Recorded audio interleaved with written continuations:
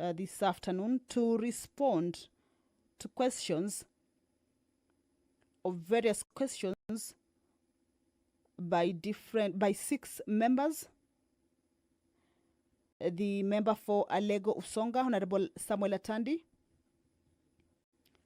will be seeking to get an explanation from the Cabinet Secretary for Environment, Climate Change and Forestry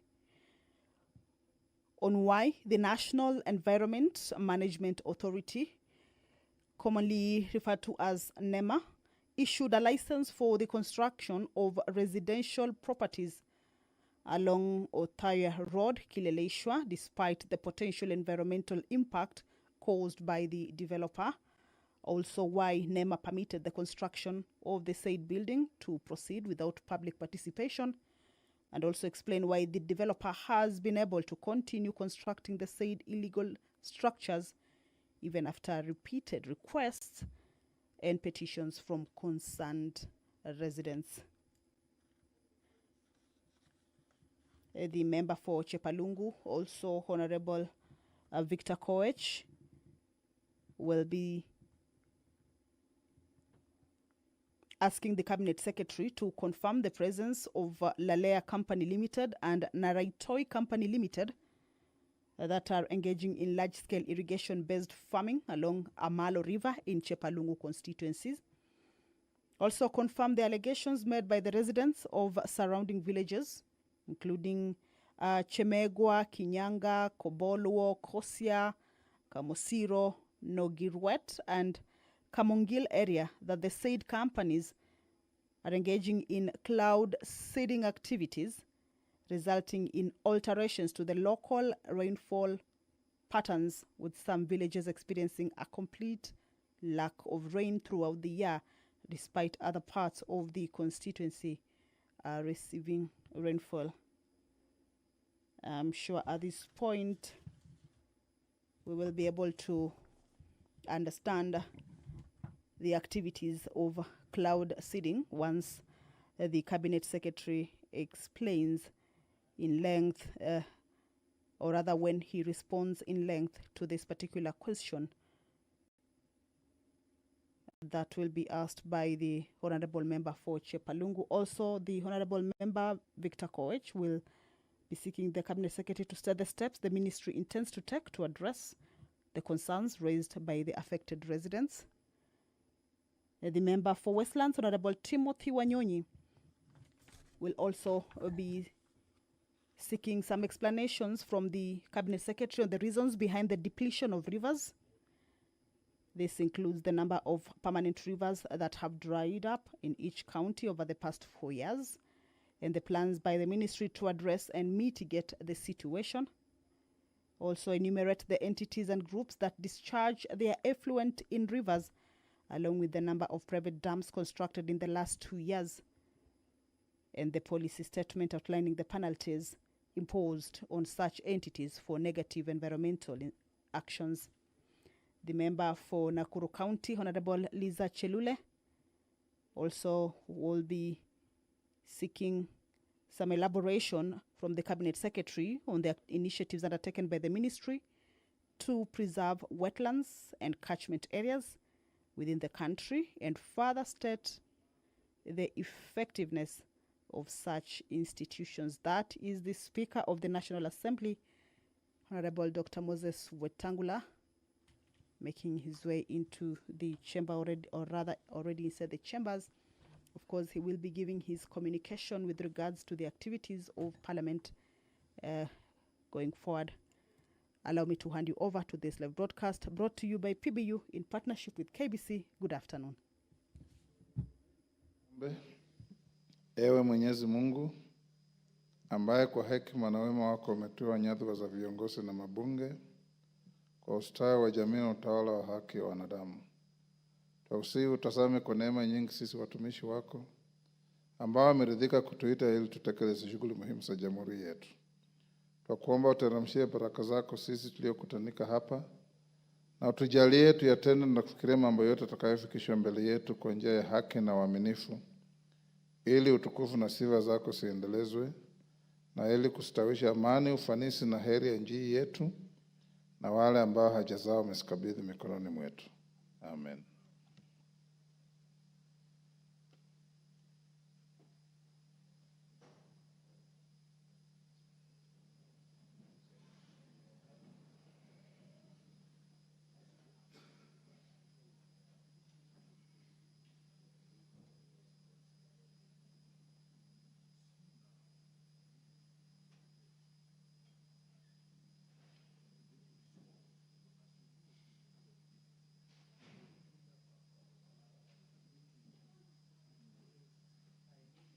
Sergeant, ring the quorum bell.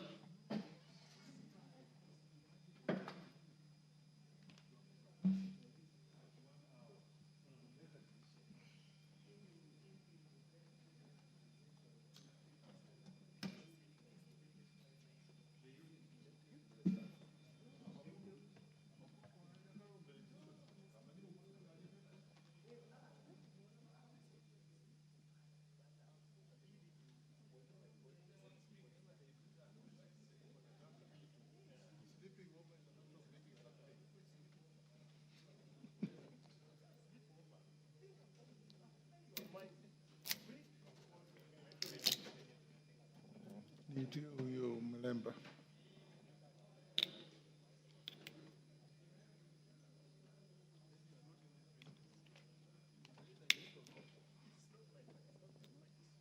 Mwalimu.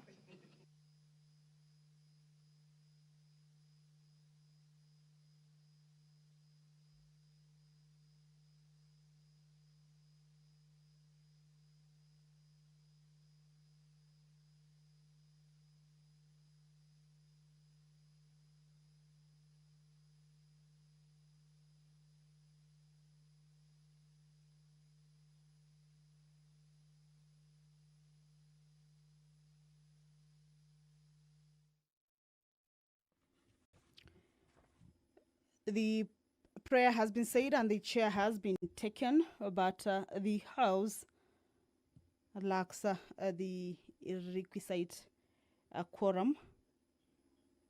This is unlike the Tuesday afternoon sitting, where after the prayer had been said and the chair taken, the House had attained its quorum, but it's a bit different on this afternoon sitting.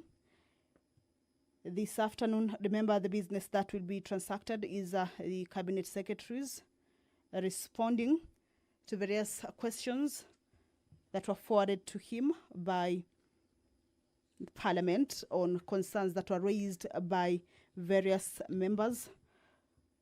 These are matters that relate to either county, inter-county, national, regional, or even international concerns that the cabinet secretaries appear before Parliament to respond to those concerns. And this afternoon, we expect the cabinet secretary for Environment, Climate Change and Forestry, that is the Sergeant at Arms, indicating that the quorum has been achieved, as is the tradition. So allow me to hand you over to the live broadcast. Good afternoon.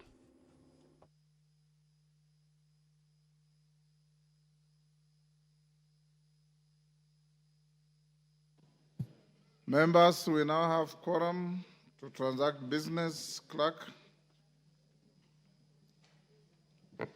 Order number 1, administration of oath.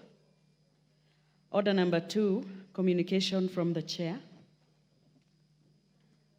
Order number 3, messages. I have a communication. Oh, we have a communication. Yes.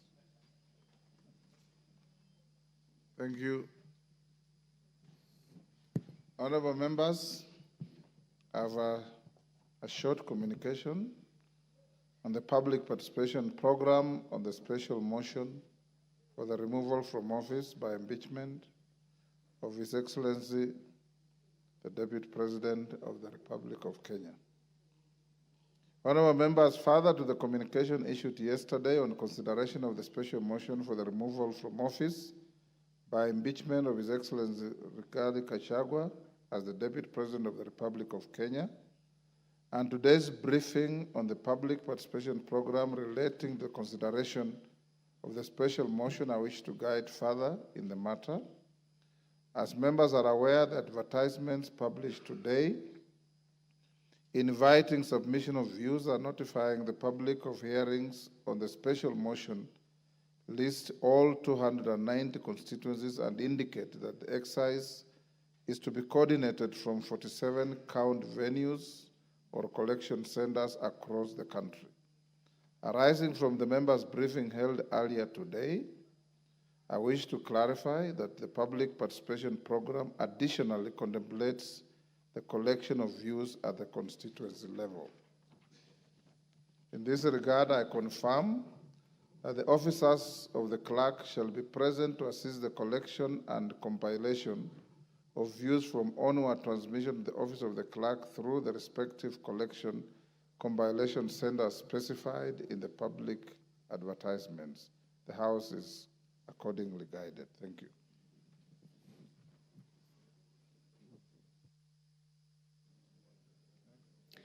Order number 3, messages. Order number 4, petitions. Order number 5, papers. Majority Leader.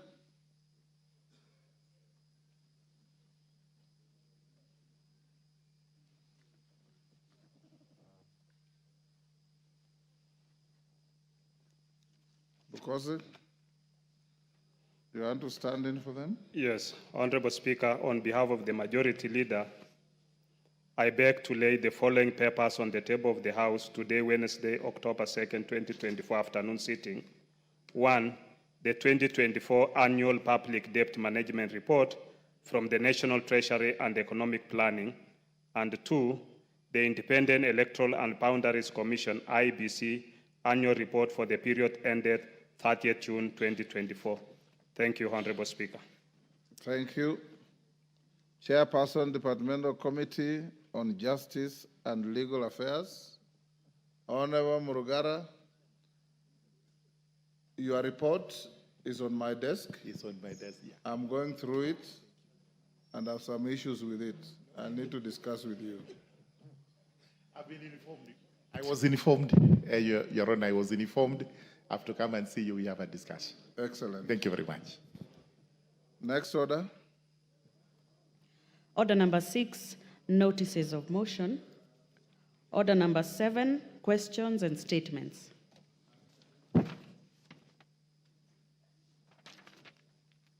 Honorable members, there is a request for statement by Peter Mbogo, MP Mwatate. Is he in the House? Peter Mbogo. Honorable Tindi Mwale, you may proceed. Thank you, Honorable Speaker.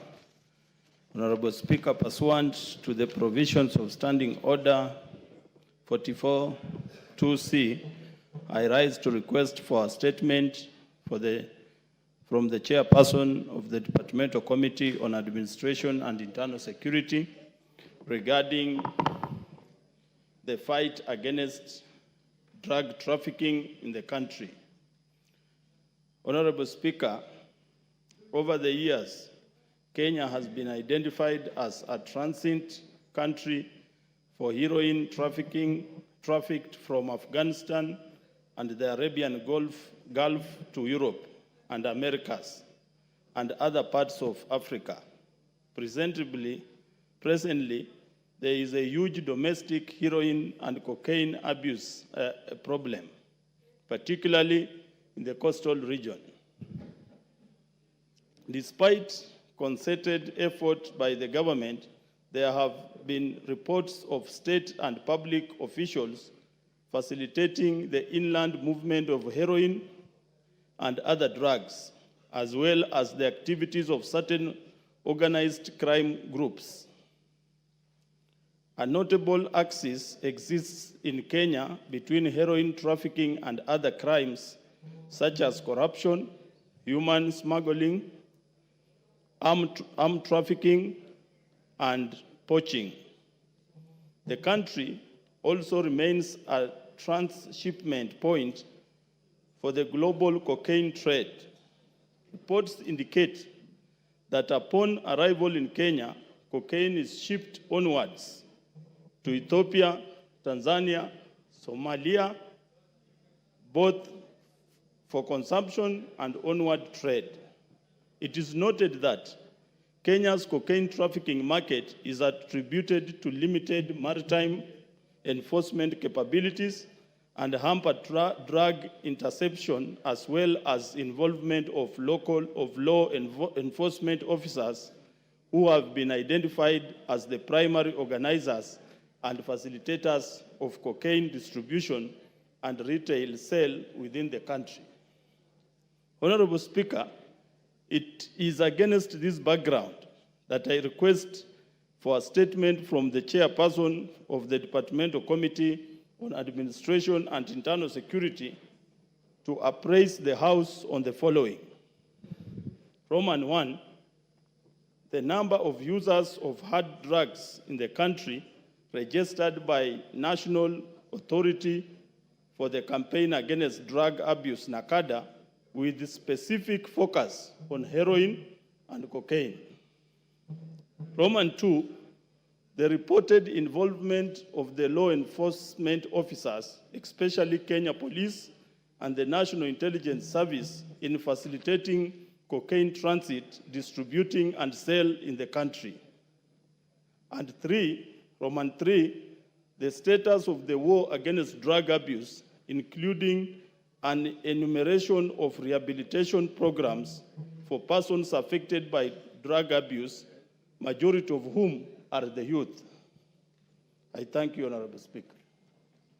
Thank you, Honorable Tindi Mwale, Chairman, Administration and Internal Security, Tongoyo.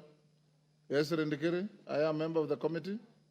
No, Mr. Chairman, I just wanted to say something to it. Yes. Go ahead.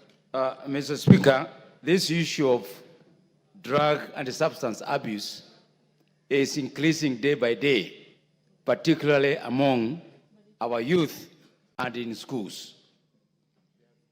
Honorable Mwale has brought it at the right time, and I think it's a serious problem, and this needs to be fast-tracked. And I think we need more information from every region. I agree with the statement that there are some public officers who are conduits and the protectors of the drug traffickers. Mr. Speaker, if we have to save the generation of our youth, I think we need to have a deeper report, and I'm pleading with all the members in this House, including myself, that we avail information on what we know, not necessarily in one specific region. We all come up together and join hands, providing information that we collect from the constituencies so that this report is properly enhanced. I ask that the committee should not latch on this. Thank you, Mr. Speaker. Yes, Rwanda. Asante Bwana Spika. Bwana Spika, nampongeza mwanzo mheshimiwa kwa kuleta swala hili la mihadharati hapa bungeni. Kusema la kweli, hili swala linatuathiri sana. Na kabla sijaendelea kuchangia, nataka mheshimiwa uchukue tahadhari sana. Mimi mwenyewe hapa nilikuja nikataja majina ya kwangu, na ilikuwa mwanzo wa maisha yangu kubadilika. Bunge la 12 nilikasirika, ilikuwa imezidi, nikaja nikataja jina. Maisha yangu ilibadilika, ikabidi sasa nitembee na askari kila pahali. Na nikaongezewa na askari. Na nashukuru bunge hili walinisaidia sana. Hii shida iko na ilikuwa imeletwa mpaka kuzungumza, inakuwa ukizungumza wewe ndio unakuwa mbaya. Wale wanauza mihadharati si wabaya, wewe unayezungumza kama mbunge. Kuna siku mimi nilienda pahali kwa mkutano, nikazungumza, nilikaribishwa nikazungumza. Kuna mtu alikuja akanishika hivi, akaniambia usizungumze maneno hayo. Yaani ukizungumza umewaletea wao shida. Wamekuwa wale wanayouza wana power zaidi kushinda hata wewe mbunge unakatazwa hata usizungumze. Wakati experience yangu wakati nikiomba kura, Madrug dealer paka wa Lamu West wote walitoka wakaja Lamu East kunipinga nisipate, lakini Mwenyezi Mungu akawa na mimi na ndio nikarudi hapa. Hii tatizo kwangu Lamu East iko kubwa sana. Youth wetu ilikuwa percentage inaongezeka, mwanzo ilikuwa ni nimesahau hizo numbers, lakini Red Cross wanazo. Vile inaongezeka ni maajabu. Watoto wameathirika, watoto ni vulnerable kwa sababu wako pale karibu na mpaka. Wale wakitumika vibaya itaanza kuleta hatari sana. Kwa hivyo jambo hili la mihadharati, mimi nataka pia kama ni waziri anakuja na mimi nije nichangie hapo. Sahihi, naomba permission kabisa niwe friend of that committee, niende pia. Kuna matatizo tunawajua paka majina tunawajua speaker. Kama kwangu eneo bunge langu wote wanauza mihadharati. Ukichukua mtoto ukimwambia nipeleke nani anauza mihadharati, anaweza kuonesha ni huyu anauza mihadharati. Lakini ukitaja majina nitapata tena shida nyingine. Hiyo shida nimeipata paka naogopa sasa. Ni shida. Watoto utamuona ameumia, anatoka usaha, ukimpa 200 anakimbilia nipe 200 aende hospitali, anaenda kula mihadharati. Hili tatizo liko na linatuathiri sana. Na tukiliacha kuendelea zaidi itatuathiri zaidi. Asante. Sasa hii angalau mmeanza kusema huku, lakini cost ni zaidi. Lilikuwa ni janga la cost tu, sasa ile kwa limekuwa janga la Kenya nzima cocaine. Asante. Na kwangu si cocaine peke yake. Kwangu kuna drugs zinatoka ni tembe. Zinaitwa karambela. Nimezungumza paka kwa security meeting naambiwa zilete hizo karambela tuzione, hatuzijui. Lakini kisha wao wenyewe wameniambia wamezipata. Karambela inauzwa shilingi 20. Youth akikula hizo karambela anakuwa wild animal. Anaweza fanya chochote. Na ziko na hakuna kitu inachukuliwa. Na ziko speaker, wewe mwenyewe ukitumana hapa mtu aenda kanunue pahali, utapelekwa paka hapa ndio anauza. Hakuna ambaye hajui nani anauza. Ni hawachukui tu majukumu. Asante.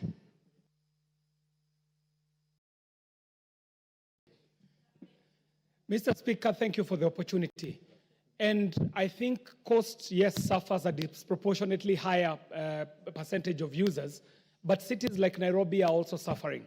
And Mr. Speaker, as this request for statement goes to the committee, I'm hoping that the committee will apply itself on two very critical issues. One, on the role of NACADA. Mr. Speaker, NACADA in its current form and state cannot deal with the drug issue in this country. In fact, we might want to think as a parliament whether we want to make NACADA to be directly under the President's office or the Ministry of Interior so that it gets the teeth that it needs to bite. Because the elements that are needed... NACADA is under Ministry of Interior. In agreement, Mr. Speaker, yes. You didn't let me prosecute. Yes. It is not fully there because, Mr. Speaker, there are some functions of NACADA that have been taken up and put in county governments. And what is happening is that the revenue that counties are looking for is encouraging them to open as many bars as possible. And these bars, not only is alcohol being consumed there, but these bars are also the places where drugs are being trafficked through. So NACADA now ends up suffering the problem of not having resources to undertake the war against drugs, but the counties on the other side are also licensing too many bars, even close to schools, close to hospitals, residential areas, and so on. The second issue, Mr. Speaker, is that when the issue of drugs was brought to this parliament, you are a member of parliament, Mr. Speaker, and I do remember the former minister, Minister Saitoti, and the issues that were prosecuted in this house. Mr. Speaker, we will need as a nation to move this war of drugs from fighting users to following the chain. From the user, there is a peddler. From the peddler, there is a dealer. From the dealer, there is the baron. From the baron, there are international cartels. And this user would never get the drugs if these drugs never found their way into the territory of Kenya. So the problem is way higher up than this young man or woman that we are criminalizing as a user. The user is at the end of the chain. So as the committee is prosecuting this matter, let us also see what it is that we can do to upscale this fight from the level of the ground where we are criminalizing the user all the way to the peddler, to the dealer, to the baron, and see how then we can also arrest it using the international instruments that are available. Mr. Speaker, I thank you for this opportunity. Justice Kamei.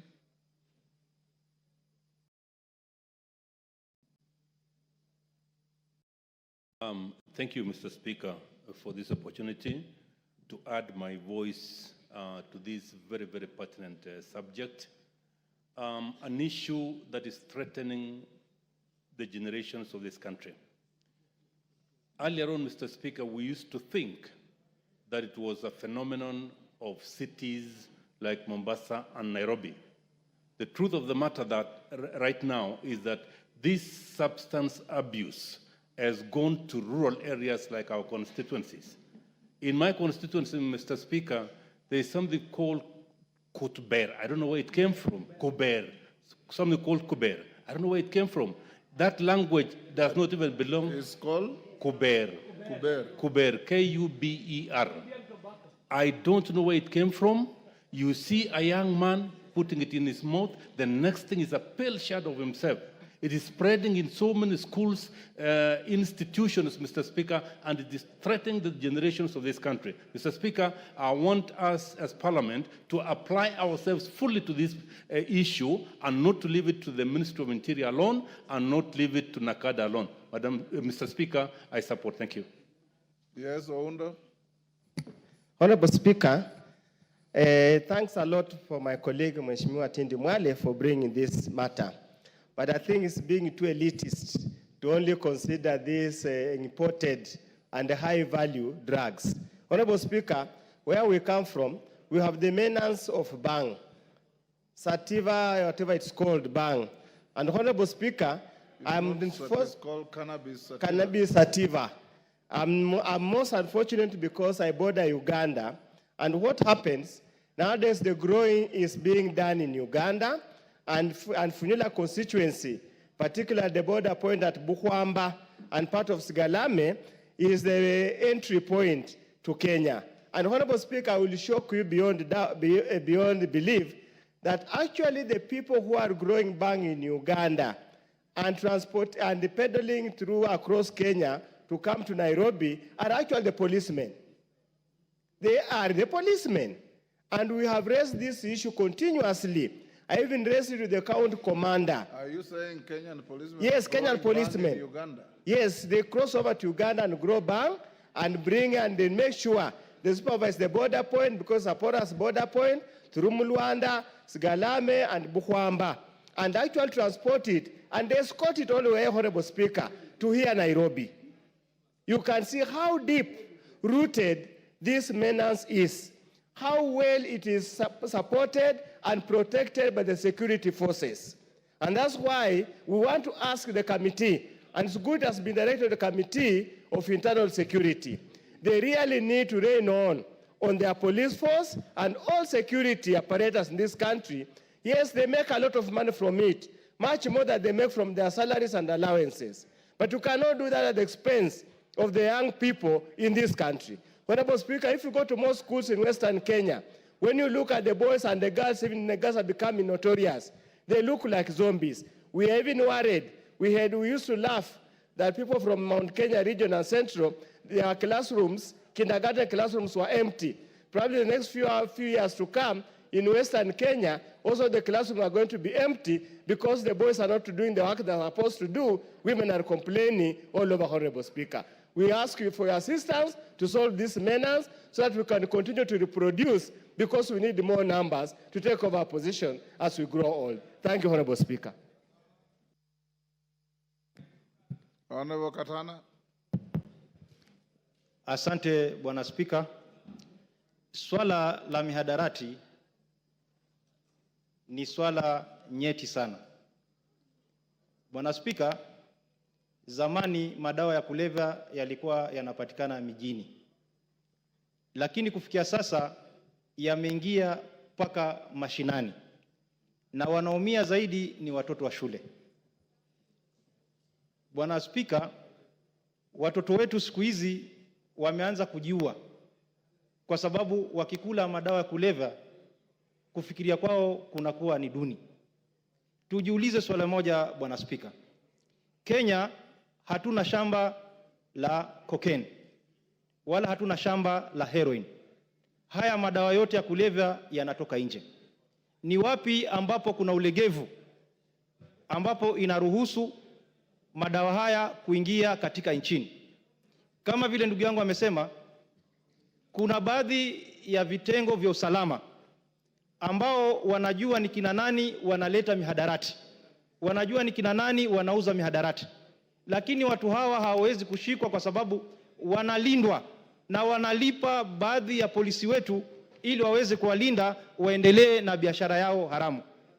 Ni wakati mwafaka, Bwana Spika, kama taifa sisi sote bila kulaumu mtu yote tujitolee kama Wakenya kusema kwamba swala la mihadarati ni lazima liharamishwe katika nchi yetu kwa sababu linahatarisha usalama wa kitaifa. Asante Bwana Spika kwa kunipatia nafasi.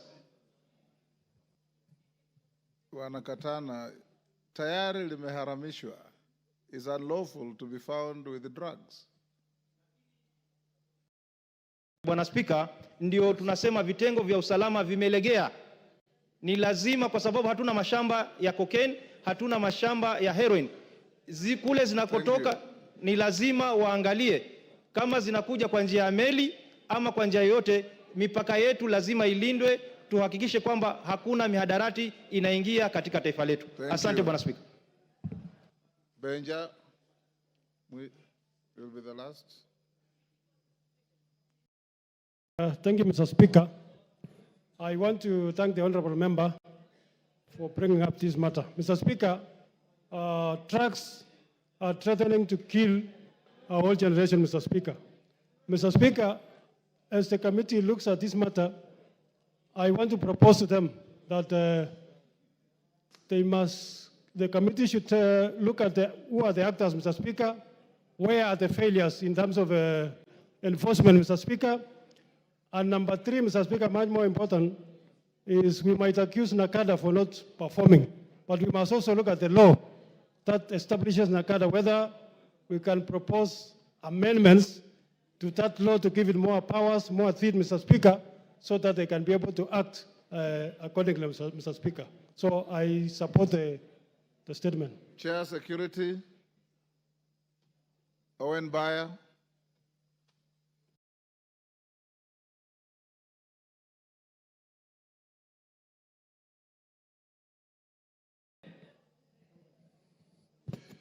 Honorable Speaker, the Honorable Tongo is not here, neither is the Vice Chair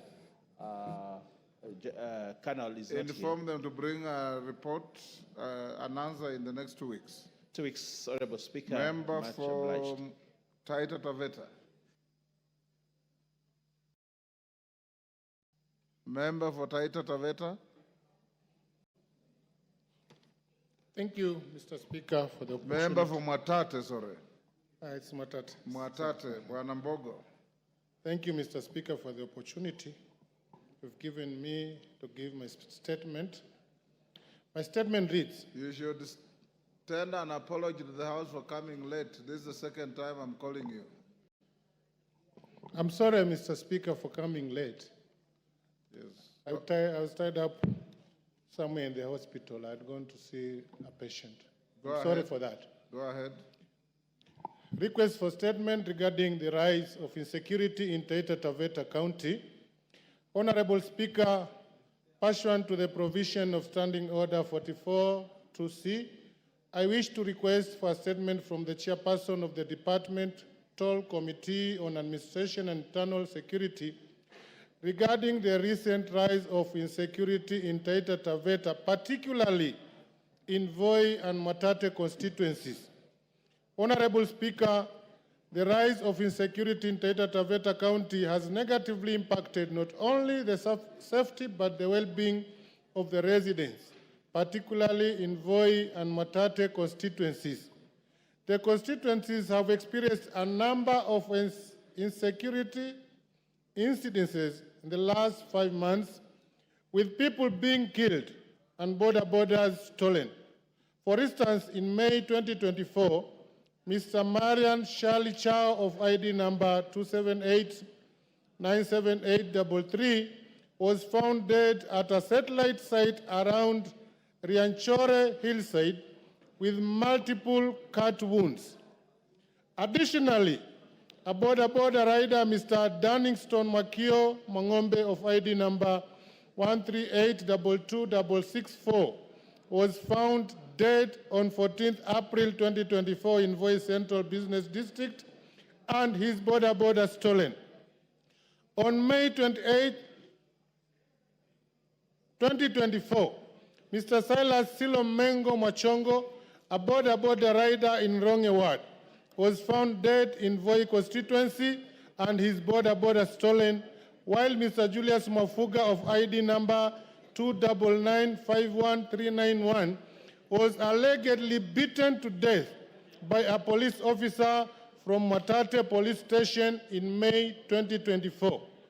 Further, Mr. Sylvans Mwanjala Mvoi of ID number 370-23429 was attacked and severely injured on 2nd September 2024 within Sagala Ward in Taita Taveta County, and his boda stolen.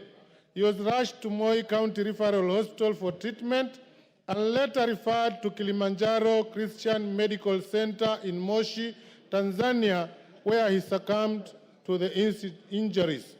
The matter was reported to Voi Police Station under OB number 63/03/09/2024. Honorable Speaker, it is against this background that I request for a statement from the chairperson of Departmental Committee on Administration and Internal Security on the following. 1. Provide a report on the status of investigation into the incidences, including the death and attacks reported to Voi Police Station. 2.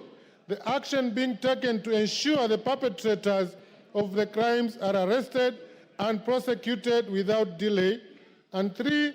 The measures being put in place to curb insecurity in the region.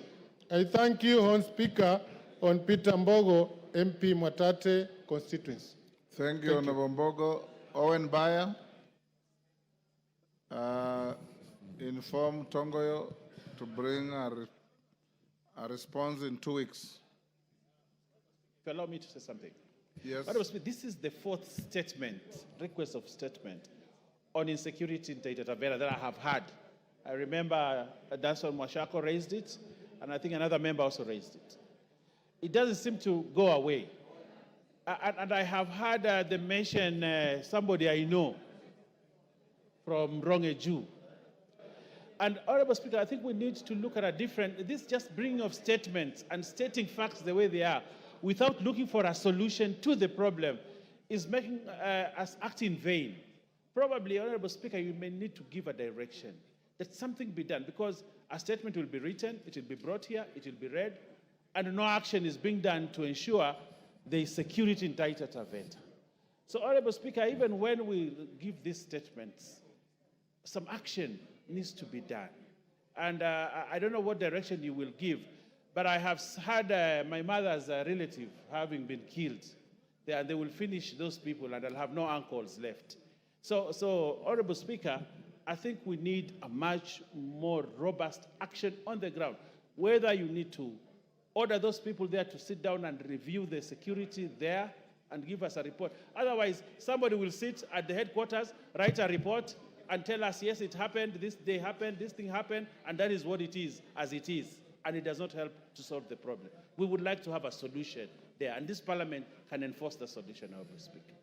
The next minister to appear before the House is likely to be security, so be ready to confront him with the questions, including insecurity in Mwatate.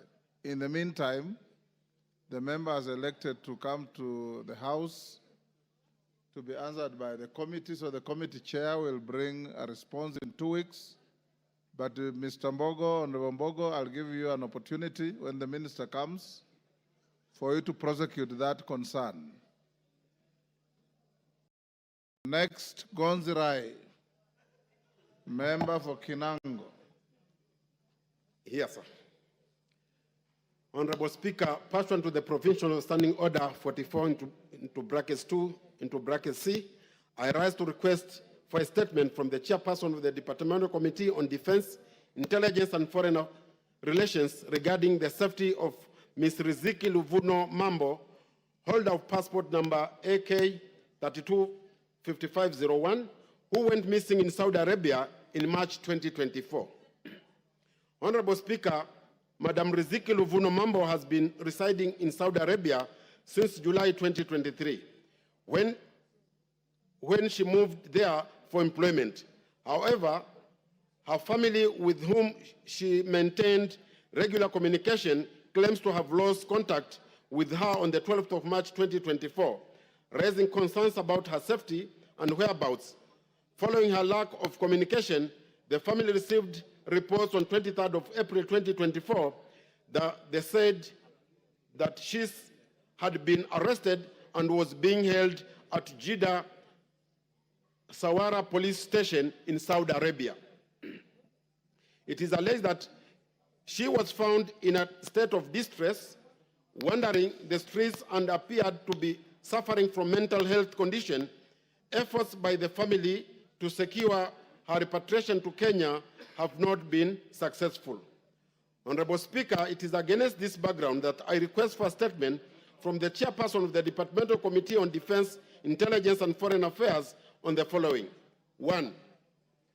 The circumstances surrounding the arrest of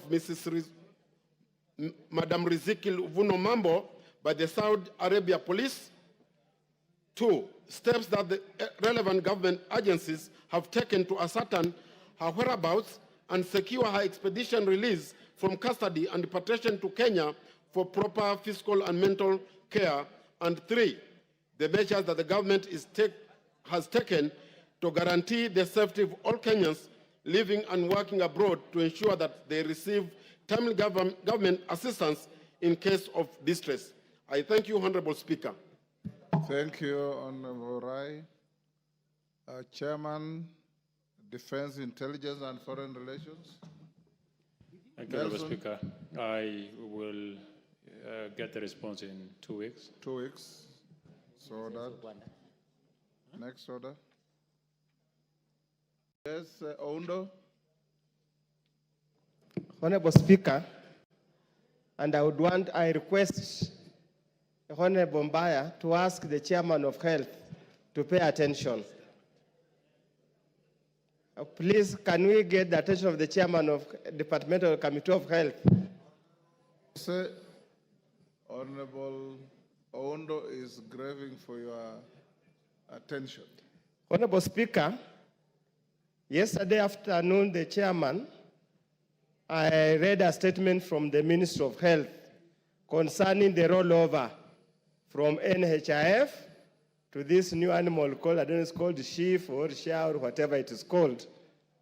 And Honorable Speaker, since yesterday, I being one of them, and I'm sure many of our colleagues here will bear me witness, we have been inundated by so many calls from our constituents who are generally stranded in hospitals. Because in many hospitals, be they private or public, many patients are being told that the NHIF card they have is not valid, is not acceptable at this particular moment. And that's why I want, with your indulgence, Honorable Speaker, the chairman, being the representative of the executive here, and me being a member of the government, to assure the Kenyans wherever they are, to give this assurance and give it to these members of parliament and all Kenyans wherever they are, that the transition from NHIF to SHIF is seamless. When if you just have the card for NHIF, you still receive the same services that you would have received under the new SHIF as we wait the transition process to be completed. Honorable Speaker, let me go on record. And let me go on record. Again, somebody distracting the attention of the chairman. It seems it's extremely on high demand. Honorable Speaker, let me go on record. As we were coming in this afternoon session, one of my constituents called me that they had earlier booked to go for a spinal injury operation at Kenyatta University Teaching Referral Hospital. At the point of discharge today, they were told that the card they have is not valid, cannot be used. Luckily enough, and Honorable Speaker, my God is always with me whenever I walk. I bumped into the chair, and he was magnanimous enough to pick his call the CEO of the hospital, and that's how we have been able to intervene and save the situation. I'm just wondering, how many Kenyans have got access to Dr. Pukose? How many Kenyans can the CEO of any of these referral hospitals pick their calls and listen to them? So we want him to give Kenyans an assurance that whichever any kind of those kind of issues arise, it must be seamless and very clear that you simply have to confirm you are a full paid up NHIF contributor and you will be attended to and discharged as per the existing agreement. I hope, Honorable Speaker, this will save the trouble and the pressure many members of parliament are going through at this particular time. For you, Dr. Pukose, for what you have done today, may the Almighty God increase the number of noises in your homestead. Thank you, Honorable Speaker. Dr. Pukose. Thank you, Honorable Speaker, and I want to thank Honorable Undo for being magnanimous enough to accept that we have been able to intervene and his patient will now be going home after the spinal surgery that was done at Kenyatta University, and we were able to call Dr. Dagane, who is the CEO, Kenyatta University, and intervened. Honorable members, for record purposes, as we speak today, 12,600,833 as per today, Kenyans have been transitioned to Social Health Insurance Fund. Out of that, those who are in NHIF are 9,640,523, and those who are newly registered are 2,900,323. This is the current figures. And the members, I can confirm that as you will find that messages are coming to your phone, where without you even having done anything, you are among those 9,600,000 that have been transitioned from NHIF to Social Health Insurance Fund through the system without you doing anything, after they cleaned the system. The system initially had about 12 million Kenyans, but about 3 million people do not exist in the Kenya National Registration Bureau.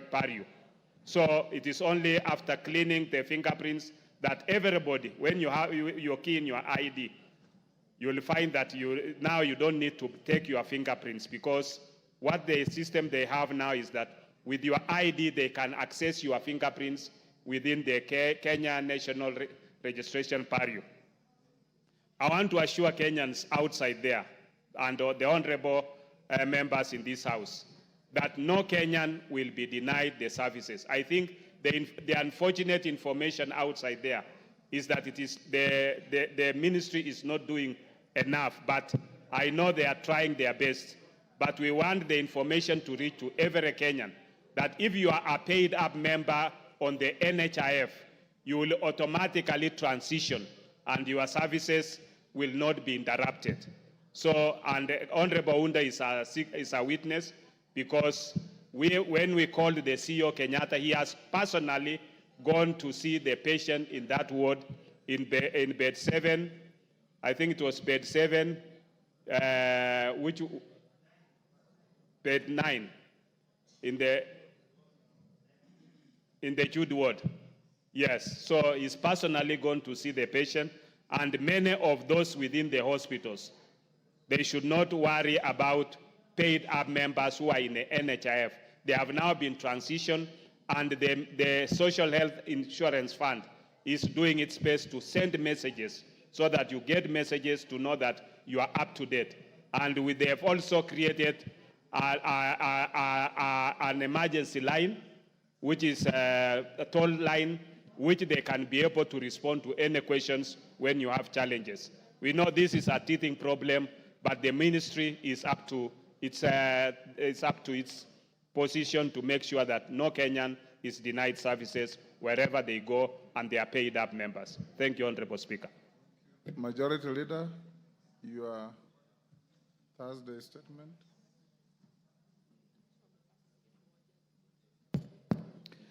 Thank you very much, Honorable Speaker. Honorable Speaker, pursuant to the provision Standing Order 44.2a, I rise to give the following statement on behalf of the House Business Committee, which met on Tuesday, 1st October 2024, to prioritize business for consideration during the week. Honorable Speaker, as you are aware, this morning the House resolved to suspend its sittings of Thursday, 3rd October 2024, so as to allow administrative arrangements necessary to facilitate the program for public participation on the special motion for the removal from office by impeachment of His Excellency, the Honorable Rigathi Gachagua, Deputy President of the Republic of Kenya. Consequently, the House will reconvene on Tuesday morning. Honorable Speaker, with regards to business scheduled for Tuesday next week, members will note that the House will convene from 9 a.m. to commence consideration of the special motion on the proposed removal from office by impeachment of His Excellency Rigathi Gachagua, Deputy President of the Republic of Kenya. In line with the procedural motion passed by the House, it is expected that during the afternoon sitting, the House will sit until conclusion of the debate on the special motion. Honorable Speaker, in view of the foregoing, I urge members to be present and actively participate in this vital constitutional process. Your insights and contributions are critical, and together, Honorable Speaker, we can ensure that our deliberations reflect the collective wisdom, values, and aspirations of our society. Members, let us come together not just as legislators, but as stewards of integrity and future of our motherland. A robust discussion will allow us to consider various perspectives, ensuring that our final decisions are well informed and representative of the views of our constituents. As representatives of the people, it is our solemn duty to engage in discussions that uphold justice, equality, and the democratic principles that define us. Notably, Honorable Speaker, this matter transcends party lines and speaks to our commitment to good governance, accountability, and fidelity to the Constitution and the rule of law.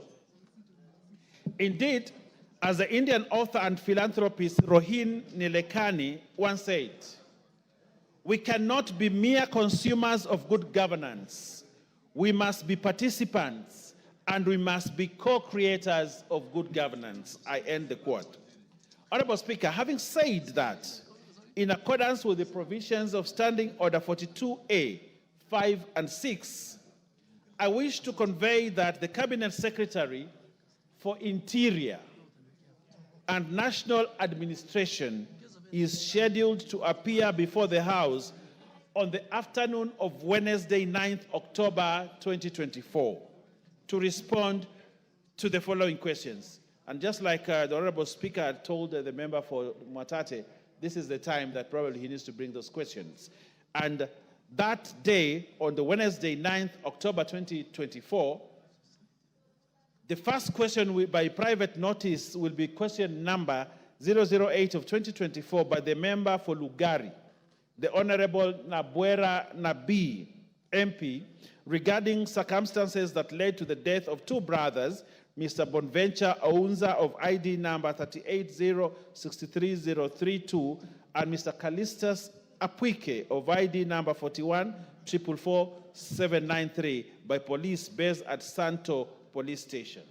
Secondly, Honorable Speaker, is the question by private notice number 11 of 2024 by the member for Moyale the Honorable Professor Jaldesa Guyo Wako, the gynecologist, regarding the status of the investigations into the shooting of Ms. Kabale Galgalo Guyo of ID number 39763161 around Kangemi Mosque in Nairobi County. The next question is question number 271 of 2023. This is a 2023 question, Honorable Speaker, by the member for Laisamis, the Honorable Joseph Lokuton, MP, regarding staffing of births and registration offices in Laisamis and Loyangalani sub-counties. Question number 02 of 2024, Honorable Speaker, by the member for Matungu, the Honorable Oscar Peter Nabulindo, MP, regarding the surge in cases of livestock theft in the Western region and in particular Matungu constituency. Another question, number 3 of 2024, by the member for Kinango, the Honorable Gonzi Rai, who I saw around here, is regarding the deployment of the contingent of General Service Unit GSU to Kazamoyo village in Kwale County. Question number 5 of 2024 by the member for Bahati, the Honorable Irene Joki MP, regarding the replacement of the vehicle with registration plate number GKB 340J assigned to Deputy County Commissioner for Nakuru North Sub-County. The other question, Honorable Speaker, is question number 37 of 2024 by the member for Isiolo South, the Honorable Tubi Budi MP, regarding the special vetting of ID cards applications carried out by the Ministry for the residents from northeastern and other border regions of the country. The next question is question number 45 of 2024 by the member for Fafi, the Honorable Yakub Farah, MP, regarding actions taken by the government to enhance security in Fafi constituency. The next question, Honorable Speaker, is question number 48 of 2024 by the member for Emuhaya, the Honorable Omboko Milemba, MP, regarding the security of the non-local teachers in Mandera County and border northeastern regions. Again, on the cards, Honorable Speaker, is question number 050 of 2024 by the member for Kilome, the Honorable Thaddeus Zambia, MP, regarding the criteria for gazettement of the Nzai sublocation in Makueni constituency.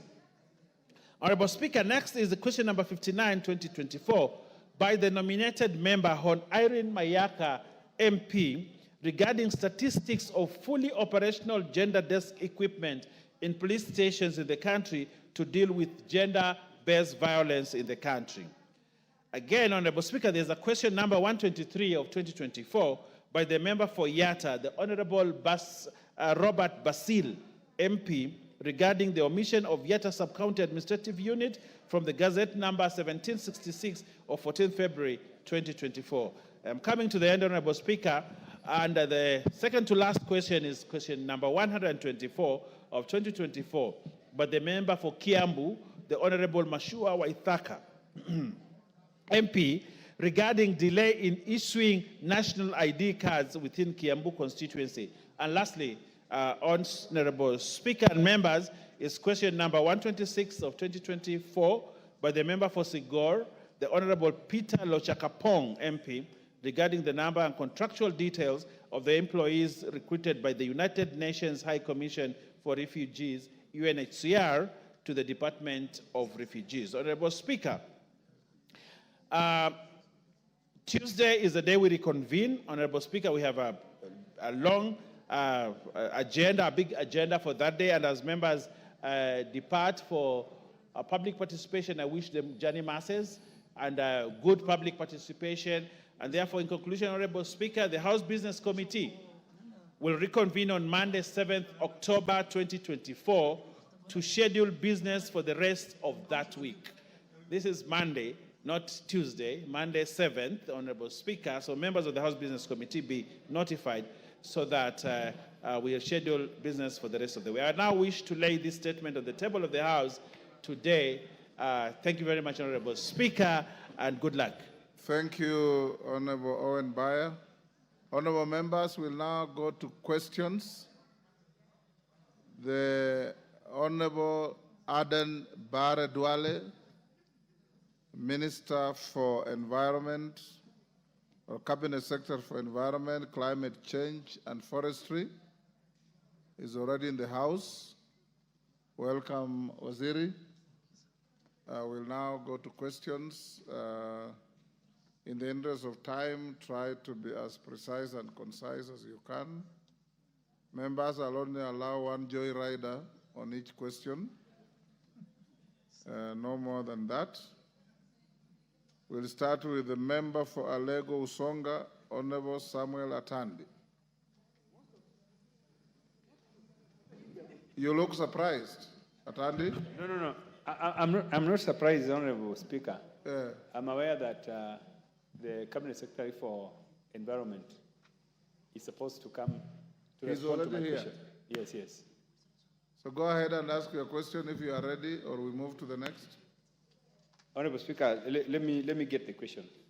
In the meantime, you can go to the next question. I don't have the question ready. Question 105 of 2024, member for Chepalungu. Oh, thank you. Victor Koech Mandazi. Thank you, Honorable Speaker. I have the question. Mandazi, you are... go back to the bar and bow and come back.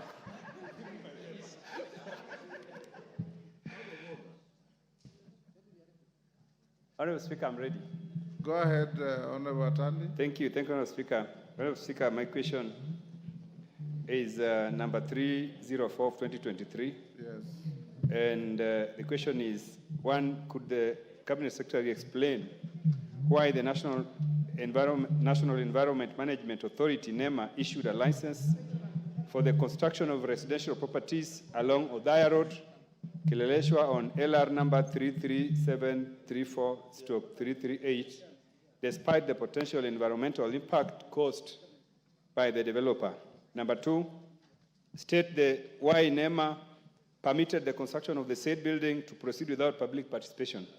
Number three, explain why the developer has been able to continue constructing the said illegal structures even after repeated requests and petitions from concerned residents. Thank you, Honorable Speaker.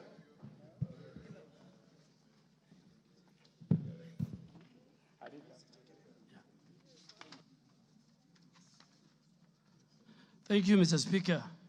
And Mr. Speaker, it's a privilege to come back to this house, which is my second home, a house that I have a lot of respect for and members that I have a lot of regard for. Mr. Speaker, the Honorable Atandi asked a number of questions.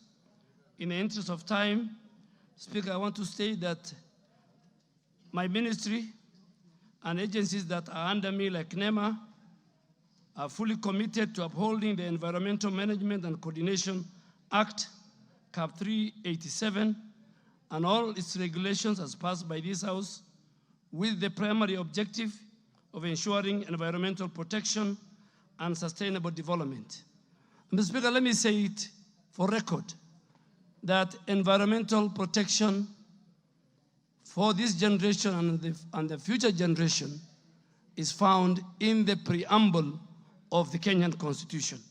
So it's not even an article of the Constitution. There are many articles, but the preamble of our Constitution talks about protecting our environment for this generation and the future. Coming to the specific question, in the case of the proposed residential development, LR number 3734/338 on Othaya Road, Kileleshwa, allow me to note that the following why NEMA issued a license for the construction. The said developer, named Wetland Company, sought to construct a 314-story building consisting of 224 residential units. Given the scale of this project, Mr. Speaker, it was classified as a high-risk undertaking as defined by Section 58(1) of MCA as passed by this House, and Legal Notice number 31 of 2019. As per the law, any high-risk project, Mr. Speaker, is required to undergo a thorough environmental impact assessment process to assess if there are any environmental impacts. An environmental impact assessment, Mr. Speaker, was conducted through a NEMA-registered EIA expert called Neolife Consultants Limited, and the report was submitted to NEMA for review and ultimate to give a license. The reference number of that environmental impact assessment, Mr. Speaker, is attached, and the member has. Same, Mr. Speaker, NEMA reviewed the report, found it adequately addressed all the potential environmental impacts, supported by a detailed environmental and social management plan. The Nairobi City County, Mr. Speaker, or the Nairobi City County government approved the same development plan, and then NEMA issued the environmental impact license number NEMA EAA PSL 8261 on 7th July 2020 with conditions of sustainable development and sound environmental management of the proposed project, which to date NEMA, under its obligation, does continuous monitoring. Honorable Speaker, in conclusion, I wish to affirm the Ministry's dedication to safeguarding the environment while balancing the need for sustainable development that contributes to Kenya's economic growth, socioeconomic growth. Our action remains aligned with both the national and international environmental standards. Honorable Speaker, the second question that the member have asked my good friend Honorable Atandi was state the reasons why NEMA permitted the construction of the said building to proceed without public participation. Honorable Speaker,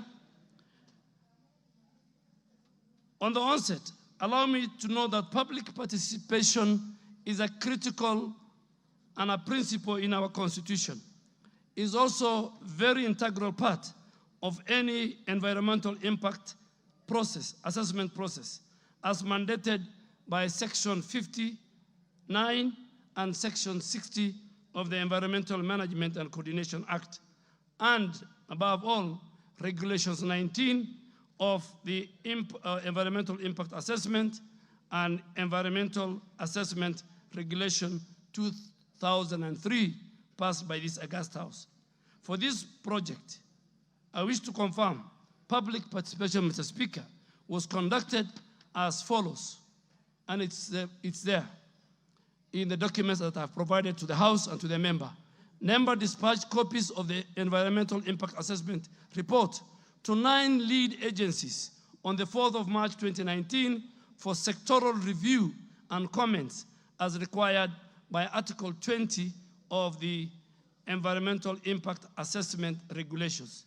These entities include the Ministry of Environment ourselves, the County Physical Planning of Nairobi, the Water Resource Authority, Kenya Urban Authority, Roads Authority, National Land Commission, Public Health officials of Nairobi County, Nairobi City Water and Sewerage Company, and finally Nairobi County Director of Environment. NEMA also, Mr. Speaker, had issued a proponent with a notice of publication on the 1st of March 2019 to invite the public to make oral or written comments on the Environmental Impact Assessment Study report. It was captured in all the daily papers. In the Star on Wednesday, 13th March 2019, again on the Star on the 20th March 2019, on the Kenya Gazette notice number 2531 of 15th March 2019, in nearly about 4 radios, 4 classified adverts per day. NEMA received again varied public comments as detailed in the attached. Consequently, a public consultation meeting was held on the proposed site on the 27th of June 2019 with the participation from 62 residents. The minutes of the public consultation, Mr. Speaker, are attached. And that's why this House is going on a recess tomorrow to do public participation. It is central to our Constitution Nobody can avoid it. Neither can NEMA has the luxury to avoid it. A major concern raised by the residents was conformity to zoning policy of the area and the number of floors, connection to the sewer. All these were addressed, Mr. Speaker. Mr. Speaker, let me make it very clear as the new minister to this docket. Zoning, sewerage, all these are functions of the county government of Nairobi. And the Senate has a role to call the governor or his officials to the same. Speaker, in the view of that, I have just highlighted there was indeed meaningful public participation and information disclosure of the project. Question 3, Mr. Speaker, was why the developer has been able to continue constructing the said illegal structure even after repeated requests. Mr. Speaker, the construction has continued despite several petitions by some of the concerned residents. I am indeed aware that the residents have lodged petitions with NEMA and other government bodies. Residents were also advised to appeal for a tribunal independent evaluation on NEMA. Speaker, this House, in its mandate in making laws and regulations, has given the citizens recourse to appeal. If you are not happy with the NEMA decision, then you go to the NEMA Complaints Committee. If you are not happy, then you go to the independent environmental tribunal chaired by somebody of a standing of a judge of the High Court. And reputable institutions like Law Society of Kenya, Mr. Speaker, have their representation. So the members were advised to go there, and the Speaker, since there was no court order, nobody has gone to the tribunal, nobody has gone for an independent evaluation of the NEMA decision. NEMA and the other agencies continue to monitor with the compliance with the environmental impact assessment. Mr. Speaker, finally, I wish to reiterate the following. The Ministry through NEMA remains committed to ensuring all full compliance with the Environmental Management and Coordination Act and its regulations as passed by the House. Thank you, Mr. Speaker. Thank you. I think we're going to give one joyrider. Let me see. The Honorable Gitonga Murugar, member for Tharaka Nithi. Oh, you're on the intervention button. The Honorable Zamzam. Oh no, she's pulled it out. Yes, I was going to allow you after one joyrider. Then you can respond, but we can go to you directly if there are no people. Proceed.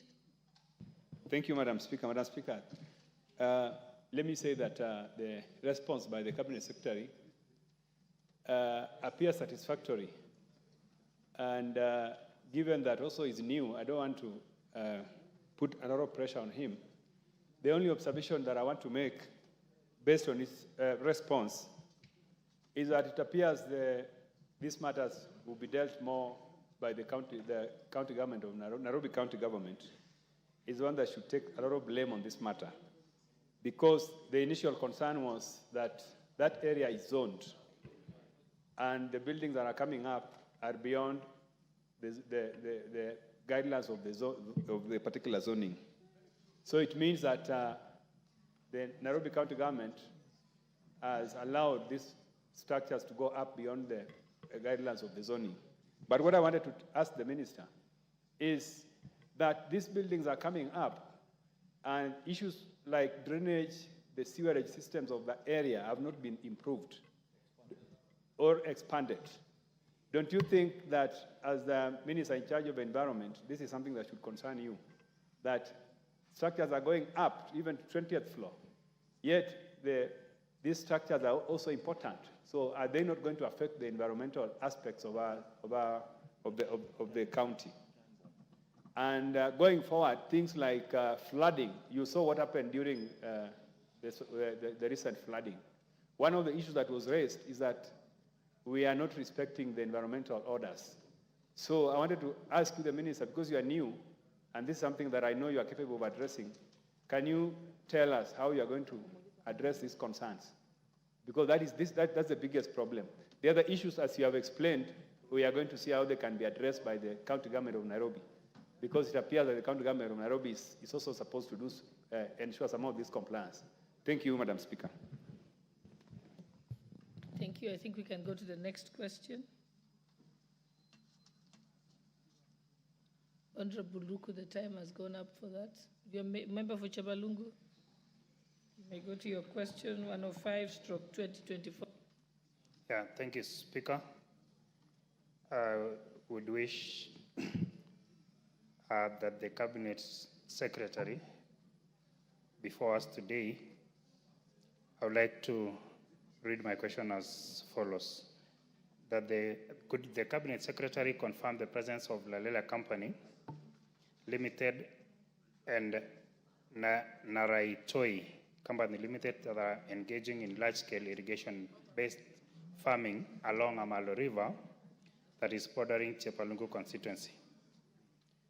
Number two, confirm the allegation made by the residents of surrounding villages, including Chemengwa, Kinyanga, Kobalwa, Kosia, Kamosiro, Nogirwet, and Kamongil area that the said companies are engaging in cloud seeding activities, resulting in alterations to the local rainfall patterns, with some villages experiencing a complete lack of rain throughout the year, despite other areas of the constituency receiving rainfall. Number three, Speaker, state the steps that the ministry intends to take to address the concerns raised by the affected areas, residents. Thank you, Speaker. Cabinet Secretary, you may proceed. Thank you, Madam Deputy Speaker. Just to, if you allow me, Honorable Atandi has raised it. The Constitution and the people of Kenya in their wisdom, have allowed separation of powers between the two levels of government. Zoning, waste management, pollution, whether it's air, sound, is a function of counties. But I want to assure this House, now that I'm the Minister for Environment, we will not issue a license. We will be the ones. If we don't issue, nobody can build. And I want members to help us and help the country.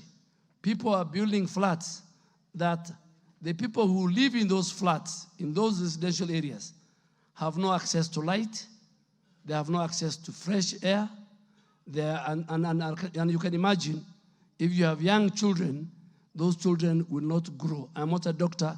Dr. Pukose and the doctors who are sitting in this house and those who are listening will agree with me.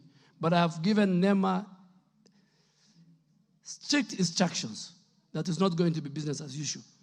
On Honorable Koet, Madam Deputy Speaker, I want to confirm that there is the existence of these two companies, one in Narok West constituency, bordering Chepalungu constituency. And I also wish to confirm that these companies practice large-scale farming using irrigation. The second question, Madam Speaker, was to confirm the allegations made by the residents of those 5 or 6 villages that the said companies are engaged in something called cloud seeding. Madam Speaker, on the second question, if you allow me, let me, they're engaged in cloud seeding. Before I proceed, let me try to respond to this question and allow me briefly to explain to the House what cloud seeding is all about.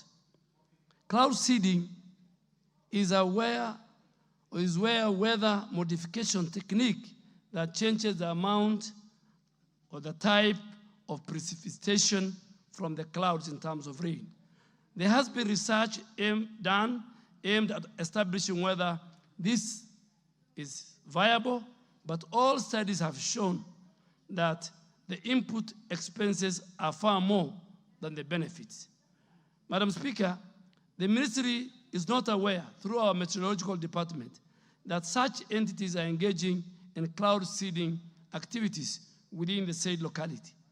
On the alteration of rain patterns in the area of interest, Madam Deputy Speaker, data available to us from the neighboring Longisa automatic station owned by Kenyan Meteorological Department indicates that there has been an increase in the annual rainfall in that area totals as from 2018 to 2023, and I have attached the figure and the maps to this document, which I have shared with the members.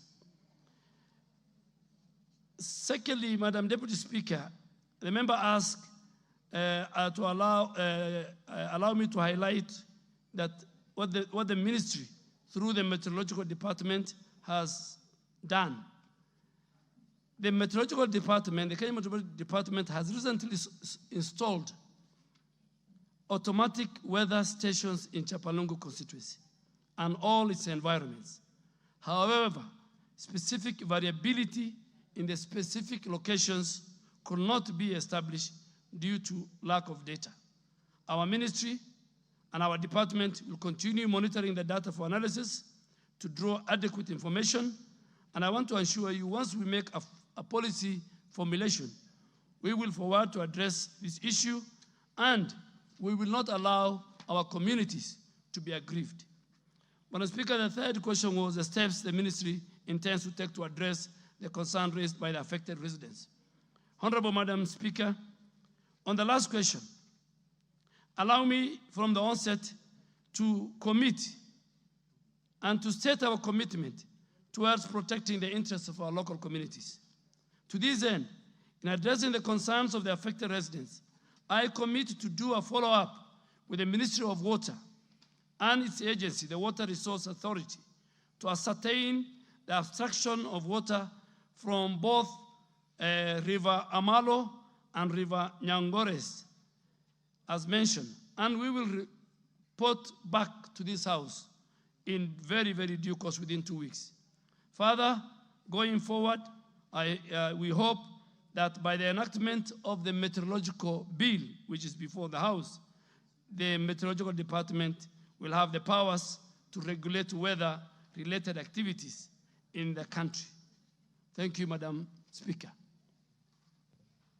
Thank you. Before I allow one interjection and then the owner of the question to confirm whether he's satisfied with the answer by the Cabinet Secretary, allow me first to welcome very special guests who are seated in the Speaker's Gallery from Kisii County. Mr. Moega Onchweri,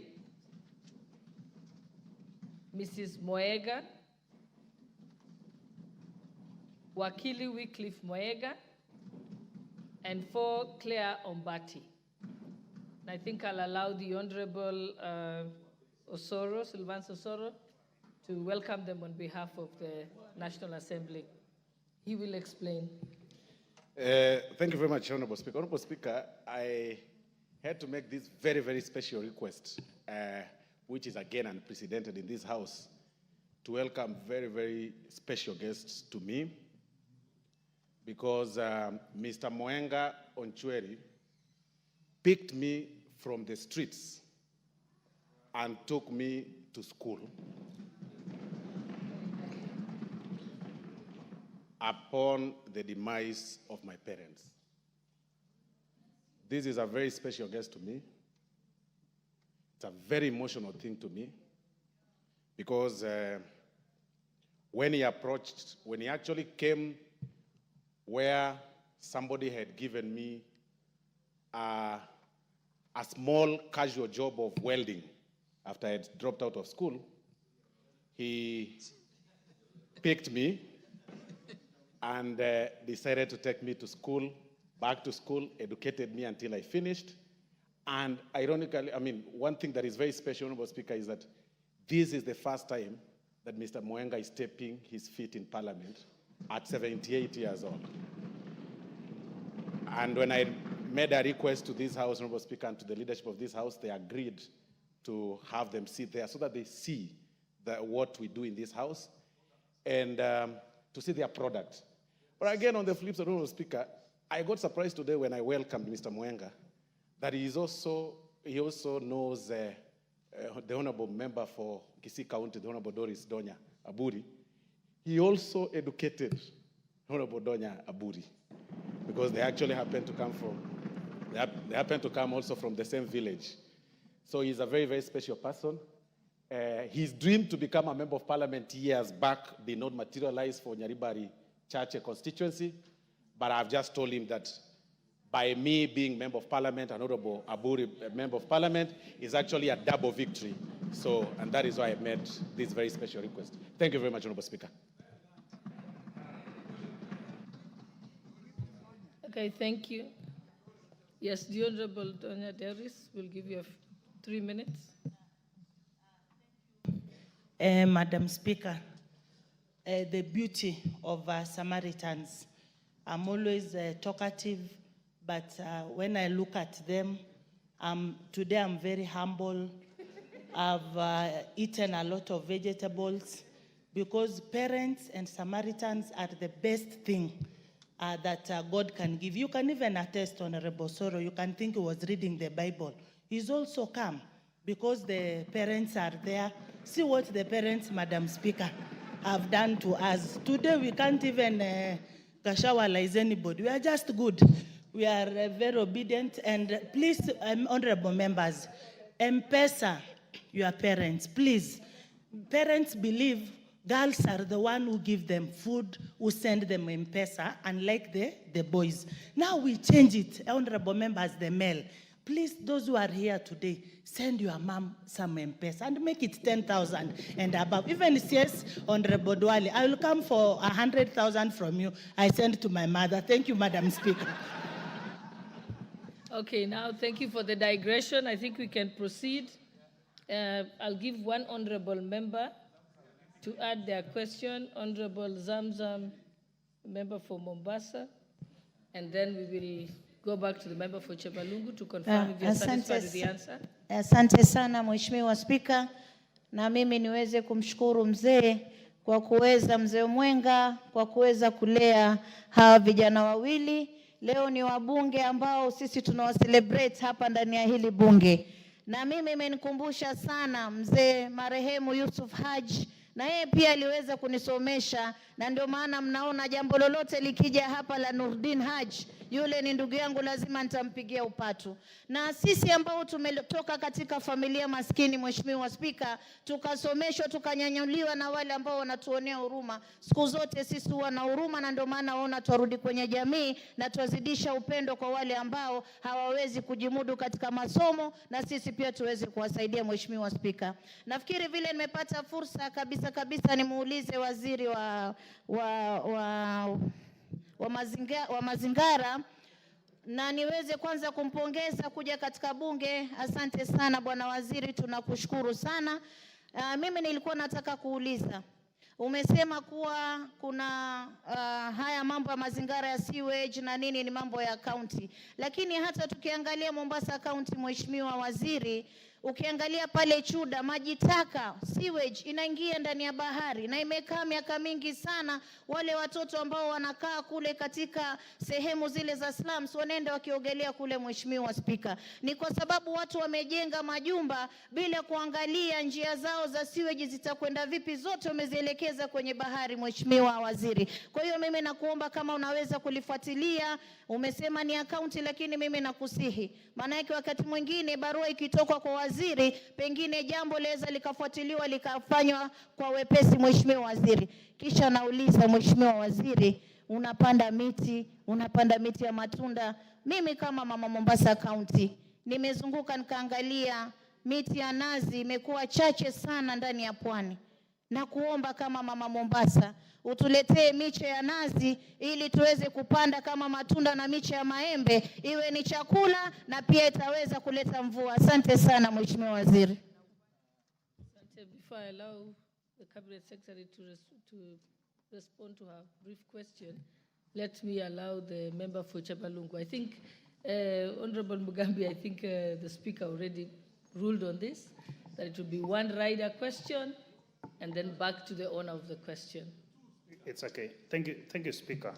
While I appreciate the response from the CS, I would like to make him aware that it's also nice for him and his team to visit these particular villages that I talked about, because I'm the member of parliament and I know what happens.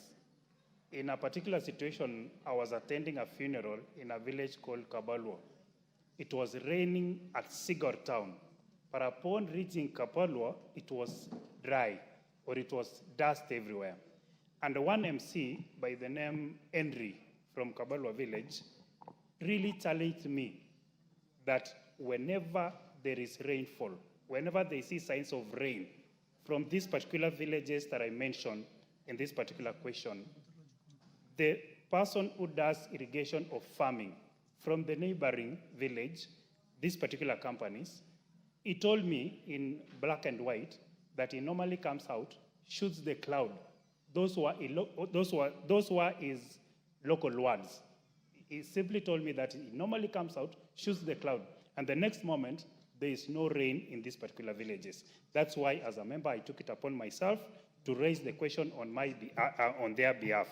And equally, it is worrying to the effect that this particular data that you gave out, that these particular villages have seen an improvement in rainfall, it is totally wrong. I want to say this particular data is wrong as far as I am concerned, because I know these particular villages. The only time that these villages have received rainfall is when the entire country is receiving heavy rainfall. That is almost 1 year ago. But in normal situations where we see patterns of rain, these particular villages that I've mentioned here don't receive any volume or any rainfall at all. So while I appreciate you, I really want to encourage the ministry that you lead now to go back to these villages, get real information, and come back with proper data that will guide what you will do as a ministry, so that we see these particular villages benefiting from the rainfall, because it's dry. It's really dry when there is no heavy rainfall from the country. Thank you, Speaker. Thank you. Honorable Cabinet Secretary, do you have a rejoinder? Thank you, Madam Speaker. To the member for Chapalungu, Chapalungu is a very great constituency led by a great man called Isaac Ruto, who I have a lot of respect for. I want to assure you, after I leave here, please give me your number when you are ready. The Kenyan Meteorological Director General and all our researchers will go with you, visit with you all the villages. We work for the people of Kenya, and they will come back to us. So you tell me when you are ready, because I want you to be there. So that. Secondly, to my sister, Zamzam, Honorable Zamzam, I agree with you. I'll talk about this matter in a later question that Honorable TJ Kajwang has raised. How sewer in our counties are dysfunctional, how there's poor management of the sewer manholes, how there's illegal dumping on our water bodies, the seas, the rivers. So I think when I reach that question, Madam Speaker, I think I'll give a more comprehensive statement on the position countrywide. Thank you. Okay, thank you. Honorable members, let's move to our third question, number 106 of 2024, by the Honorable Timothy Wanyonyi, member for Wetlands. Thank you, Madam Speaker. And I want to congratulate the Minister for his new assignment in the Ministry of Environment, because the Ministry of Environment, Madam Speaker, all over the world is now the in thing. Everybody's talking about climate change. Everybody's looking at how we can rescue our planet. And I'm sure Honorable Duale is up to the task. And we know he has passion for anything he does. So, Madam Speaker, allow me to ask my question. Question number 106 of 2024 to the Cabinet Secretary for Environment, Climate Change, and Forestry. Could the Cabinet Secretary explain the reasons behind the depletion of rivers, including the number of permanent rivers that have dried up in the country over the past 4 years and the plans by the ministry to address and mitigate the situations. Question 2, enumerate the entities and groups that discharge their affluent in the rivers along with the number of private dams constructed in the last 2 years and the policy statement outlining the penalties imposed on such entities for negative environmental actions. Number 3, disclose the policy statement allowing the cultivation and re-entry of communities into forested areas, specifying the regions and roadmap for such action and the acreage likely to be affected by the forest, per forest. Question 4, outline the measures put in place to reclaim, safeguard, and sustain all riparian areas and vulnerable ecosystems within the country. Thank you, Madam Speaker. Cabinet Secretary, you may proceed. Honorable Madam Speaker, before Honorable Zamzam walks out, there's a question that she asked, I have forgotten, on the coconut trees. I want to confirm that I am here with the CEO of Kefri. Kefri and Carlo have developed a hybrid that is shorter and faster growing coconut trees. They are available in Mutwapa, they are available in Gede, in Kilifi, and we are ready. And also, Madam Deputy Speaker, the 15 billion tree growing initiative of President William Ruto in his strategy to restore our ecosystem, 30% of those seedlings are fruit trees. And I really want to ask members of parliament to help that strategy, take charge of the 30%, give to our rural women in our constituencies, our villages, and that will even first restore our ecosystem, our forest cover, and then help reduce poverty. Madam Speaker, coming back to the question by Honorable Tim Wanyonyi, a man I have respect for and has represented the people with disability in this house for a number of parliaments, is that it was the issue of river depletion is a critical concern that is on this government's agenda. Under the leadership of His Excellency the President, the government has made a concerted effort to address the causes, recognizing their far-reaching impacts on water resources, on the livelihoods of our people, and the future of our nation. Allow me to elaborate the main causes of this challenge, highlighting very few because the document I have provided to Honorable Wanyonyi and to the Office of the Clerk. One of it is deforestation and degradation of water catchment areas in very critical water catchment areas like the Mao Forest Complex, the Aberdare Ranges, Mount Kenya Forest, and all this has led to a significant reduction in the ability of these forests to regulate our river flow.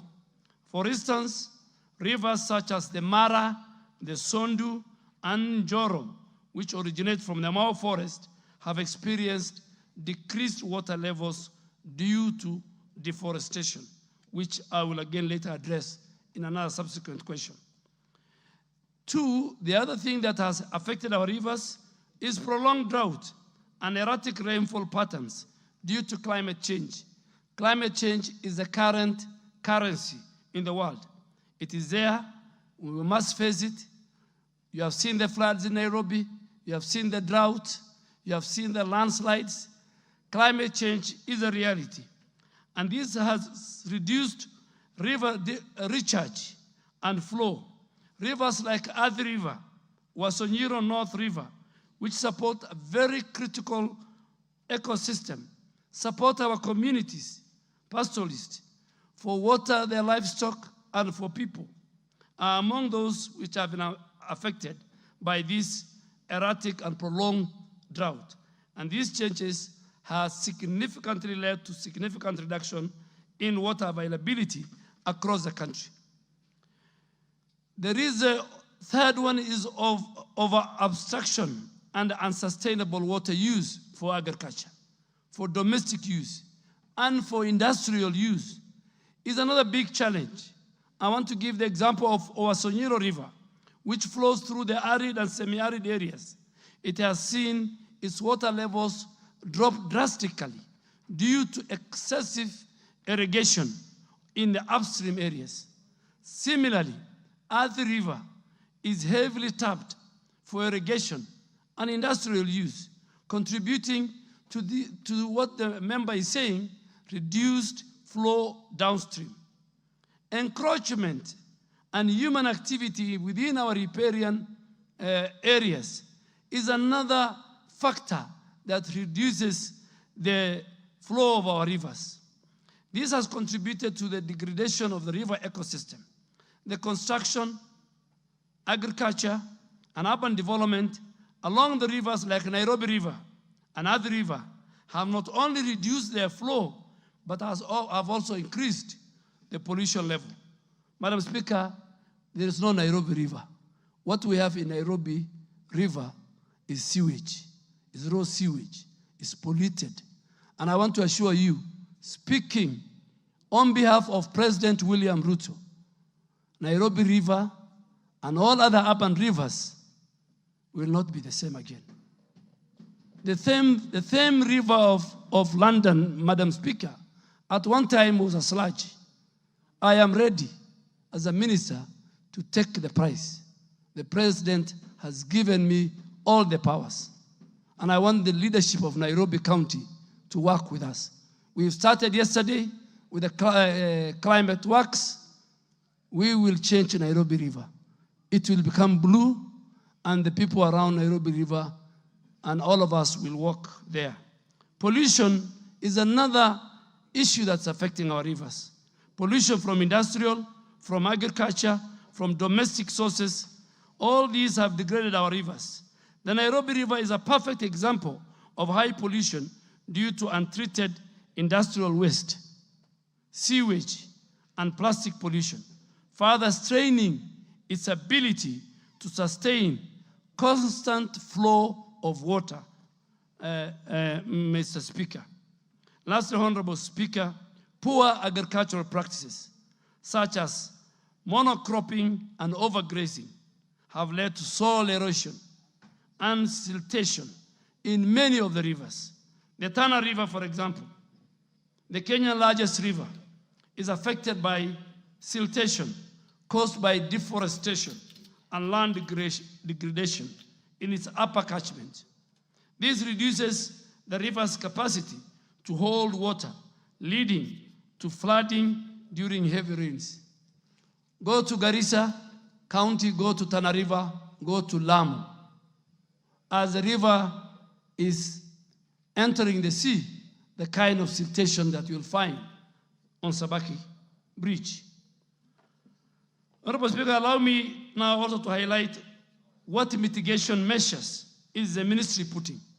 One, we want to restore our water towers at the onset. The ministry is implementing the ambitious 15 billion tree growing presidential initiative to restore all our degraded ecosystem, including the water catchment areas, including the Mau Forest Complex, Mount Kenya Forest, Mount Elgon, Charangani, Abadeas. Restoration and forest protection will enhance water infiltration and will reduce service runoff, thus contributing to river restoration, in which Honorable team has asked.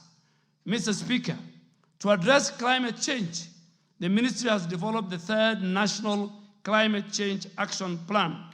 3, which was launched during the inaugural First African Climate Summit held in Nairobi in September 2023 by President William Ruto. And he today is the chair of African Climate Heads of State and Government. That coordinating of that national plan into a sectoral sectors, plans into many ministries and counties for implementation. For example, the Ministry of Agriculture is implementing what we call climate smart agriculture and other adaptation strategies to enhance water conservation. Mr. Speaker, finally, the ministry, through the National Environmental Management Authority, NEMA, we have enforced the protection of the riparian zones by removing illegal structures and settlements. This effort is very critical in ensuring that the rivers have adequate space to flow and recharge naturally. For example, the riparian cleanup and protection campaign along Nairobi rivers are ongoing, and it has started yesterday with the 10,000 young people under the Climate Works program that is initiated by our government. In another month, we'll add about another 10,000. Nairobi will have 20,000. Then we go to the other 5 cities, and by December, 139,000 young people in all our 47 counties and constituencies will be engaged. It's not a choice. Climate change is real, and we must have clear policies for climate mitigation and adaptation as a country. Mr. Speaker, Honorable Tim Wanyonyi also sought our indulgence to enumerate the entities that discharge effluent in the rivers and the policy statement outlining. Mr. Speaker, when I went to that ministry, what I saw, I can't believe it. The people who pollute Nairobi rivers is not the informal settlements. The people who produce garbage are not in the informal settlements. They are found in the middle class. Me and you. Me and the member sitting here. The people who live in the informal settlements, what they cook is so little that they finish. The people who have a lot of garbage at their homes is the middle class in Kenya. So the informal settlement pollution percentage is less than 1%. So who pollutes the Nairobi River? NEMA has mapped out over 101 industries, factories, apartments, slaughterhouses that discharge their effluent to Nairobi rivers. And the Speaker, I want to confirm, NEMA Director General is sitting here. He has no choice. He must comply with the law and the regulation passed by this House. He has already given them what is called restoration order. And on Monday, I'm meeting Kenya Private Sector Alliance. I'm meeting Kenya Association of Manufacturers. And I will tell them, if you are discharging effluent to Nairobi River, you either close and pack,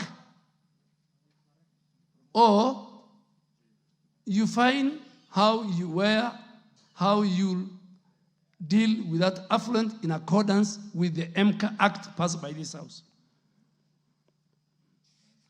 Mr. Speaker, NEMA, as I said, out of the 145 facilities and factories and slaughterhouses and apartments mapped out, 101 facilities have been listed by NEMA as having compliance issues as attached list, and that you'll find in Annex 1.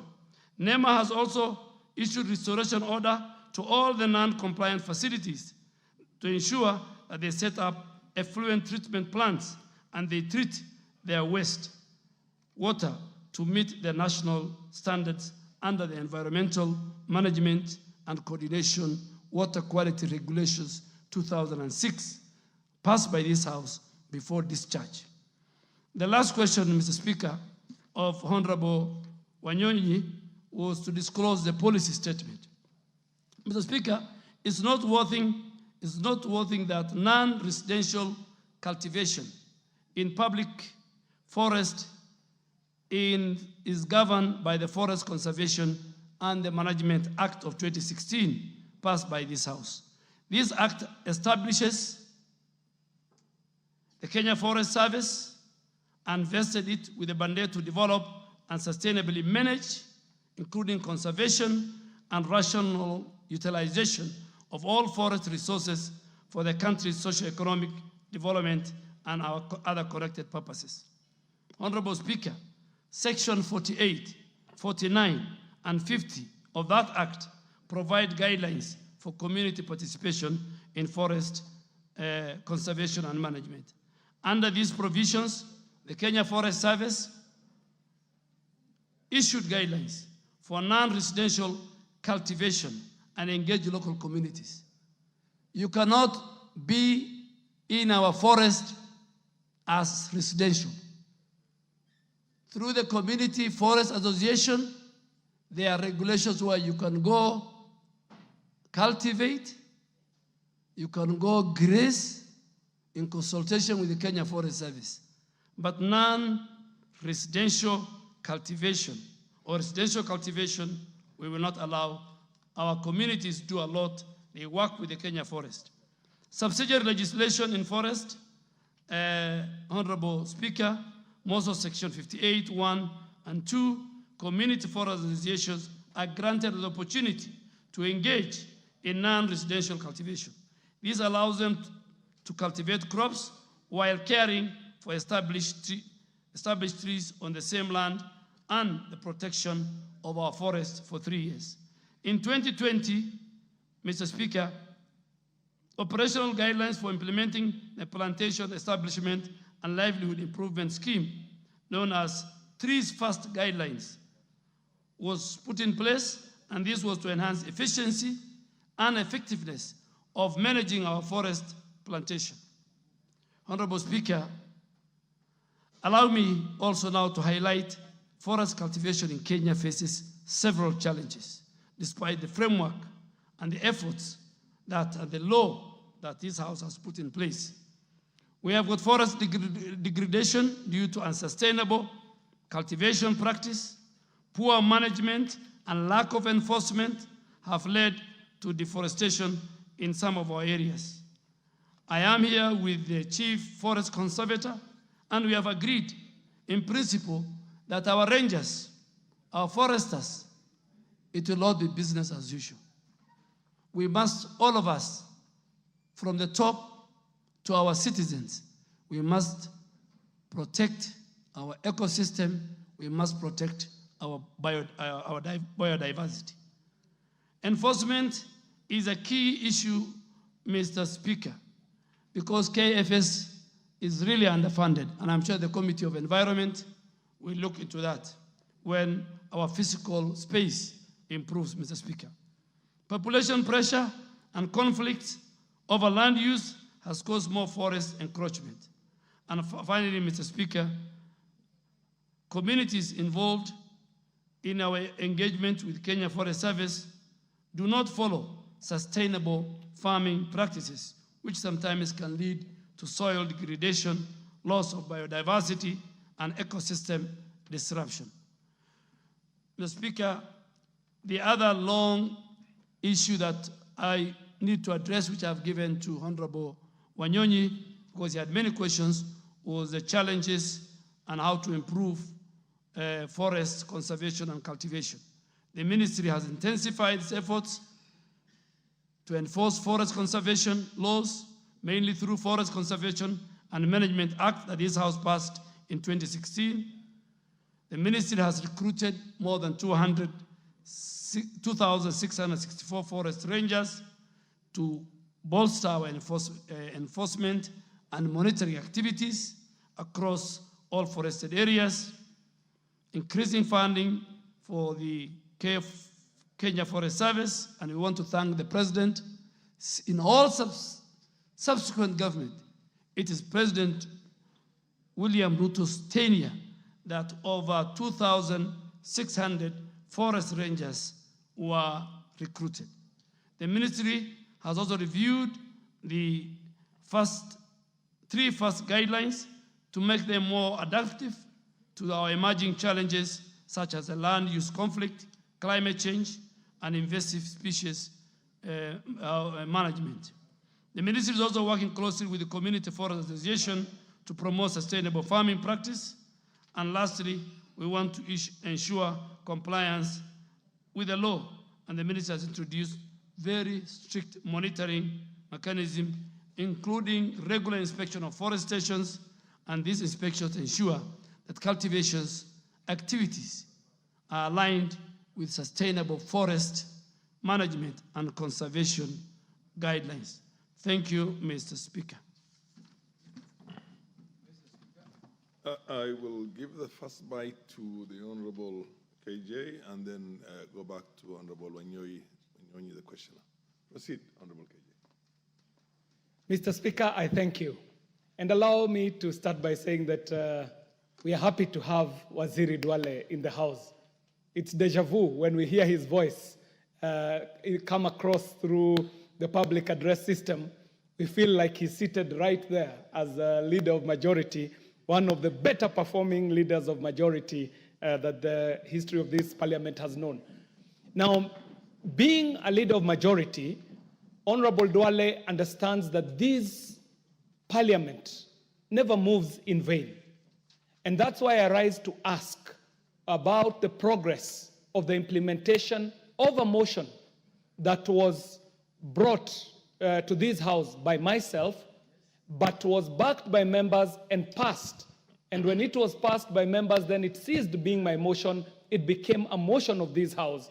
And because this House never legislates in vain, I would like to know, in connection to the reply that he's giving my neighbor, Honorable Tim Wanyonyi, in Nairobi City, we do not have space to plant trees. We do not have shambas. We do not have forests. So the motion was seeking to have the ministry implement tree planting along roadsides and along road reserves. This country constructs in excess of 600 kilometers of road per annum.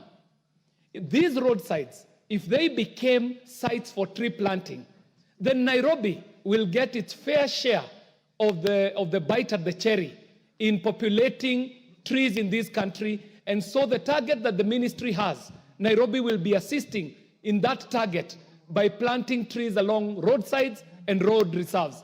And this is not uncommon, Mr. Speaker, because previously, the Honorable Beatrice Elachi neighbors me. She will tell you that some roads that we share, when we were growing up, a road like James Gishuru, all the way from Wayakiwe to Dagoretti Corner, used to have a canopy of trees on both sides of the road. And during bloom season, during the jacaranda tree bloom season, it would be the most beautiful boulevard with purple flowers along that tree. Because, Mr. Speaker, when a road gets a tree canopy, it stops being a road, it becomes a boulevard. KJ, it's a question time. The question is... The chair has given you some leeway so that you can build on your question, but please ask the question. Yes, sir. Yes. Mr. Speaker, I do oblige, and the question is, what is the state of implementation on the motion that was passed by this House on the tree planting along roadsides and along road reserves in this republic? I thank you, Mr. Speaker. Fair enough. Tim Wanyonyi, you can ask your question, and then the minister the cabinet secretary will answer them together. Proceed, the Honorable Wanyonyi. Can you give him the mic, please? Thank you, Mr. Speaker. First, I want to appreciate the answer that the minister has given, very elaborate, and I know he means the things he has said, especially, Mr. Speaker, about the Nairobi River that is so polluted, and looking forward, Honorable Duale, that we, as leadership of Nairobi, we are ready to join you, to work with you, to reclaim these rivers. Nairobi River never dries up. It runs throughout the year. And if it is saved, Mr. Speaker, it will even be giving people who live along that river fresh water and many other things to use it. So we look forward to Honorable Twale for that implementation. And secondly, my other comment, there is a riparian area just outside Westgate Mall, which land that Honorable Ngilu, when she was the Minister for Lands, she helped rescue that land from land grabbers. And it's a riparian area, and we wanted to preserve that area to remain as it was. It was a very beautiful environment, vegetation, and all like that. But now, there are people who have come and encroached that land and have occupied it. So I would like to ask whether the Honorable Minister will be in a position to come and help reclaim that land along with his colleague, the Minister of Lands, so that it remains a riparian area and will preserve our ecosystem within that area. Thank you, Mr. Speaker. Thank you, Mr. Speaker. Mr. Speaker, Honorable TJ, no, not TJ, Honorable KJ asked a very good question. I will look for the motion, and I'm sure the Committee on Implementation need to invite me and the rest who are concerned. But I want to assure him that there are many places to plant. We have started with City Park. City Park now is under KFS. The title belongs to the Ministry of National Treasury. It belongs to us. So City Park, because Karura now is over-congested. In one weekend, there are over between 5,000 to 10,000 people. So we want to plant, fence, and make City Park forest be like Karura.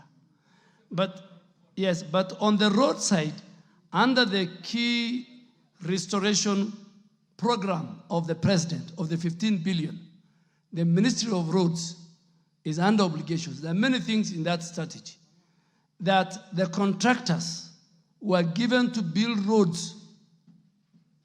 They are under obligation to plant trees and grow trees, not even planting, grow trees. The way you see in Europe, if you drive from here to Thika, from here to Nairobi, to Nakuru, to Kisumu, you must drive in the middle of a row of a forest, that route. That is part of what the Ministry of Roads is going to do in the larger restoration 15 billion. Secondly, we are having an engagement with Kenya Power and Lighting Company and even the roads agency. There is no way they can come to your residence, to your estate, and in making sure the electricity lines are in order, they just cut trees. It's not allowed. The law even allows. The problem in this country is people don't want to follow the law. There's a lot of impunity. Even when you want to construct your residential home on a half an acre, the law allows that you must leave certain percentage for growing trees and grass and all that. But because of greed, people want to build apartments next to each other. And this must come to an end. Honorable team, I am happy today that as a ranking member of the Nairobi Members of Parliament, you and KJ, you have stood firm and you have gone on record that you stood with us. The Nairobi River Commission was not under my ministry, but now it's coming to my ministry. Yet you stood with us, the multi-agency team, you stood with the president and all of us, and Beatrice Elachi is also here. We will help us clean Nairobi River. More, I will talk about it, Mr. Speaker, when we reach the question of Honorable TJ Kajwang on Nairobi River. Next question, honorable members, let's go to the next question by the Honorable TJ Kajuan. Eh? No, it's, sorry. It's the Honorable Member of Parliament for Nakuru, Madam Lisa Chelule. Proceed.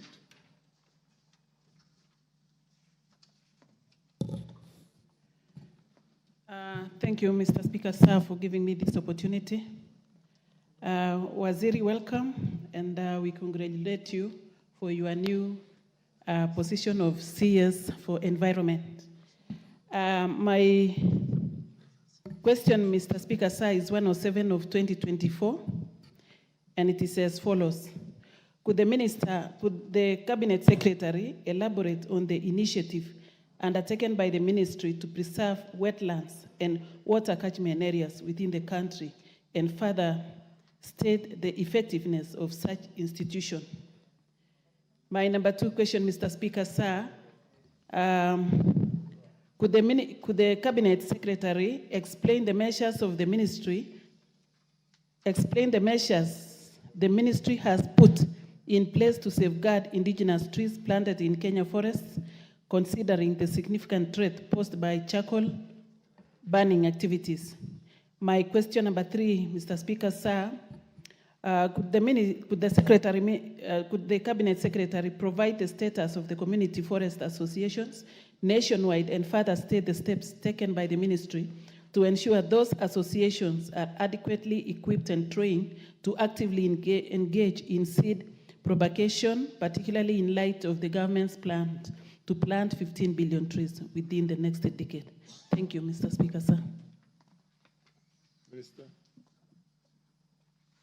Thank you, Mr. Speaker. Mr. Speaker, the Honorable Member for Nakuru County, my sister, seeks to know the initiative that the ministry has undertaken to preserve our heritage, our wetlands, and catchment areas. Mr. Speaker, at the policy level, the ministry has put in place National Wetland Conservation and Management Policy 2009 to ensure how we use and the sustainable management of our wetlands in the country, and to ensure sustained ecological and socio-economic functions for the wetlands for both the present and for future generations. Mr. Speaker, the ministry is now implementing that policy jointly with other stakeholders in order to protect and safeguard wetlands.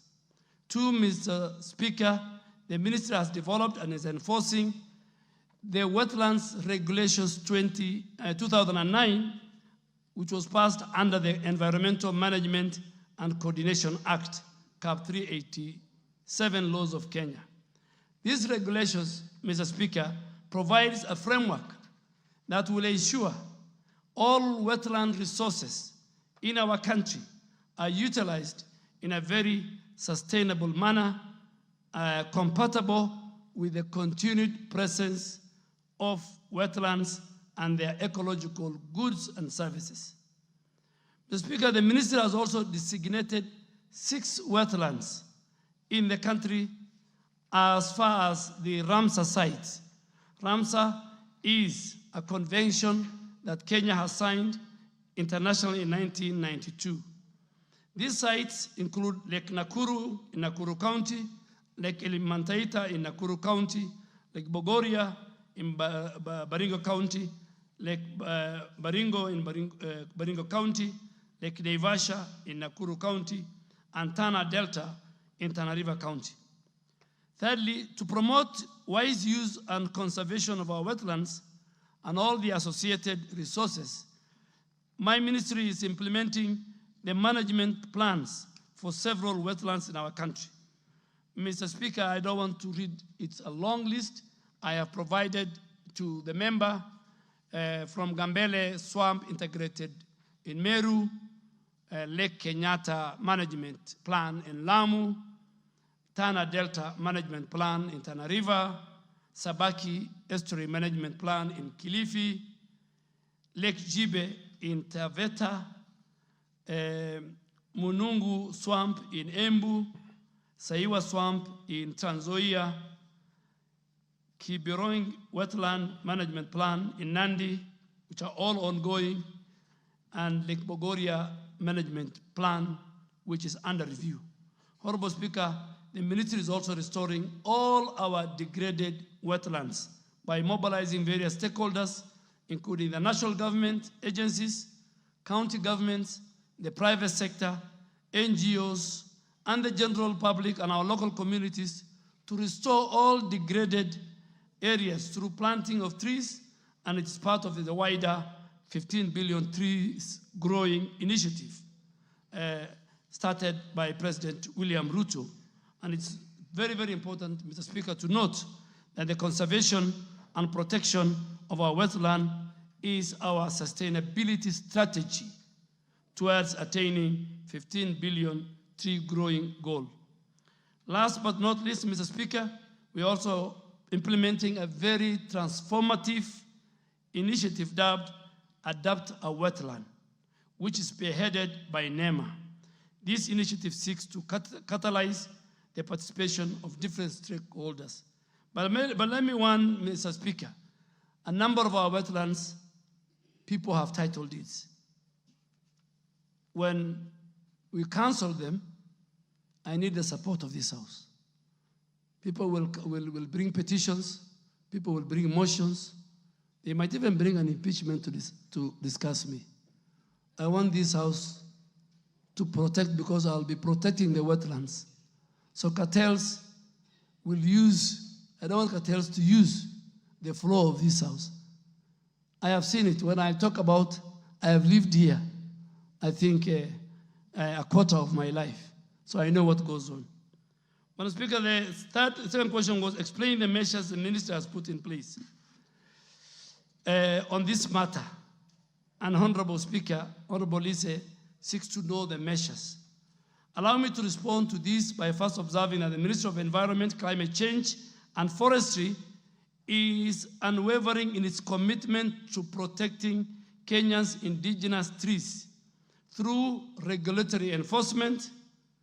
I have one of our top researchers, the CEO of KEFRI here with me, the scientific research we must protect, and community must be engaged, all of which are facilitated by Kenya Forest Service and Kenya Forest Research Institute, KEFRI, which is both in Muguga and in many of our counties. Honorable Speaker, Kenya Forest Service recently employed, as I say, 2,000 plus forest rangers to various regions and posted to various regions and forest stations to strengthen and protect and conserve efforts that our Member of Parliament from Nakuru County has raised. In the spirit of collaboration, the ministry has also deployed forest advisory staff to counties to advise our counties, give them advisory service, work with our county governments on forest conservation, on development, and on management issues. 3, to regulate tree harvesting on private lands, our ministry has implemented mandatory inspection and issuance of certificates of origin and movements of all forest permits for movements of all forest-related products. Finally, the ministry actively supports community forest association, formal groups of communities adjacent to our forest, which collaborates with KFS in sustainable management of our forest.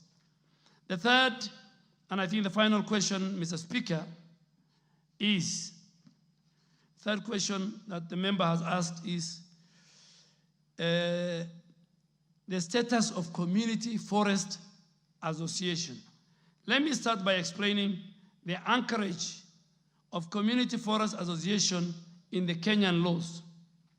CFA, as they are called, are incorporated under Section 9 of the Societies Act, Cap 108, but they are domiciled in the forestry sector through Section 48, subsection 1 of the Forest Conservation and Management Act of 2016, passed by this august House. Section 49(1) of the Forest Community Management Association outlines the obligation of our community forest association, their role, and they're given and granted permission to participate in how they help KFS in the management and in the conservation of our forest.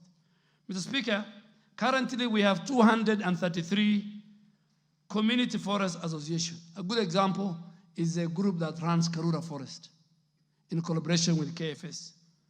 And they're spread across the country. There are 175 of them which are active.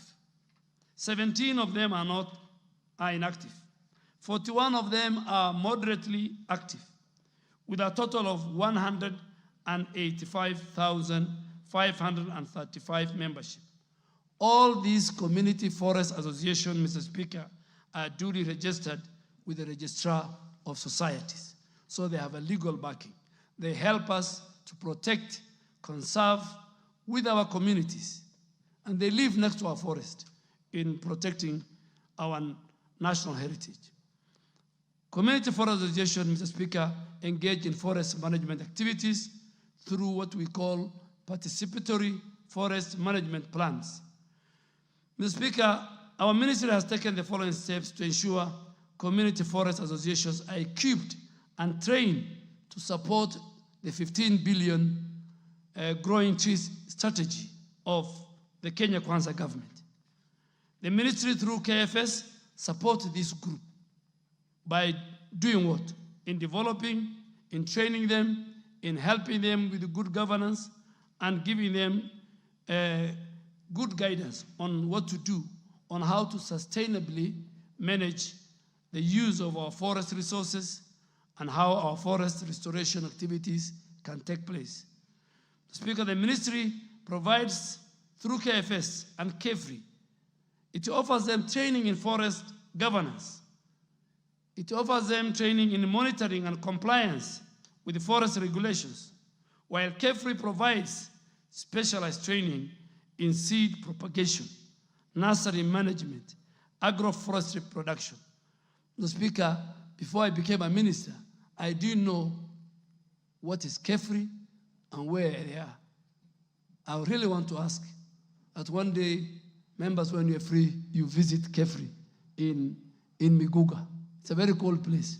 You'll find 10s, 20 top researchers. They will tell you what you want. They will tell you the type of tree. They spend hours and years, Mr. Speaker. Very, very great institution. Mr. Speaker, the community forest associations are playing an increasingly significant role in helping us in creating awareness in tree growing campaigns. In these 15 billion, you'll find them on site. Seedling production, they have been given that role. They help us in producing those seeds. They help us in running nurseries, in planting and growing of trees in gazetted and outside gazetted forest. They protect planted trees from destruction and damage. So they are very, very important. And that's why this August House gave them a role when they were doing the Forest Conservation and Management Act of 2016.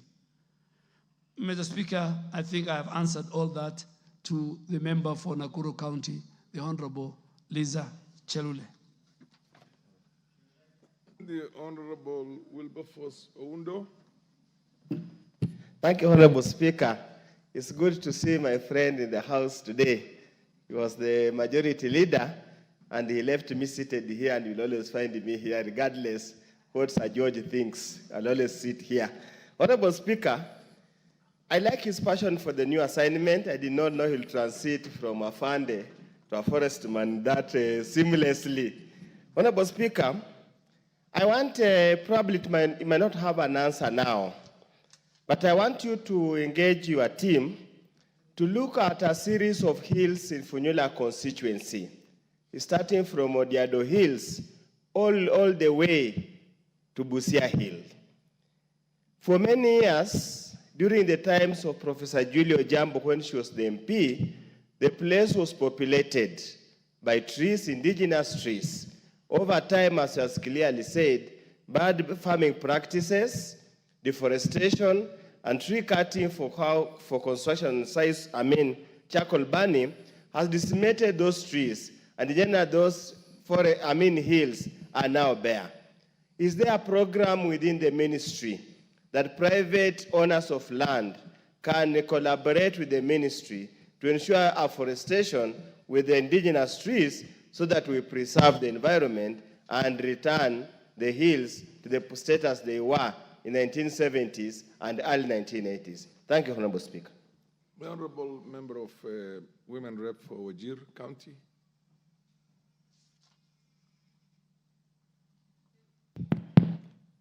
Thank you, Mr. Speaker. First, I want to tell the Waziri that you are in the right ministry. Listening to you gives me all the confidence that you can make a difference in this ministry. And I feel like it's the right time to make the Northeastern green, Mr. Waziri. Following up on the issue of the 15 billion trees that we are meant to plant between now and 2032, Mr. Minister, we have had a day for international tree planting, and it's somewhere in November, if I'm not wrong. Last year, we all went to the counties, and all the ministers planted all sorts of trees. But coming to where we come from, you and I, all those trees are not doing well. Are we having a scenario whereby we are just planting trees and we leave it, or we can plant trees for sustainability? I want you, when you go back, to look at the trees that were planted. I know you were not there. Find out how they are doing. I know your team can do that. They can do that work and see how they are faring.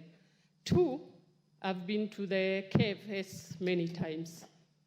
I was just hoping if we can have a forestation land for Wajir, Mr. Minister. We have the land, but we don't have trees, we don't have water. But I believe if we were given water and trees, we can give you land that you can do very well, that people can come for benchmarking. And I'll repeat this, Mr. Minister, that by the time you leave this docket, I want you to paint Northeastern green. It's viable, it's possible, and we can make it, all of us. Thank you. CS, I think you can take a few more and then answer them together. Yes. You can take 2 more. Yes. And then you answer them at one go. Oluoch, are you still on, or you have changed your mind? Okay, the MP for Seme then, if Oluoch is not interested. Thank you, Mr. Speaker. May I also take this opportunity to actually congratulate our colleague, having shifted from here, and how he's really picked very well in the new docket. But my question is to do with the preservation of indigenous trees. Some of these trees have actually very high commercial value, and their protection is important. Some have medicinal value, some have special oil values. Like, my question is specifically on sandalwood. I don't know whether it is indigenous tree or it's actually a tree that was brought in. But this tree apparently is very popular. It has some special oil, and there is always a lot of trafficking. People have been arrested, lorries have been arrested, carrying sandalwood. Is it not possible, if this wood is so popular and has such a high commercial value, to actually grow it in a commercial scale? Not just protect what is there, but grow it in a commercial scale and actually export it, and it will give us foreign exchange. Thank you.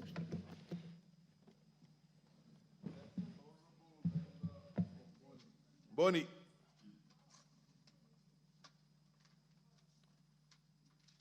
Waziri, because they're all pretty much similar, I think you can take a few together.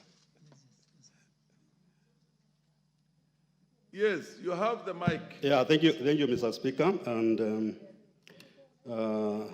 thank you, Honorable Duale, my friend. Since you left, I'm still suffering. Yeah, my question is similar to the question by Honorable Member from Wajir. Last year we had a tree planting day, and it succeeded in some areas. Chair, can you protect me from these honorable members? The Honorable Rosa Buyu. So last year, it succeeded in some areas where others did not succeed. In Ukambani, I think it partially succeeded because of two reasons. One, our long rains start in October, ends in December. That's our long rains. But the trees, we brought the trees in November, so we had only like 1 month for the trees to get the necessary water. Secondly, these trees, they were not really for Ukambani, and therefore they could not really withstand the harsh climate in that area. So my question is there plans to have the tree planting day this year? And what are plans, what plans are there for government to supply trees which are really area specific? Thank you very much. I think I will ask the questioner, Madam Chelule, to ask the last question on this. There are two other questions which those of you who feel they can contribute can also, or rather ask questions, will get an opportunity to proceed. Okay. Honorable Lisa. Okay, thank you, Mr. Speaker, sir, for once again giving me this time to react to the answers given by the Cabinet Secretary. Mr. Waziri, we are not only talking about the government forest and other government institutions. I'm very passionate in planting trees. And I want to request you, Waziri, that we need to engage people at home to do serious planting of indigenous trees and other trees, exotic trees. And I'm saying this, Mr. Speaker, sir, because if we don't engage the people of this country, even to plant in their private lands, we may not achieve what we want to achieve. Waziri, I hope you are aware that most rivers are disappearing because of degradation. And this one is happening because farmers around small rivers are doing plowing to the riverbanks. And this is actually encouraging the soil erosion to fill up the rivers. And this is what is happening at the community level. Banasias, you've only spoken about these big institutions, the government institutions. We want to speak about those rivers in our local areas. There are so many rivers that are drying up because of the quarry activities along those rivers. And as the CS, and I know you are not lazy, I would really request you that one day, you just move around and see what is happening in most of places in Kenya. So many activities, those bad activities is happening along the rivers, and rivers have actually disappeared. Mr. Speaker, sir, I wanted to request the CS. He has spoken actually about the KEFRI, and let us devolve KEFRI. I'm not saying we take all the offices from KEFRI or everything, but we need the seeds. They have good seeds, indigenous seeds and exotic seeds that Kenyans can plant. If only today tree seedlings is made free to Kenyans, you will see wonders. Thank you, Mr. Speaker. So otherwise, I'm satisfied to some extent, but I know you will do it, Waziri. CS, thank you. CS, you can answer those raft of questions. Thank you, Mr. Speaker. Let me start with my very good friend, Honorable Member for Funyula.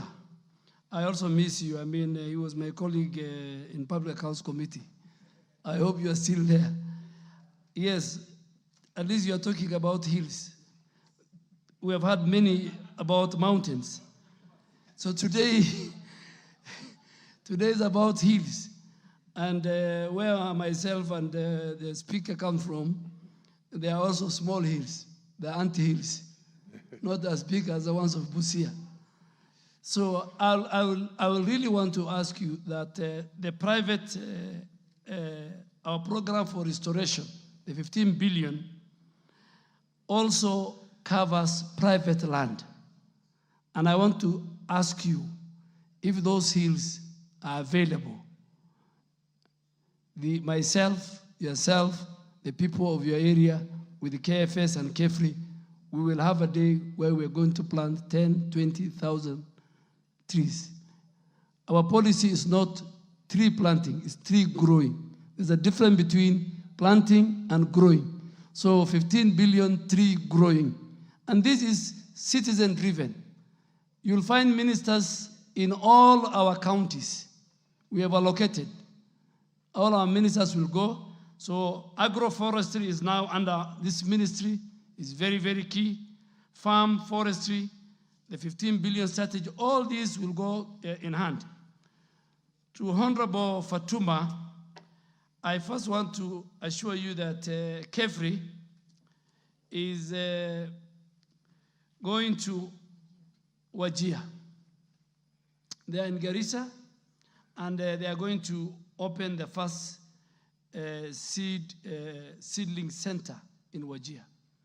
And please work with our governor and our county government. 60% of the 15 billion tree growing strategy are going to happen in the dryland part of our country.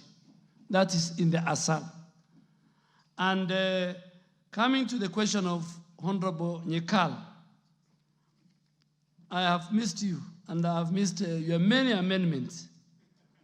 You know, when it was a committee of the whole house, I look at the order paper, I missed your many amendments.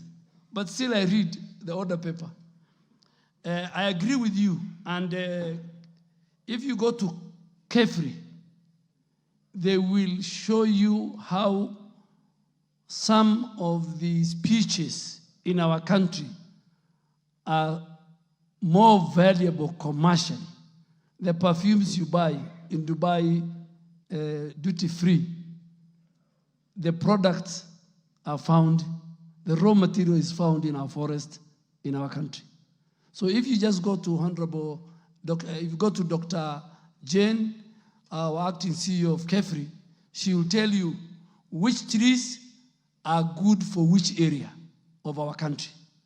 So we don't even plant trees anywhere.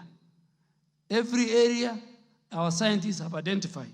And I have a very long list, particularly for colleagues in the Asal. There are many trees that grow in our areas, but we don't know the value.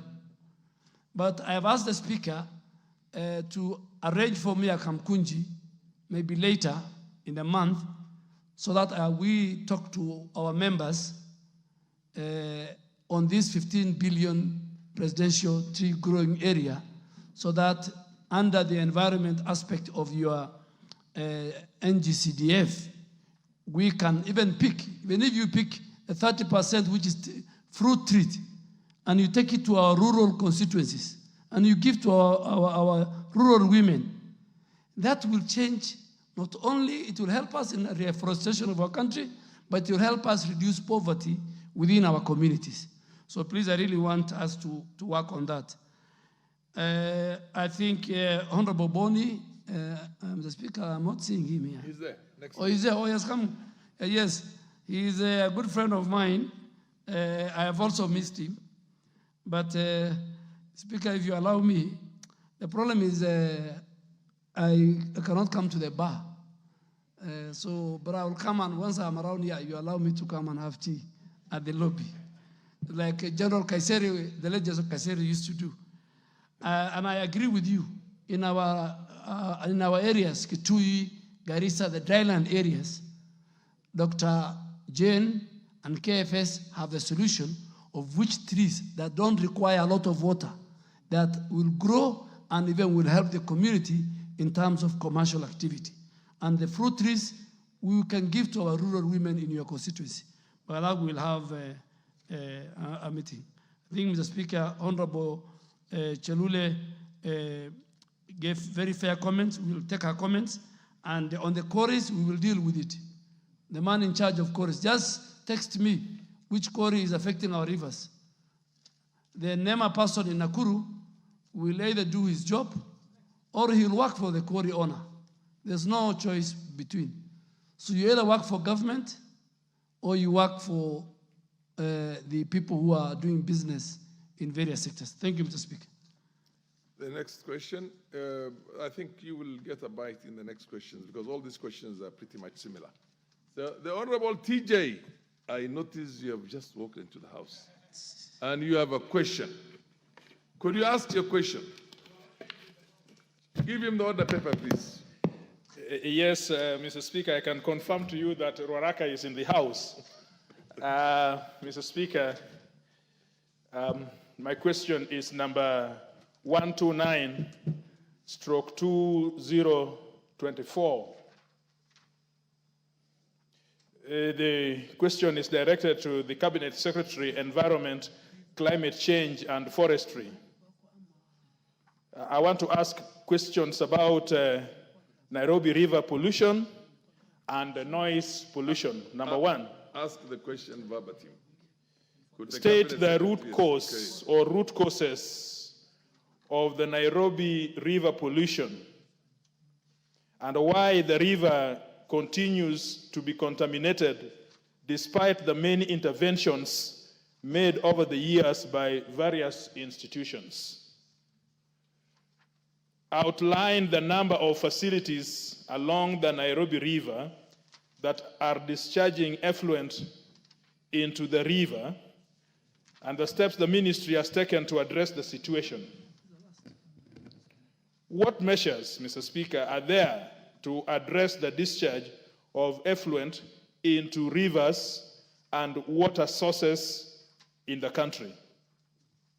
And the last one on this, clarify whether illegal dumping or dump sites, including the infamous Dandora dump site located along the Nairobi River, are contributing to the Nairobi River pollution, and what measures are in place to remove illegal dump sites and dumping along rivers, including management of waste in urban areas.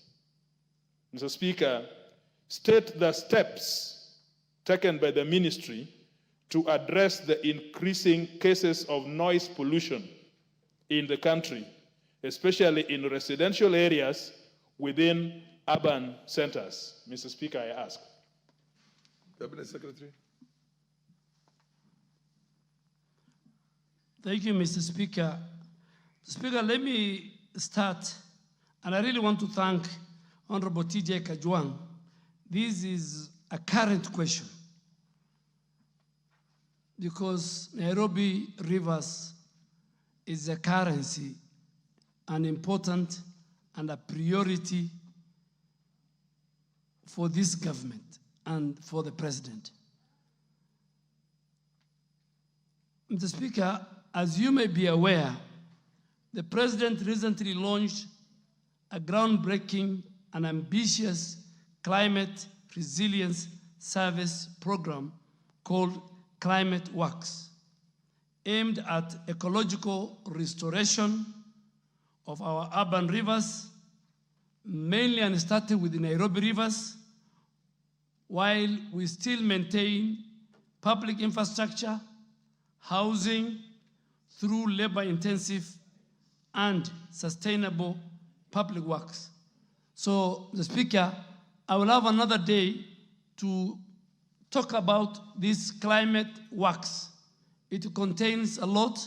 It's about Nairobi River, regeneration, restoration, the pavements, the riparian area, how the labor-intensive in terms of the settlements, making sure that some roads are done, lightening is done. So it's a huge program of the government under the able leadership of the president. So the initial phase of this climate works started yesterday, Mr. Speaker, here in Nairobi County along the Nairobi River. In its first phase, 20,000 young people of Nairobi from 42 villages have been onboarded. The first 10,000 cohort started work yesterday. Speaker, building on this foundation, we will extend the program to 4 other major cities, Kisumu, Mombasa, Eldoret, and Nakuru in the next few months. And another additional 40,000 youth will be engaged, with the 10,000 of them allocated in other areas of Nairobi starting early November. In December, Mr. Speaker, because of equity, this climate works will be rolled out across all the remaining 47 counties, embodying close to about 139,909 young people to ensure full national participation and impact.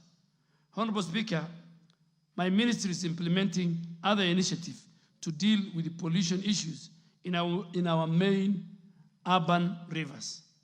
The National Environmental Management Authority initiated such a program called Urban Rivers Regeneration Program 2019 to 2024 for restoration and sustainable management of rivers within urban areas such as Nairobi, Kisumu, Eldoret, Nakuru, which face very serious and critical environmental challenges due to pollution, encroachment, and misuse. The following, Mr. Speaker, have been identified as the root causes of pollution in Nairobi. And many people, many leaders, many ministers shied away, but I will not shy away. I will not. And I want Honorable TJ to listen to me.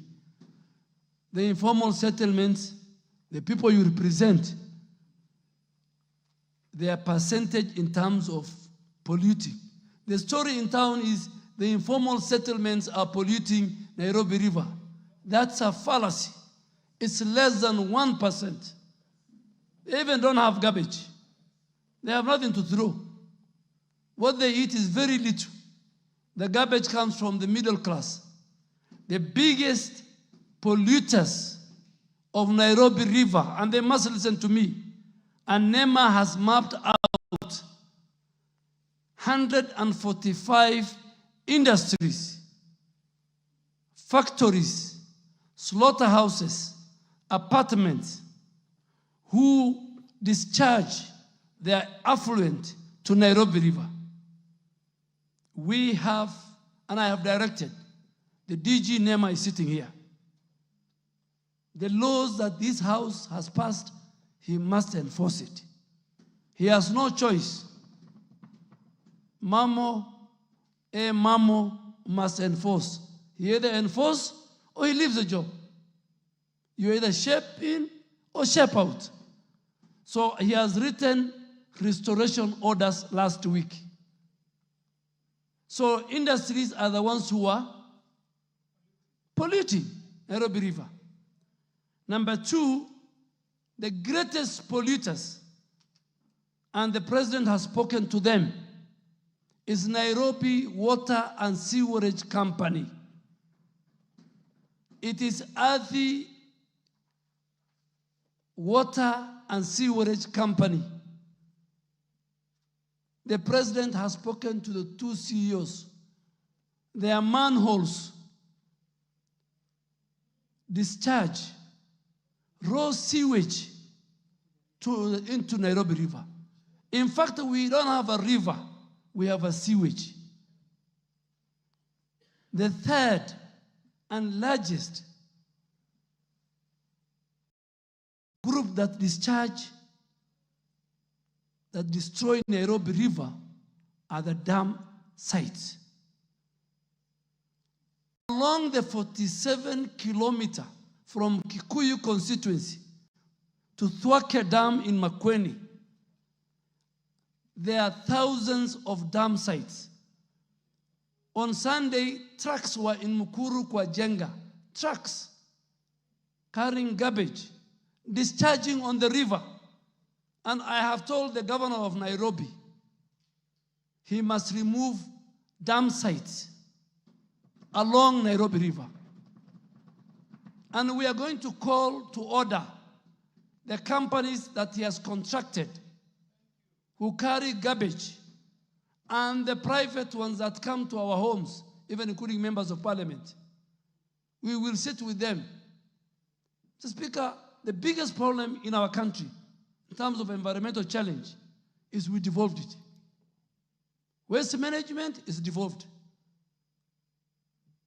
No, pollution is devolved. Zoning is devolved. No county today in our country can tell you we have this dam site. I've seen trucks, Mr. Speaker, as you drive behind them, the garbage is falling. We will introduce very strict measures. So dam sites is another pollution.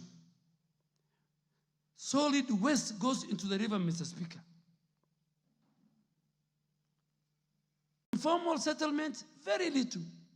If you allow me, Mr. Speaker, just to make a joke, the guy who is in the informal settlement, he cleans his plates, even doesn't need to wash it. The food he has is very little. So what is he going to throw away? The people who throw garbage, who have huge garbage, is the middle class and the industries.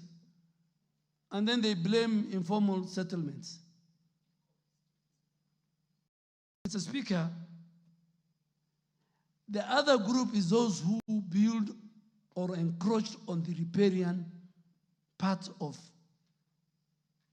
When I saw the question from Honorable Kajwang, I was very happy, because it will give me an opportunity to address from the floor of this house.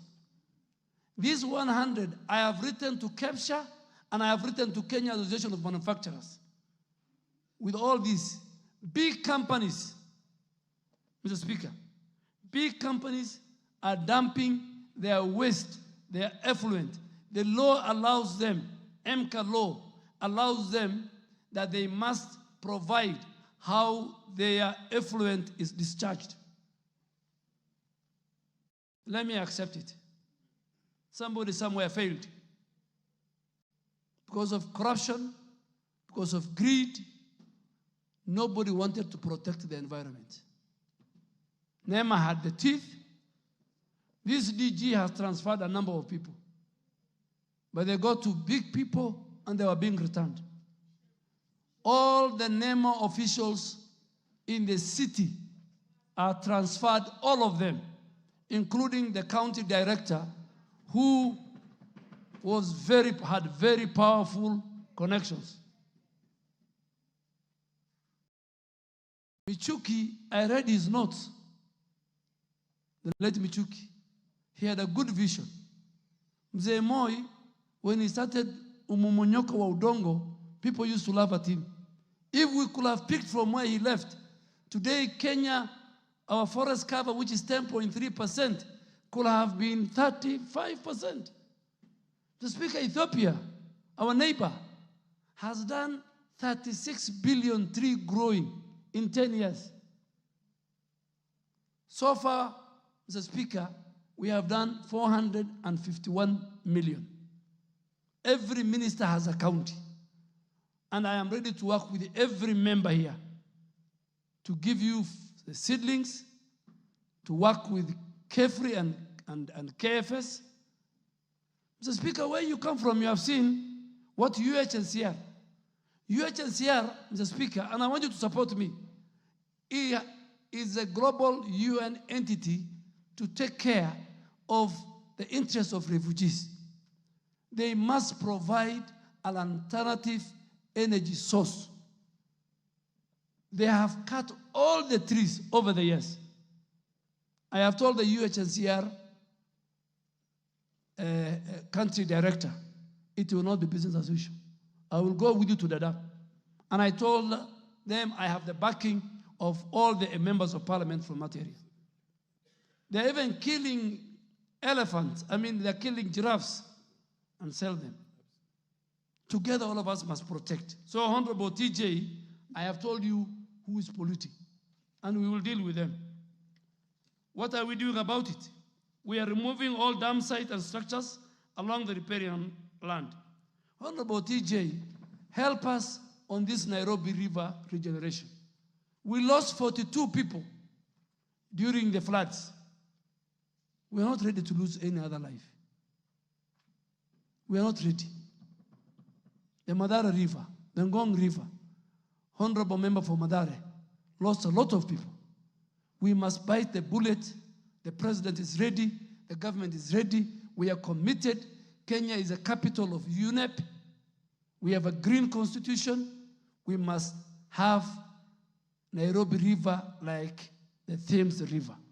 At one time, the Thames River was a sludge. Today, the Thames River is a great transport hub in London.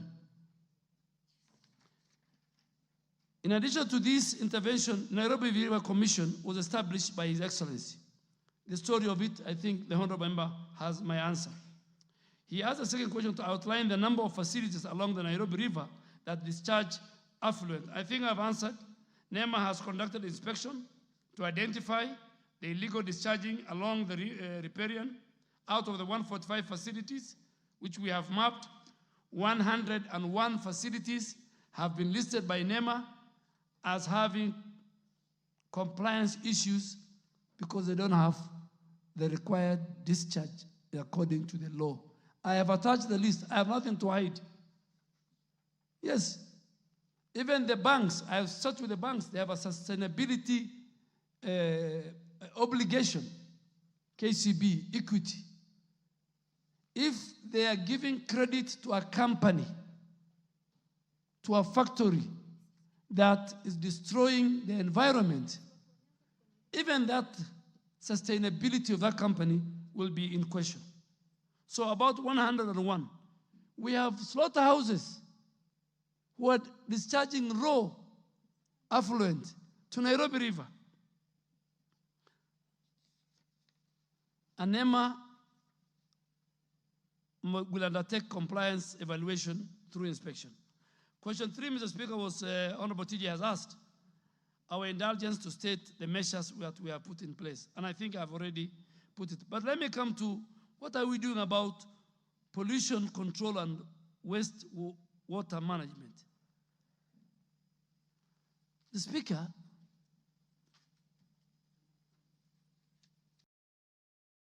groups and those who run clubs, some of them are running clubs under a tent, like in Kitengela. The music that they play can even disturb a family 5 kilometers. Even our citizens, when they are celebrating a graduation or a birthday, they must comply with the law. They must. You can't bring all your friends because your son is graduating and then you play music the whole night. Some people have sick people. Some have young children. Some people are tired, they want to sleep early. So, Speaker, I am a victim. This weekend in my own estate. But because I didn't want to be accused of using my powers, I wrote a small note to the chairman of our estate and I told him, this is against the law. Please, by 10 o'clock, reduce. Noise pollution. NEMA partnered. NEMA has the powers. They have a police, Mr. Speaker.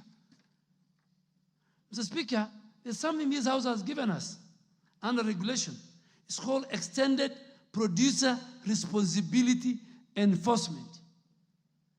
That if, for example, a bottle of Coca-Cola or a packet of Brookside is found along Nairobi River, that company, under extended producer responsibility, they must come and clean that river. NEMA must issue that restoration order. And that's why, Mr. Speaker, during the finance bill, one of the biggest multinational companies was against the eco levy. Why was that company against the eco levy? Because their franchise in Kenya, when their packets or their bottles are found along Nairobi River, and NEMA uses the extended producer responsibility, that responsibility goes to the owner of the brand, who is a multinational. And they came, I was watching, they come before the finance committee. They don't want to take responsibility.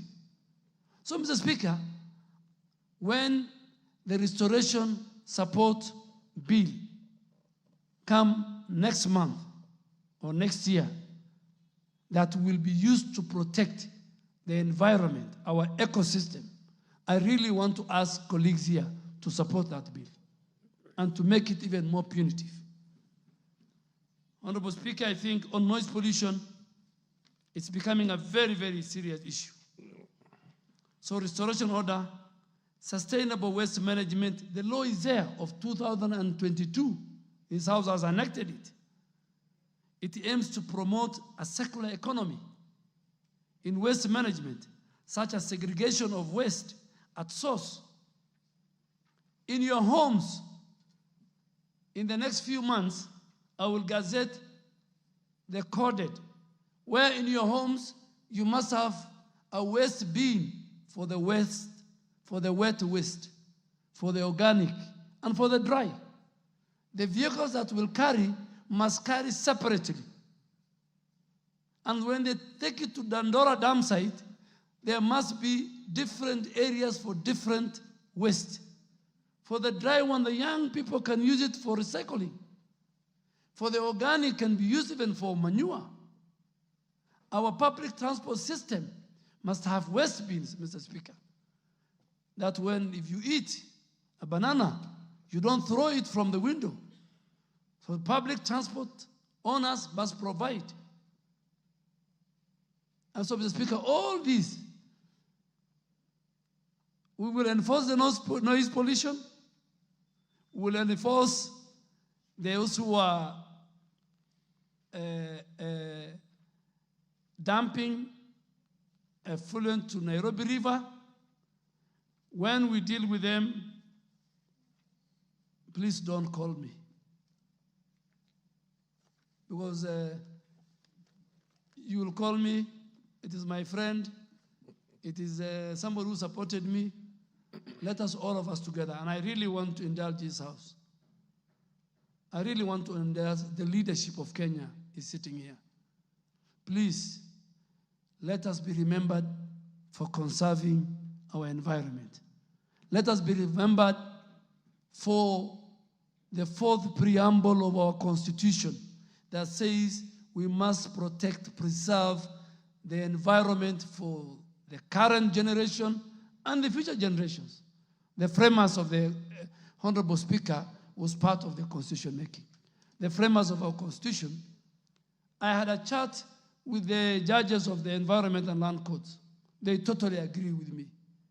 They said, up to the Chief Justice, let us, all of us, citizens, make sure, but Nairobi members of parliament, majority are sitting here, my final shot. Please, help me and the president and the multi-agency team. There was a question why, I think, Honorable, why KDF? I think that's the questions that, that's the question that you want to deal with me when I appear before the Environment Committee. And I was ready tomorrow, but I am told tomorrow members have other important business. Mine is not important anymore. So they have given me a date of 15th. And as a ranking member, Mr. Speaker, this one is very important, so you better go do it. I have no vote, but it is important. So tomorrow, Honorable TJ, I got a letter from the committee. We meet on the 15th. Thank you, Mr. Speaker. Yes, I'm sure that the House is seriously excited that we have a new sheriff on environmental matters in town.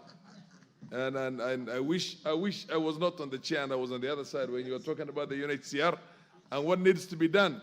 But in any case, I know me and you come from the same county, so we'll talk about it. It's a serious work, and you're cut for the job, and you're doing a fantastic job. Now, the honorable members, Martin Owino, followed by Anthony Oluoch. Order. No, you will get your shot.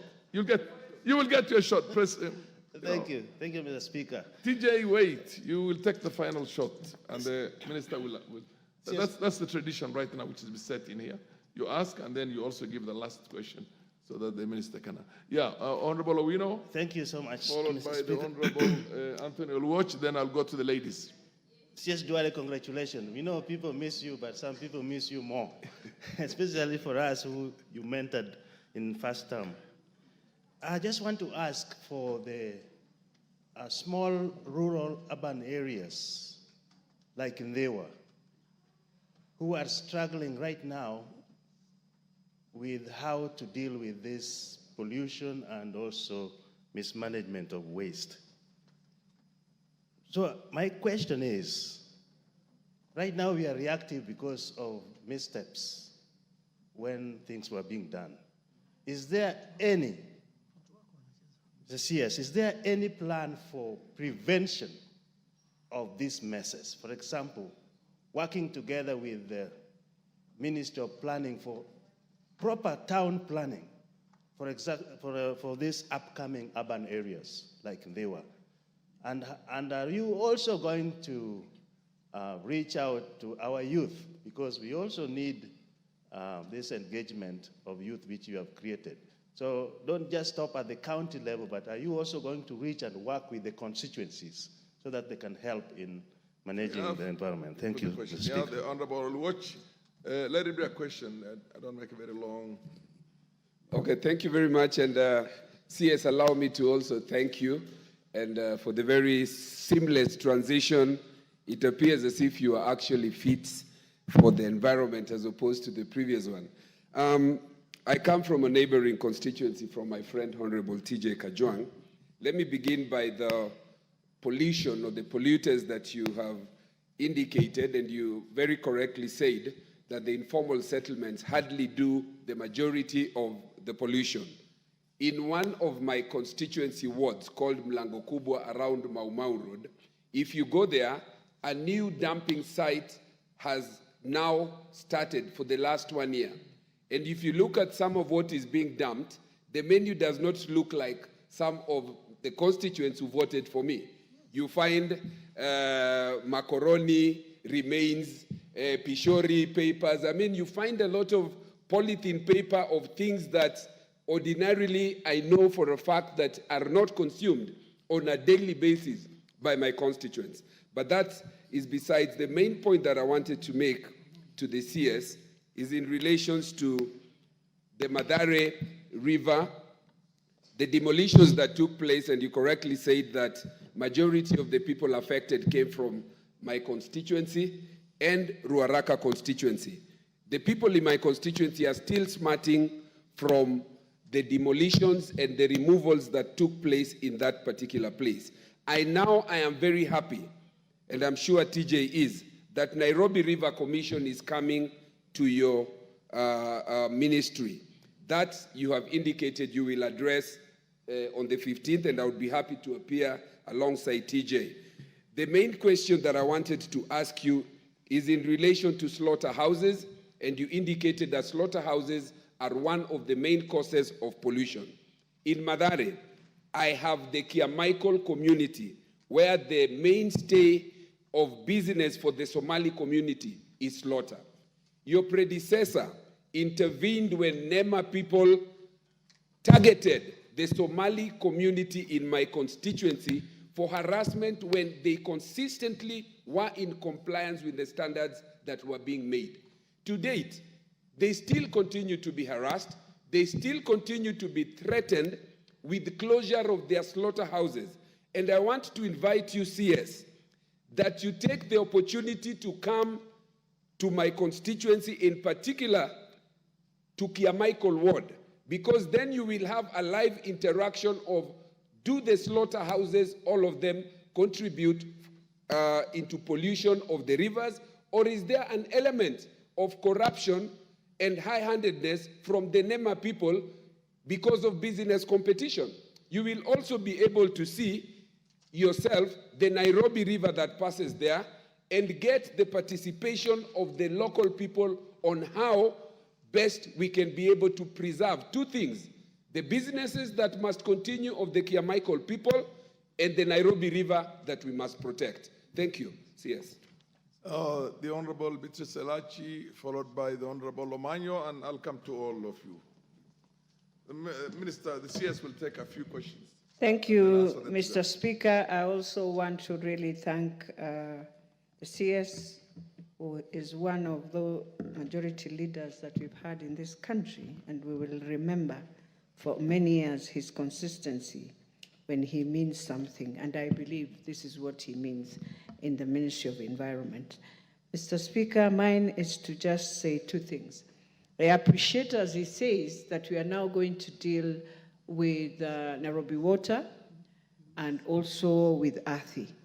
And for me, the issue here is now the drainages and the sewers within the informal settlements, where you find they're the ones after, let's say, for example, when it rains, definitely they will drain to Nairobi River. How can we deal with that? And how can we bring in new sewer lines where there are no sewer lines? If that can really help us. But more importantly also, how can we have a program in schools where children in informal settlements can learn also how to dispose garbage, because they'll be able to assist their parents in terms of separation of garbage and all that. And lastly, is there a way we can have a program with the Turkish government, I think, so that we can have olive oil trees, which we know you can plant anywhere, whether it's in a dry land, it will grow, so that we have those seedlings and help now for those who are in areas where they are semi-arid or really arid to plant those trees, and it will help us even with oil. Thank you. Honorable Omanyo, you can ask your question also. Oh, I thought I was next, Mr. Speaker. Oh. Me. But you're Omanyo, I thought. Yes. Yeah, proceed. Thank you, Mr. Speaker. Buena CS, thank you so much for your extensively well-elaborated answers. But in Busia, we have, it's like two things happen at a go. Whenever it rains, it is too much that the overflow happens and the riverbanks burst, especially in Budalangi, and most of the habitats have to run away for safety all the time whenever it is raining. So while we are thinking of planting trees, other areas that are dry to attract rains, we have too much sometimes. And my question is, what is your plan to raise either something that can obstruct whenever the overflow happens in Budalangi, because this should stop. It has been there since I was not born. Then I'm now this age, the same story of floods affecting our people. And then now when you go to Teso North, there is a hard pan.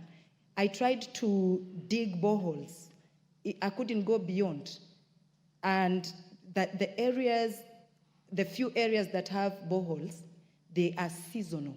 So there is a problem in that area in Teso North.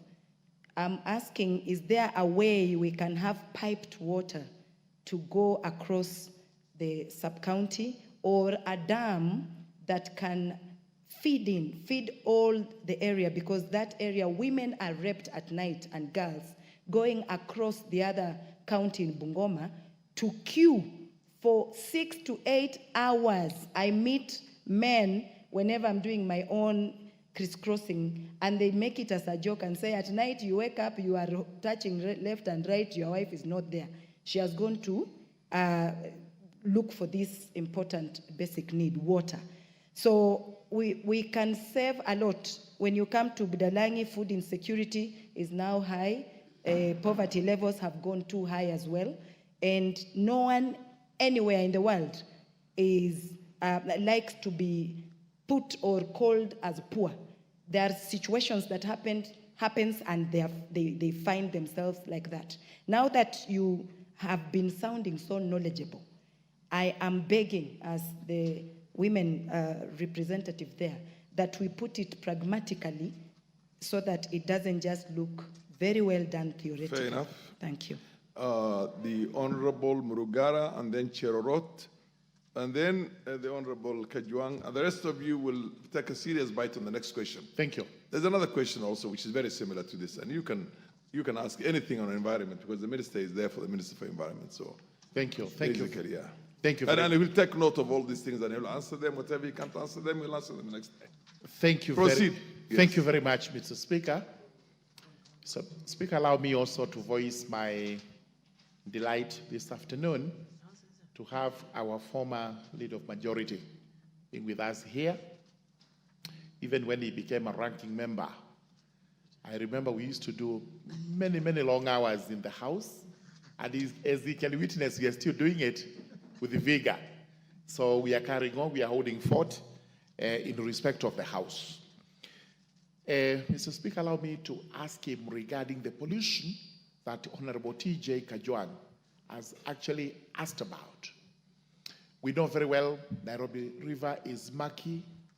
In fact, as we live within the precincts of Nairobi, you cannot, unless where it is absolutely necessary, you cannot drink that water. But as the river goes down, it gets into Machakos and then into Makwedi. And residents there actually use that water when it is not treated. It's a very big health hazard.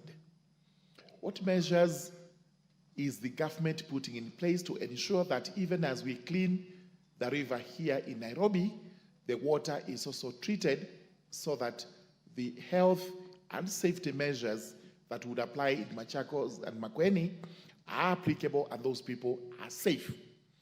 Similarly, but in the contrast, the Tana River has very clean water. As it traverses the Raka, we actually use that water without any treatment, and hardly, seldomly, can it be said that it's a health hazard. And I know you do it in Garissa, because I come to Garissa quite often, and I see as it flows under the bridge. But as we speak today, there is a very serious threat to that river because of the water towers, which are on Mount Kenya, Nyambene Regis, and those ones. The tributaries that drain into Tana River are now dry, and therefore the river has very little water.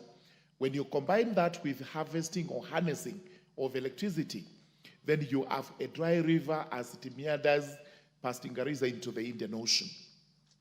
What measures is the government putting in place to ensure that, first and foremost, we save the water towers of Mount Kenya and Nyambene Regis?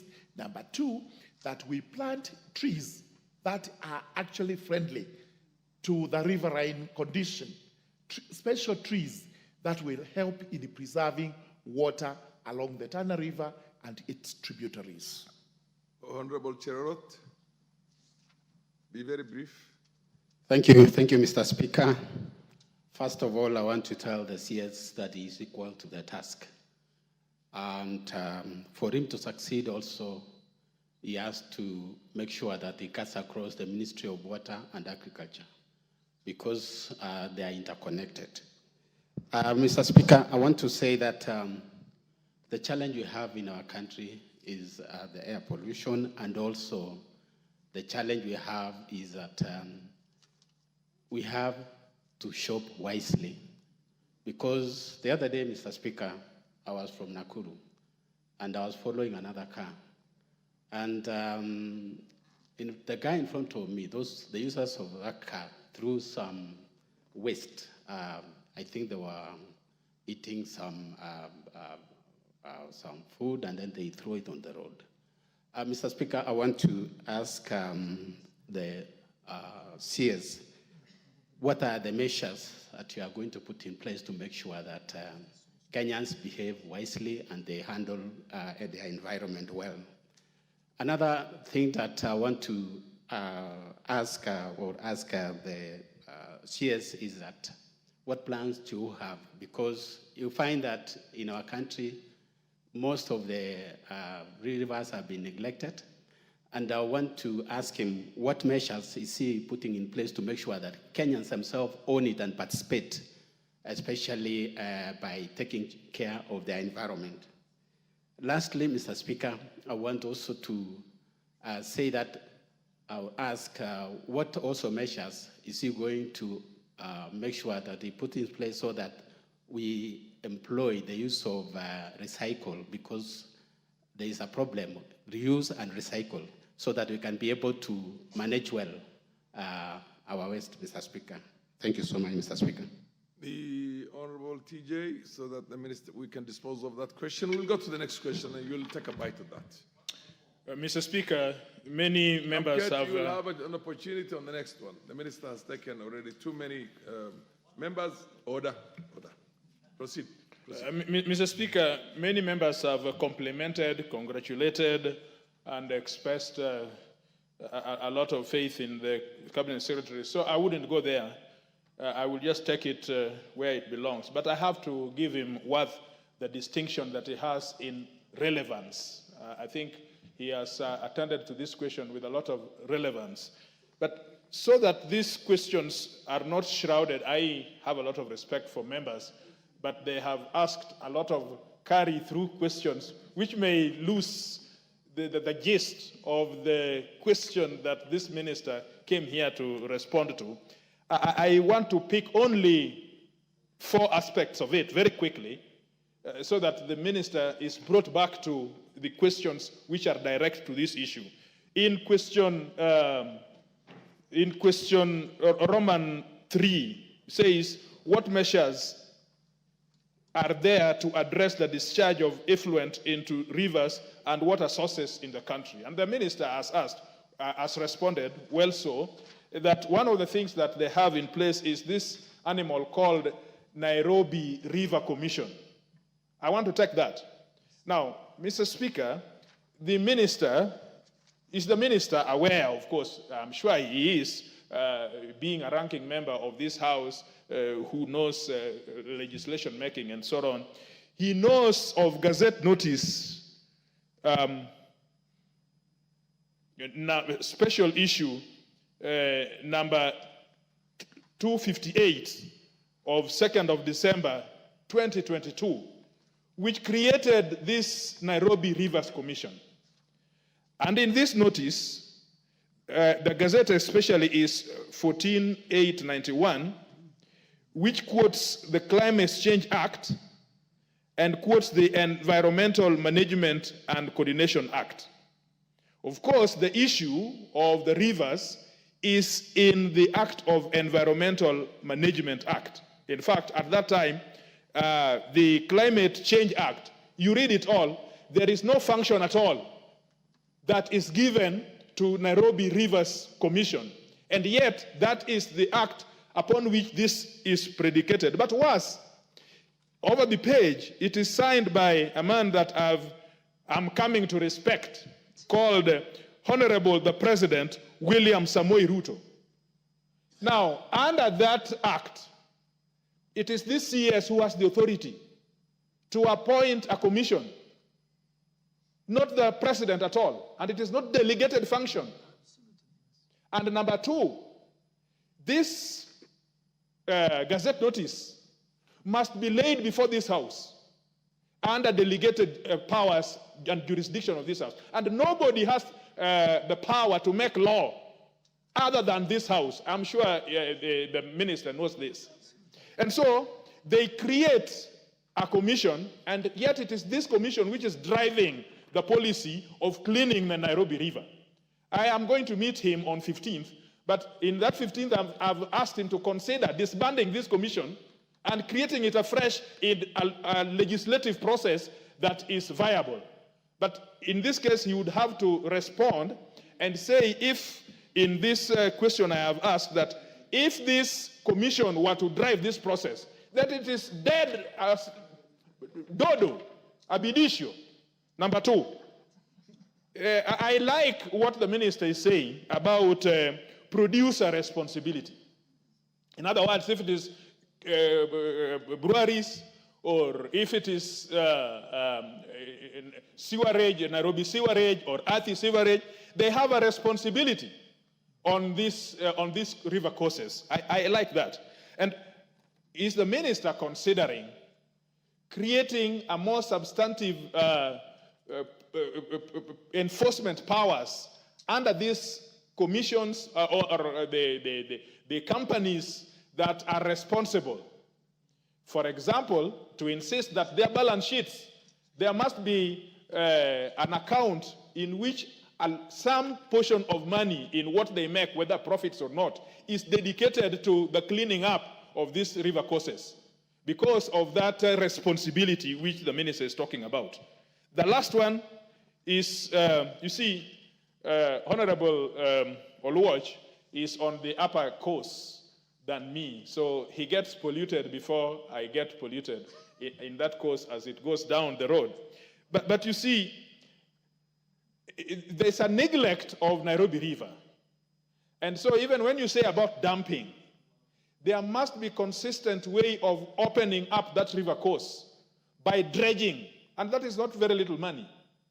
Dredging the course to keep it open so that the substances as they pass through, including medical affluents, Mr. Speaker, there are a lot of things that Oluoch and I, we see in that river coming from the myriads of clinics. There are more clinics than there are people. I don't know whom they are treating, but there is more clinics than there are people. And all that affluence is coming down the river.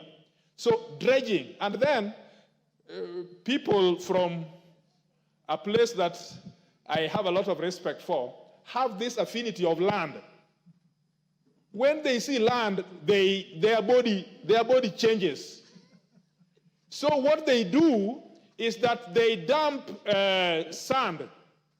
They dump quarry sand on the coast of the river so that as much as it is getting constricted, Mr. Speaker, this is very important. The chair has given you an inordinately long leeway for you to make your case, but don't turn this into a very long speech. I'm most obliged. I'm most obliged. And you know, you and I are now the remaining ranking members in this House. So, Mr. Speaker, but the point is this, that these people are dumping quarry sand in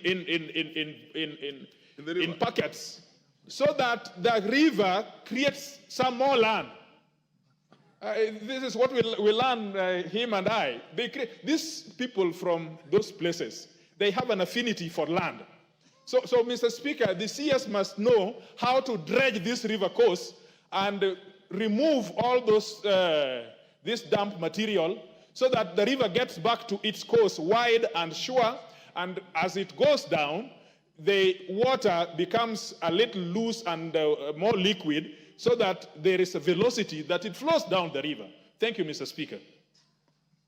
CS, one serious takeaway, just to add on, is that if I got him right, he is saying, what regulatory, is it going to be a new piece of legislation that's going to give you more teeth than you've had before for you to be able to perform all this raft of very ambitious things, or you can do it through like regulations? Is that right, Mr.? Oh, okay, fair enough. Thank you, Mr. Speaker. Mr. Speaker, and you are a ranking member. Maybe TJ follows you, and the Honorable Kamket has not had, because he's not very far from Honorable TJ, but the senior senior ranking member is the Speaker. Mr. Speaker, this House, and Honorable TJ, and you know, the laws are there. The problem in our country is enforcement. Fair enough. And I'm going to deal with enforcement. And the man in charge of enforcement, whether it is noise pollution, whether it's waste management, whether it is environmental degradation, Nairobi River, dam sites, if all of us, the leadership, we work together, I want to assure you that the people who have been given the mandate. Why does NEMA has police officers and other agencies don't have? It's because how important environment is. So Honorable TJ, I agree with you in creating the Nairobi River legal notice 14891, there are issues. But we are very lucky. I don't want to be accused, but now we have an Attorney General, one of the most brilliant women, I think, in Kenya. I will sit with her when the executive order is signed. Nairobi River comes to my ministry. We will sit with her. We want to work within a legal framework. Secondly, all that you're asking about Nairobi River, the 30-meter riparian size. We will drench Nairobi River. We will build embankments so the river comes back to its course and carry the water. But what I will do, because that presentation was done to His Excellency the President on Monday by our team, I will look for a day. I invite the Nairobi leaders, and we will show you the plan we have.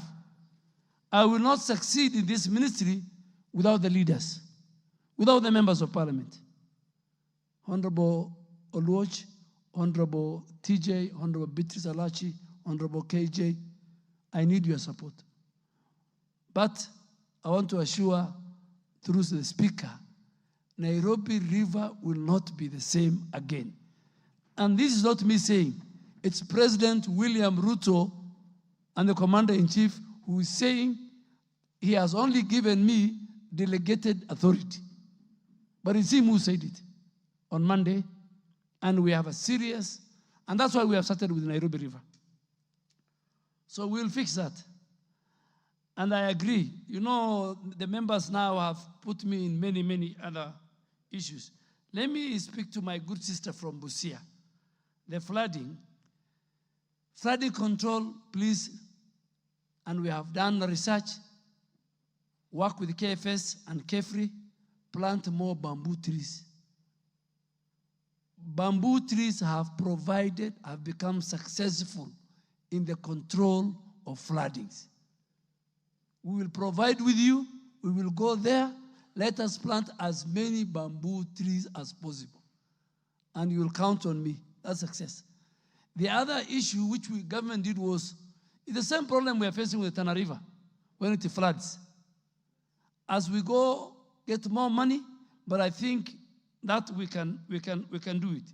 Because it's an intervention also for restoration of the ecosystem. If you mix it with the indigenous tree species, our honorable women rep, and even planting in the riparian areas, I can tell you that is a quick solution we can start with. On the challenge, Mr. Speaker, on Tana River by the Honorable Mulugara, I've missed you. There are times, Mr. Speaker, during our days, it was difficult, if you allow me, during our days it was difficult to impeach a deputy president. And the reason was we had the numbers. We had 145. And you know, if you have 117, you survive. So as we were aligned to William Ruto, we had 145, and Murugara was our lead counsel. So the problem of the challenge of siltation in Tana River is that we need to protect the water catchment areas through planting the right species. Tell the people not to plant eucalyptus. Eucalyptus trees will finish.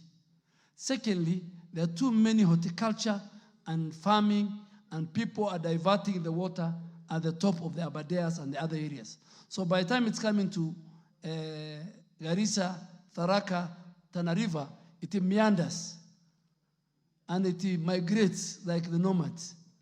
So even farmers, palms, this month is here, the next month it's in a dry area. And I agree with you, but let's help. Honorable Wino, very good point. I have talked to NEMA, we'll work with the county. we must ensure working with the Department of Physical Planning, and we'll come up with a holistic land use for even our rural part. But the NEMA person on the ground Order, must... Honorable Oluoch, you are supposed to be listening to the minister because he's answering the things you asked. Proceed, Minister. Thank you, Mr. Thank you, Mr. Speaker. So, Honorable, we know your point is very valid. I will prepare it conclusively, but we will deal with it. There was the issue of the solid waste management. The problem I have, and let me be very frank to the House, most of the challenges we are facing with waste management, noise pollution, environmental issues, all these are devolved. All these are devolved. And nobody in the counties wants to take care. I mean, we must face it. We must face it. And as I talk to you, let me start with Nairobi. And the president has really helped the county government of Nairobi. We will help him in terms of resources because we will not deal with Nairobi River if we don't fix the old depleted sewer system in Nairobi.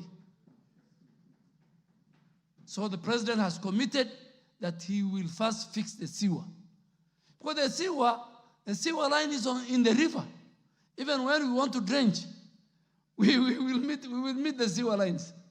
But yesterday, the president has committed, and please, when it comes to the House, the budget, support it. Because we want to fix that sewer line and maintain it properly.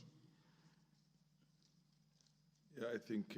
we shall use what you call the expanded responsibility.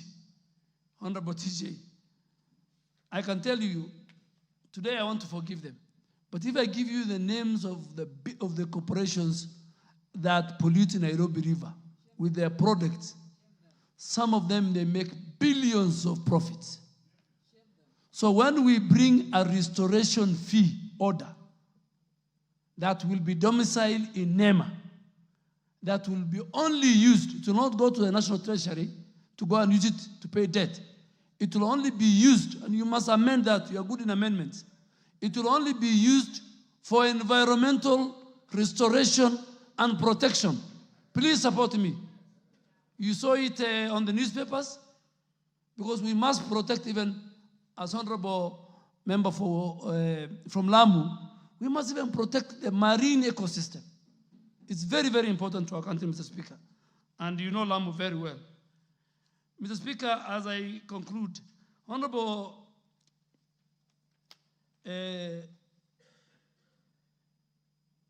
Oluoch, you are a very good man, but please, I am not a Somali minister. I am a Kenyan minister. And that is the oath I took. But you are better, at least you have called me Somali. Some called me warrior, which is very, very demeaning. It is very demeaning. It's better you call me Somali, but not warrior. Warrior is very demeaning. It is a shame. Those people of mine, they have no choice. There are 15 of them who have not complied, the slaughterhouses. 2 have complied. They will not be closed because of competition. And I agree with you. I know who wants to close them. They employ a lot of people. But what I want you to do, the Korean government has given NEMA some facility to deal with affluent not to come to Nairobi River. I want us, we sit with us in my office with you and NEMA, and we agree on how we help them. Them do the business, and then they don't discharge their affluent to the river. So that I protect your votes, but I protect the environment. You know, and tell them what the leader said. I think, Speaker, Speaker, I have finished. Yes. We are, the only good thing Honorable Bichi said was, yes, we are working with the Kenya Curriculum Department to mainstream waste management into our school curriculum. We have already written to them so that our children, we teach our kids about waste disposal and waste sustainability. Thank you, Mr. Speaker. I think I have tried. Yeah, you've done ably, yes. and very well answered that question. Now we're going to the last question. The Honorable. The last one, I think, Mr. Speaker, if you allow me, is on saving our water towers. I think somebody asked, I think it was Honorable Murugara. We are doing fencing, we are doing restoration, we're involving the communities, and we are doing what is called Adapt a Forest Initiative. Thank you, Mr. Speaker. Then the last question, the Honorable Member of Parliament for Tigania. Order, honorable members, you will get a bite now. So wait until the question is asked. They're pretty much similar, and I know I've noticed the honorable member for Lamu, the honorable member for Kwanza, the honorable Kamket, all of you will get an opportunity to also weigh in on this. So just relax, hold your horses. Proceed, Honorable Mutunga, and ask the question. Thank you, Honorable Speaker. Honorable Speaker, allow me to thank Honorable Doyle for very ably answering the questions so far. And since I did not get an opportunity to ask him a question on the past questions that he has answered, if you can allow me, I will first of all start with that, then I ask my question. Allow? I would ask one question. No. Ask the question. Ask the question first. Okay, Honorable Speaker. In the follow-up question, then you can ask. My question, Honorable Speaker, is the rules are very, the tradition, yes. On climate financing. I would like the Minister to explain the structure of climate financing in Kenya while outlining the key actors and the benefits gained through climate financing to fight issues arising from climate change. In other words, to address the issues arising through climate change. Yes, proceed. The second question is to elaborate on how carbon credits are quantified and remunerated accordingly in the country and mechanisms in place to ensure that farmers who plant trees qualify for carbon credits. Very good. Thank you. Ministers, yes. Mr. Speaker, I have a lot of respect for Dr. Mutunga, very professional. When I saw his question, is what I grappled with during my vetting. I had to go and read on carbon credits, what it means. It's a very complicated thing. But Mr. Speaker, I wish to know that Kenya's climate financing structure comprises of a mixed international, national, and private sector financial flows, which are aimed at supporting our country's climate change, both in terms of mitigation and in terms of adaptation efforts. Because those climate financing deal with two. How do we deal with climate crisis? One is mitigation, the other one is adaptation. And this involves a multi-stakeholder framework. It involves integrated both public and private sector actors. It involves both bilateral and multilateral donors. It involves domestic institutions to channel funds towards addressing climate-related issues. And, Mr. Speaker, the structure of climate finance has key actors. Having said that, Mr. Speaker, allow me to highlight on who are these key actors in climate finance and what are their roles. The first actor is the National Treasury. And the primary duty of the National Treasury is the National Treasury is the primary custodian of all matters of climate finance and responsible implementation of our climate finance policy. So whatever we do with our climate finance framework,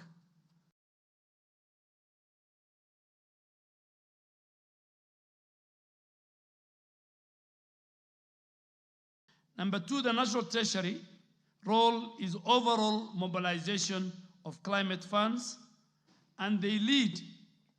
When we go to COP29 in November, they will be the lead people in terms of climate finance negotiation under the United Nations Framework for Convention on Climate Change, known as UNFCCC. The other function of the National Treasury is to establish a dedicated climate finance and green economy unit, which they did in 2016, and that unit coordinates, facilitates activities related to climate finance. Also, they are the current implementers in all our counties, I think even in Garissa and in Meru, where you come from. They are the implementers of a fund called Financing Locally Led Climate Action, known as FLOCA program. It's mainly run from the National Treasury, but the main stakeholders are county governments. Finally, Mr. Speaker, the National Treasury as an actor is the Kenya National Designated, the DNA, for Green Climate Fund. The DNA is in my ministry. It is domiciled in NEMA. That's where the register is for carbon market. But in terms of Green Climate Fund, the National Treasury holds the pen. The next group is the National Climate Change Council, ACTA. This is chaired by the President, and myself as the Minister for Environment is the Secretary. We have the Minister for Energy, we have somebody from the academia, we have somebody from the civil society, we have somebody from the marginalized communities, we have somebody representing the youth, and you passed it in the Climate Act Amendment 2 months ago, this House. I am at the stage of establishing that council. So what does this council do as an actor? This council's mandate is to provide legislative and policy direction. So whatever that comes to the House, whether it's a policy or legislative, it emanates. They do supervision, they do oversight, they do guidance on climate change across all levels of government, including even the climate finance mechanism that I've just talked about. It's called the Climate Change Fund. The third actor is the Interministerial Committee on Climate Finance, which was established in 2015 to provide leadership. Their function is to provide leadership on the climate finance activities in Kenya, including the GCF. The Interministerial Committee on Climate Finance is composed of senior technical officers handling climate change, climate finance matters from various ministries, from various departments, from various agencies, and even from the Council of Governors. The fourth actor is my ministry, Ministry of Environment, Climate Change, and Forestry. What do? We coordinate climate change actions in the country, and we are the focal point for this UNFCCC. We chair this Interministerial Committee on Climate Finance, and we operationalize the entity for Global Environmental Facility, which supports a number of our programs. The fifth actor is NEMA. What does NEMA do? As I said earlier, NEMA is the designated national authority for carbon markets in Kenya. The register is there. They do assessment when there is a carbon market project in your constituency. They analyze, they look at the law, and Mr. Speaker, I want to thank this House. The regulations for carbon market was passed last week, and for the first time, if, for example, there is a carbon offset project in Dr. Mutunga or the Deputy Speaker's, the Speaker's constituency, the community by law will get 40% of the proceeds. And the project will not continue until something called community development agreement is signed. before nobody was paying. There were many companies who were getting billions from even our soil carbon, and they were not paying anything. So NEMA is now mandated as a focal point. They co-chair the interministerial, and they do the implementing entity for the adaptation fund, and the direct access entity. Then we have the line ministries and state departments, and then we have the line ministries they must mainstream climate action in planning and budgeting. Then we have the county governments, the establishment of the county climate change funds. Many funds is going to our counties, and I think the Senate has an obligation to make sure that they also audit those funds. In our counties, the mainstreaming of climate action in the counties planning and budgeting process. I think the two final actors is the development partners. What do the development partners do? They have the provision of the climate finance and technical assistance. They include the multilateral, the World Bank, the African Development Bank. We have the bilateral actors, the European Union, the NIDA, USAID, CEDA, AFD, many of them JICA. Then lastly, we have the private sector. And what is their role as an actor in the climate financing? Their investment in low carbon climate resilient in terms of technologies and in terms of action. Kenya Commercial Bank, for example, is accredited by the Global Climate Fund. Equity Bank, Cooperative Bank, they have been nominated for accreditation. Kenya Private Sector Alliance, KEPSA, and Kenya Association of Manufacturers are members of the Interministerial Technical Committee. Speaker, the second, he asked what is the benefits of financing received?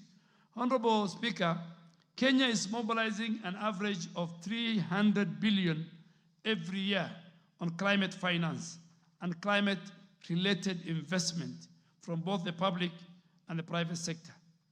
Some of the notable climate funding and projects in Kenya include the IMF Resilient Sustainability Facility of $544 million, the FLOCA program, which I said it is domiciled mainly in our counties, of $295 US, the adaptation fund of $10 million US, the Kenya Smart Agriculture Project, $250 million US, and the Climate Investment Fund, USD 70 million. The climate finance, Mr. Speaker, received by Kenya brings several significant benefits that contribute to the country's effort to mitigate and to adapt to the impacts of climate change. These benefits are many and they span across environmental, social, economic dimensions. They enhance resilience, they support sustainability, and they contribute to our development. Honorable Speaker, allow me to bring to the attention of the House that as a country, we have a significant climate financing gap, which hinders our ability to fully implement our climate goals, including those outlined in our country's national determined contribution. The full implementation of NDC requires a country to mobilize USD 62 billion. Despite the influx of international and domestic funding, the available financial resources fall short of estimated needs for climate financing. But Mr. Speaker, there are about 4 regulations remaining on climate financing, carbon market, carbon, even the registry, which I'll bring to the House next week. And we should be through, God willingly, before COP29 in Baku. I really want to urge the Committee of Delegated Legislation. They have really helped me when I was in defense, and even here when I'm in environment. We argued our case, and last week they really supported the first regulations. Once we deal with the legal framework, Kenya will be ahead. Kenya will be ahead of many, many countries in Africa in terms of how prepared are we for carbon market.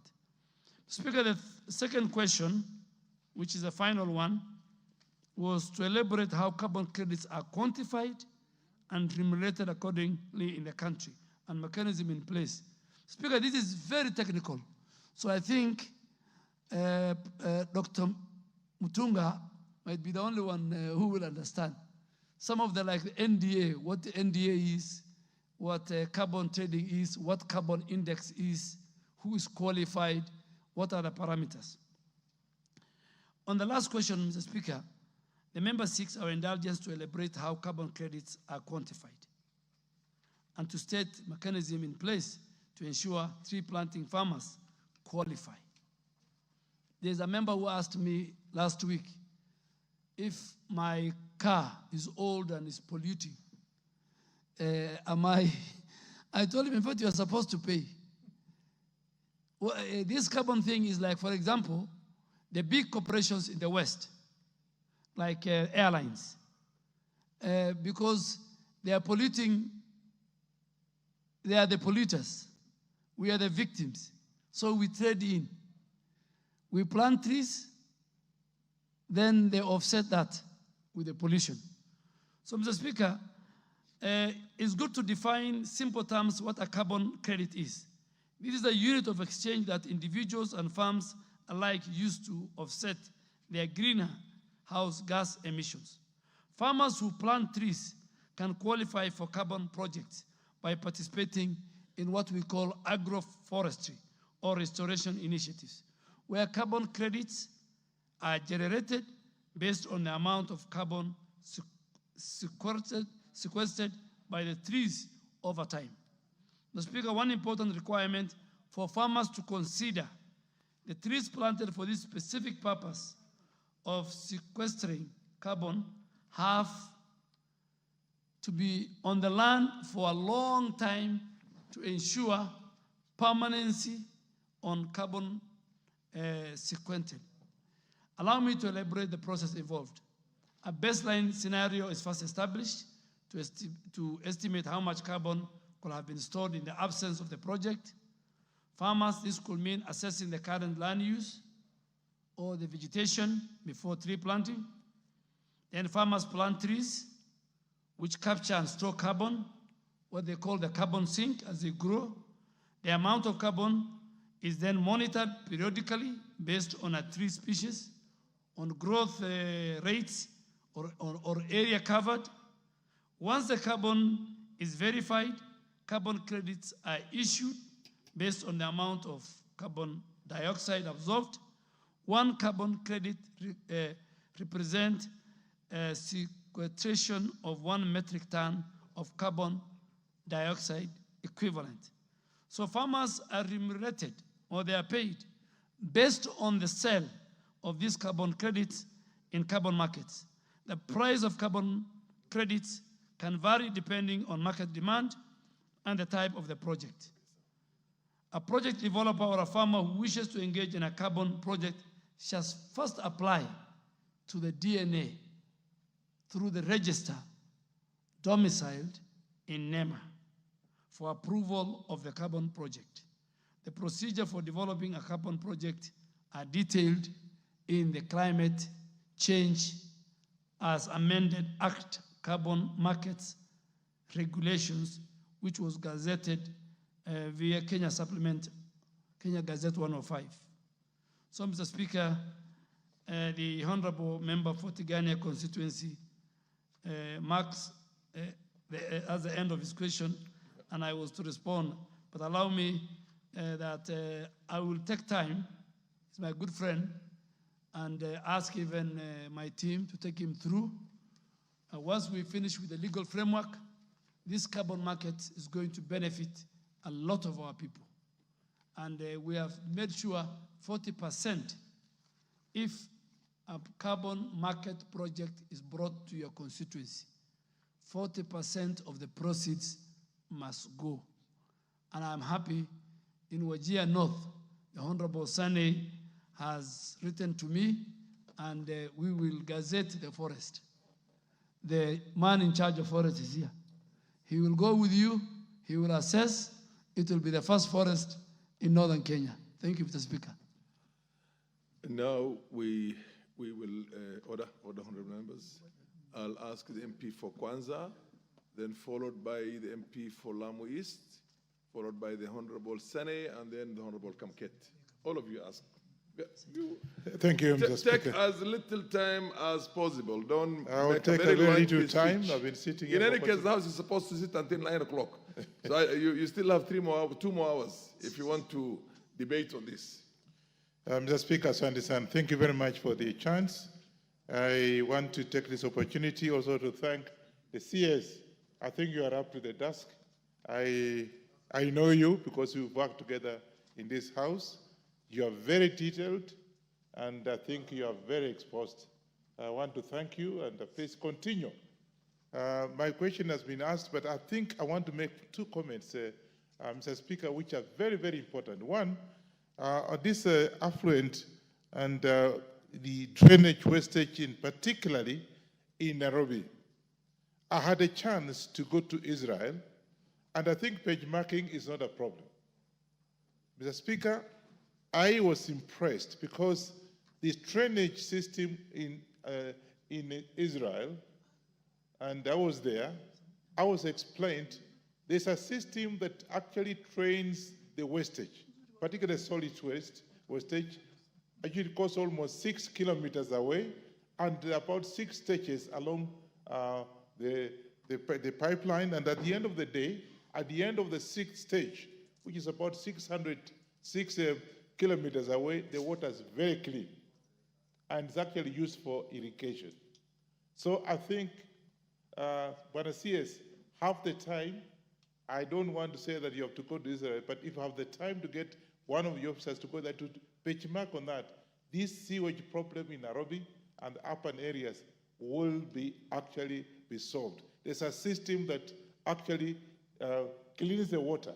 At the end of it, you can't believe it, it's a clean water for irrigation. Secondly, I think on the wastage, on the afforestation. MP for Kwanza. Yes. You have an opportunity to ask a supplementary question. What? Can I just finish? The opportunity is to ask a question. Well, but if you're going to make, you get a leeway, but don't make a long speech of all your experiences in Israel and everywhere. Proceed. I will proceed. And I also, because I said my question was asked, I also want to find out whether there's any plan, because of afforestation, which is an issue, whether you have some plans, particularly on highway. And again, I want to say this, go to Denmark, you will see there's the government, I think, on the environmental, because I've got to one of my family members there, I saw along the highway, they have planted a lot of trees. And therefore, I also want you to take time to be able to benchmark in Denmark and see along the way, because you have, I think, 6 meters from the main stage, and there's nothing. You can plant trees there. I also want to see if you have also the time to be able to do that benchmarking in Denmark. Fair enough. Thank you, because my question was asked. I just want to Okay, share this experience with my former colleague. Okay. The Honorable Member for Lamu East. Manners, no manners. Lamu East, the Honorable Raphael Wanjala. You're not on the chair. Don't tell the Honorable MP for Kwanza to sit down or to rise up. Proceed, Honorable. Asante Bwana Spika. Nami kunipa hii nafasi nipate kumuuliza waziri maswali yangu. Mwanzo nichukue nafasi hii kumpongeza waziri. Kusema la kweli hapa bunge tumekumisi. Tulikuwa sauti tunaisikia sana hapa. So sasa hivi umekuja tumekumbuka ile sauti yako. Mimi ulipopata hii nafasi nilifikiri huyo mfugaji na mazingira ni vipi, lakini sasa hii nimeona umekuwa bingwa wa kuhifadhi mazingira. Ukizungumza inatoka rohoni kabisa, ukishughulikia mazingira inakufanya upende. So naona ushaingiliana uko vizuri na pongezi kwa hilo. Swali langu la kwanza ni, kuna wakati niuliza swali. ya juu ya Siu, kuna kampuni inaitwa Zarara ilienda ikachimba kule gas, hawakupata, wakafunga, lakini kile kisima hakikufungwa vizuri, kuna fumes zinatoka, moshi unatoka hapo, watu wakaogopa, na hiyo maeneo pia yamebadilika rangi, na kuna mtu yule alikuwa kilinda hapo alifariki. Sasa watu wameanza kuwa na wasiwasi. Nilipouliza swali hilo hapa bungeni, nikajibiwa kwa maandishi. Wakati huo ni mabadiliko yalikuwa yametokea, so swali langu likawa halikujibika vizuri, nikasema nijibiwe tena, sijatosheka, lakini mambo ikapotelea hapo. Kwa hivyo naomba ile swali langu, kama leo mnaweza kunijibu sawa, kama hamwezi mhakikishe nimejibiwa, manake ile iliyozungumzwa haikuwa sawa, si vile kulivyo huko mashinani. Fair enough. Ya swali la pili, waziri, nimekusikia ukisema okay, mambo ya hizi takataka iko kwa county. Ni kweli iko kwa county, lakini mimi hapa sina uwezo wa kwenda kumuuliza county, niko kwa bunge hili. Mimi nitakuuliza wewe. Kuna maeneo kama Lamu Mashariki, eneo ambalo Lamu Kenya nzima kwa kupanda miti tuko 42%, namba 2 Kenya nzima. Lakini utaona eneo bunge langu, eneo bunge la Lamu Mashariki, tuna vijiji 23. Tuna upande wa msitu na tuna upande wa bahari. Na watu wangu wanang'ang'ana kuhifadhi. Lakini hakuna mpangilio yoyote, hakuna alama yoyote ya kuonesha kutoka kwa national government au kwa county government kama kuna kitu inafanywa. Mnatupatia morali vipi? Naona waziri ukizungumza ukataja angalau upande wa marine, wa bahari. Na kuomba uliingize kwa fikra, kwa sababu hapa bunge nikikaa, waziri yoyote akija, hakuna mtu anataja Lamu Mashariki. Kwa hivyo wewe umeikumbuka Lamu Mashariki, naomba utufikirie, maana kule kwetu hakuna hata pahali birika imetengezwa ya kuweka takataka. Hizo takataka zote zinaikwa kwa bahari. Kwa hivyo nataka ulifikirie hilo, kama kuna mpangilio yote na sisi utufanyie. Asante. Au kama huko umefanywa uniambie ni gani, na mimi niko ground sana, sijaona pahali. Asante. Mheshimiwa wa Wajir North. Thank you, Mr. Speaker. Before I ask my supplementary questions, I want to correct. I thought you were going to ask in Kiswahili the way there was. But proceed. Unfortunately, I look forward to a day when the Somali language, which is being the language of many, many millions of Kenyans, will be an official language, and then I would have done better. Mr. Speaker, I want to correct two issues the minister pronounced himself on. One, I appreciate his generosity that he wants to gazette Bute Malawa Forest. This has been gazetted 4 years ago. All I requested him is to operationalize the 19,000 hectares of land generously given to Kenya Forest Service. So it is already gazetted. I wrote to you for its operationalization, Bwana CS. One other statement he made remarks in regard to one scientist around, an environmentalist. Speaking in front of you is equally an environmentalist on matters at hand, Mr. Speaker. So you should not think that there's only one environmentalist in the House. And going straight to the issue, the climate financing issue. Mr. Speaker, there is a paradox globally that climate financing is not purposed to stop climatic abuse, but rather the rich nations want to abuse the climate so that they become richer and the poor ones continue suffering. So all that they are trying to do under the concept of climate change is to cut out a balance between adaptation and mitigation. That's all they are doing about climate change, to strike a balance, so that those who are endowed can at least give the wealth they have sinfully acquired, to use the right word, in abusing the environment, to the vulnerable ones, the poor third world states. That is what climate change in a layman way means, Mr. Speaker. And in so doing, the structure is as complex as climate change itself. It is hard to understand this issue of carbon credit. Hard, very complex. It is driven by the same selfish, rich abusers, Mr. Speaker. Now the issue. For us to come to the bottom of climate change financing, we know that the rangelands are the biggest sequester of carbon. It is a scientific concept. And where are the rangelands? Where you come from, Mr. Speaker? Where I come from, the northern Kenya, what we call ASALs. This is the biggest sequester of carbon that is a nuisance to the ozone and climate change. What structures are there? What mechanisms are there? And the most affected, the most vulnerable to climate change is, unfortunately, again, the pastoralists. The sequester, the vulnerable in equal measure. So how far is carbon financing established to make sure that those who are most affected and those who are to be the sequester of this bad element is at the core of it, is something I would wish to hear from the minister. Then, for us to structure climate financing, Mr. Speaker, there is a big data and knowledge gap. Data and knowledge gap. If you have big data and knowledge gap, it goes without saying that you can't come up with adaptation mechanisms appropriate to the risks. And consequently, what will arise? We will have a fragmented financing architecture too, that our climate financing will be fragmented.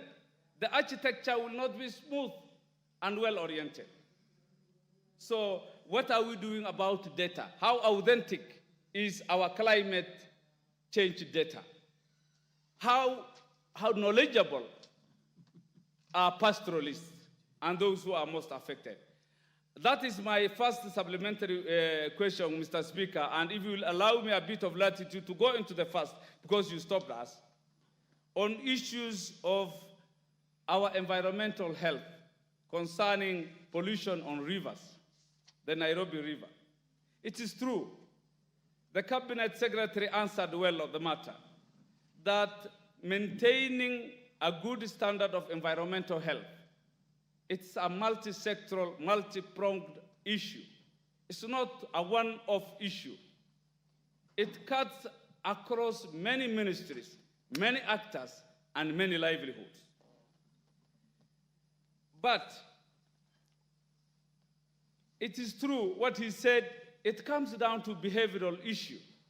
We have informal settlements in Nairobi. How do we behave? The culture of disposing waste. But of concern to me, how is our sewerage system, is it being improved to make sure that effluents, raw effluents, human defecants do not go into our aquatic ecosystem, into our waters? And that tells me... Honorable Sane, you've had a very long leeway. Ask one question now. You should be in the Committee on Environment and you should be giving all these ideas at the appropriate places.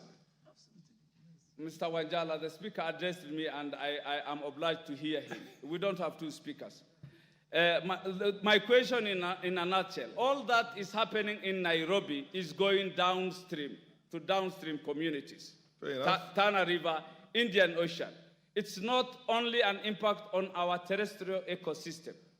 What are we doing on these effects on our aquatic ecosystem? The minister will be at liberty to say that he was prepared for this question, or maybe give another day to answer some of these questions. They're very technical, and ample prior preparations is always important. Now I said Kamket, followed by Mgwen. You were supposed to have had. And Mutunga, you will get the final bite because you're the questioner. Order, Honorable Wanjala. Order. No, he's been here much earlier than you. And then the MP Oyula, Butula, and then Wanjala, you're the last. And then, of course, the questioner. And then be very brief. Thank you, Mr. Speaker. I'll be very brief. Mr. Speaker, while I want to appreciate the Cabinet Secretary for his very articulate replies to our questions, and I want to state, Honorable Speaker, that the Honorable Duale is a seasoned politician. And in fact, Mr. Speaker, in terms of seniority, in terms of loyalty, he has a proven record in serving with the Excellency the President. In fact, Honorable Speaker, in the current circumstances, if there is anyone who deserves, should our motion go through to become the Deputy President of Kenya, is the Honorable Duale.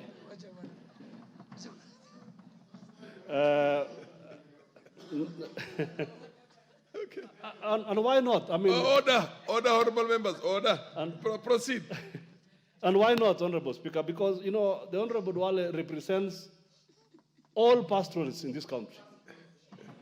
And the pastoralist community and population is not a small one. And somebody said, together with the Muslim population. Anyhow, Mr. Speaker, I have a particular question, and I need your guidance, Honorable Speaker, on this. Some time back, about 5 months ago, the women rep for Baringo, Honorable Jamatia, brought a petition to this assembly. And that petition was correctly directed to the Committee on Public Petitions on the matter of an imaginary forest called Mukutani. Mukutani is a place that lies between Baringo South and Tiati constituencies. The information I have, Mr. Speaker, is that the ministry has been frustrating Parliament, particularly the Committee on Public Petitions, on this matter. I want to confirm to you, Mr. Speaker, that indeed there is no forest in Mukutani. What has happened is a gazettement of a particular area illegally for the Honorable very, Kamket, yes, Honorable Kamket, yes. You have brought an issue that is not on the order paper today. I just want the Cabinet Secretary to answer this. But you see, it's not the questions. The issue is this, Mr. Speaker. Let me just go straight to it. That is it government policy? Is it policy, Mr. Speaker, that the government can decide to wake up one day and gazette a place that is populated by people and their livestock and their animals and whatever, and they designate it as a forest where there is no forest in the first place? Order, Honorable Kamket. You don't lazily, and I use this word, come in and try and turn a question that was filed by an honorable member on a substantive matter and turn it into a debate that's in your mind. Put that question yourself. That's what I'm doing. Proceed. And Yes, put on the question. yes, Mr. Speaker. But you can't turn this one right now into that debate. No, it's not a debate, Mr. Speaker. Order. Can you ask a question? Yes, Supplementary question on the matter of the question by Honorable Mutunga, 130/2024. Please, let us stick to the rules of the House. Thank you, Mr. Speaker. Yes. Mr. Speaker, the beauty of a Because when you say that, then other members of parliament who come from the same area will also demand to be given a right of reply.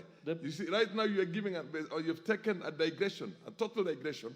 The House, the rules do not allow that.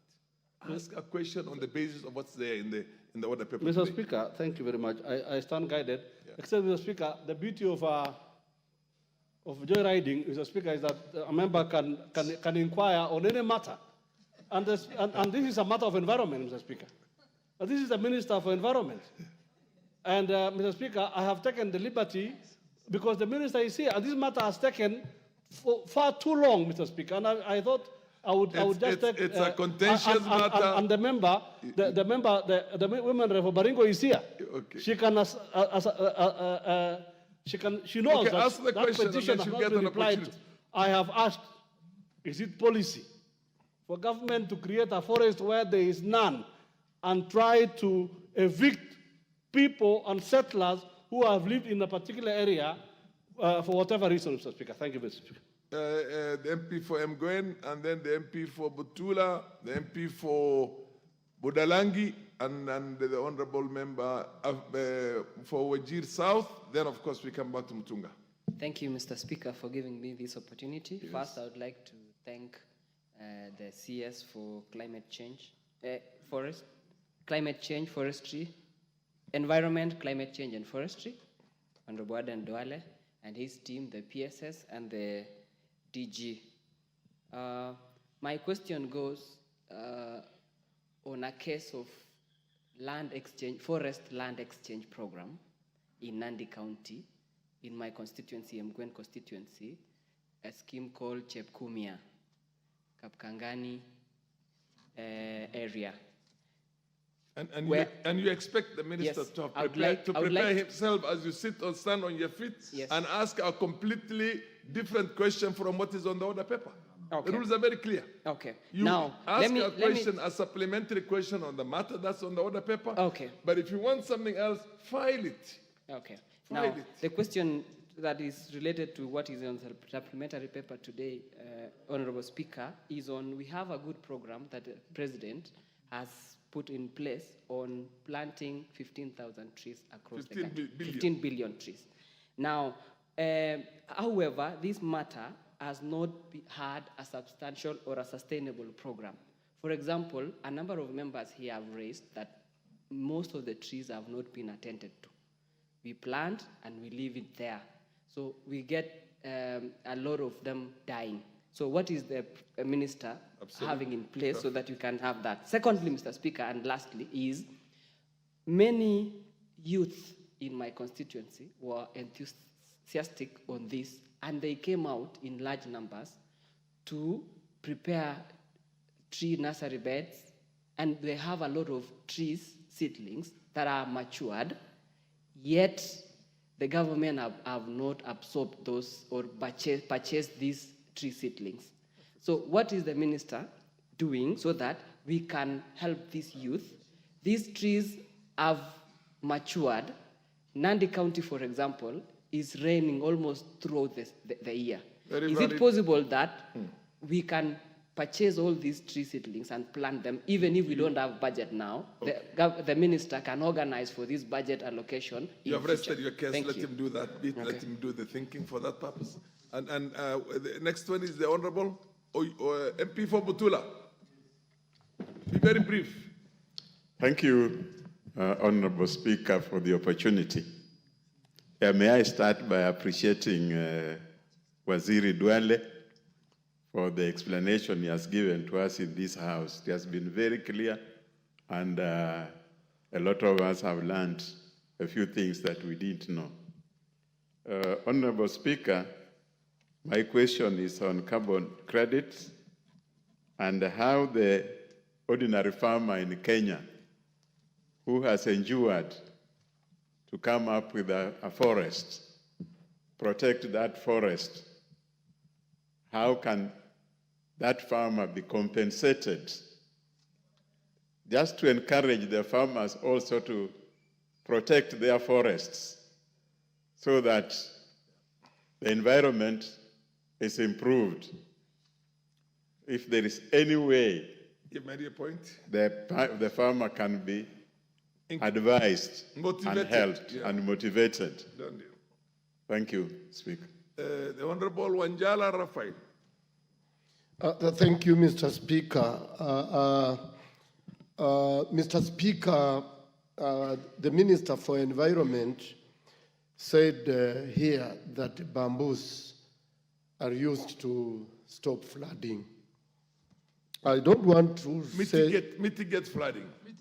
Sorry, mitigate There's a difference flooding. between stopping and mitigation. No problem, mitigate flooding. Proceed. I don't want to challenge him, but I want to tell him that flooding is a different thing, and mitigating flooding is a different thing.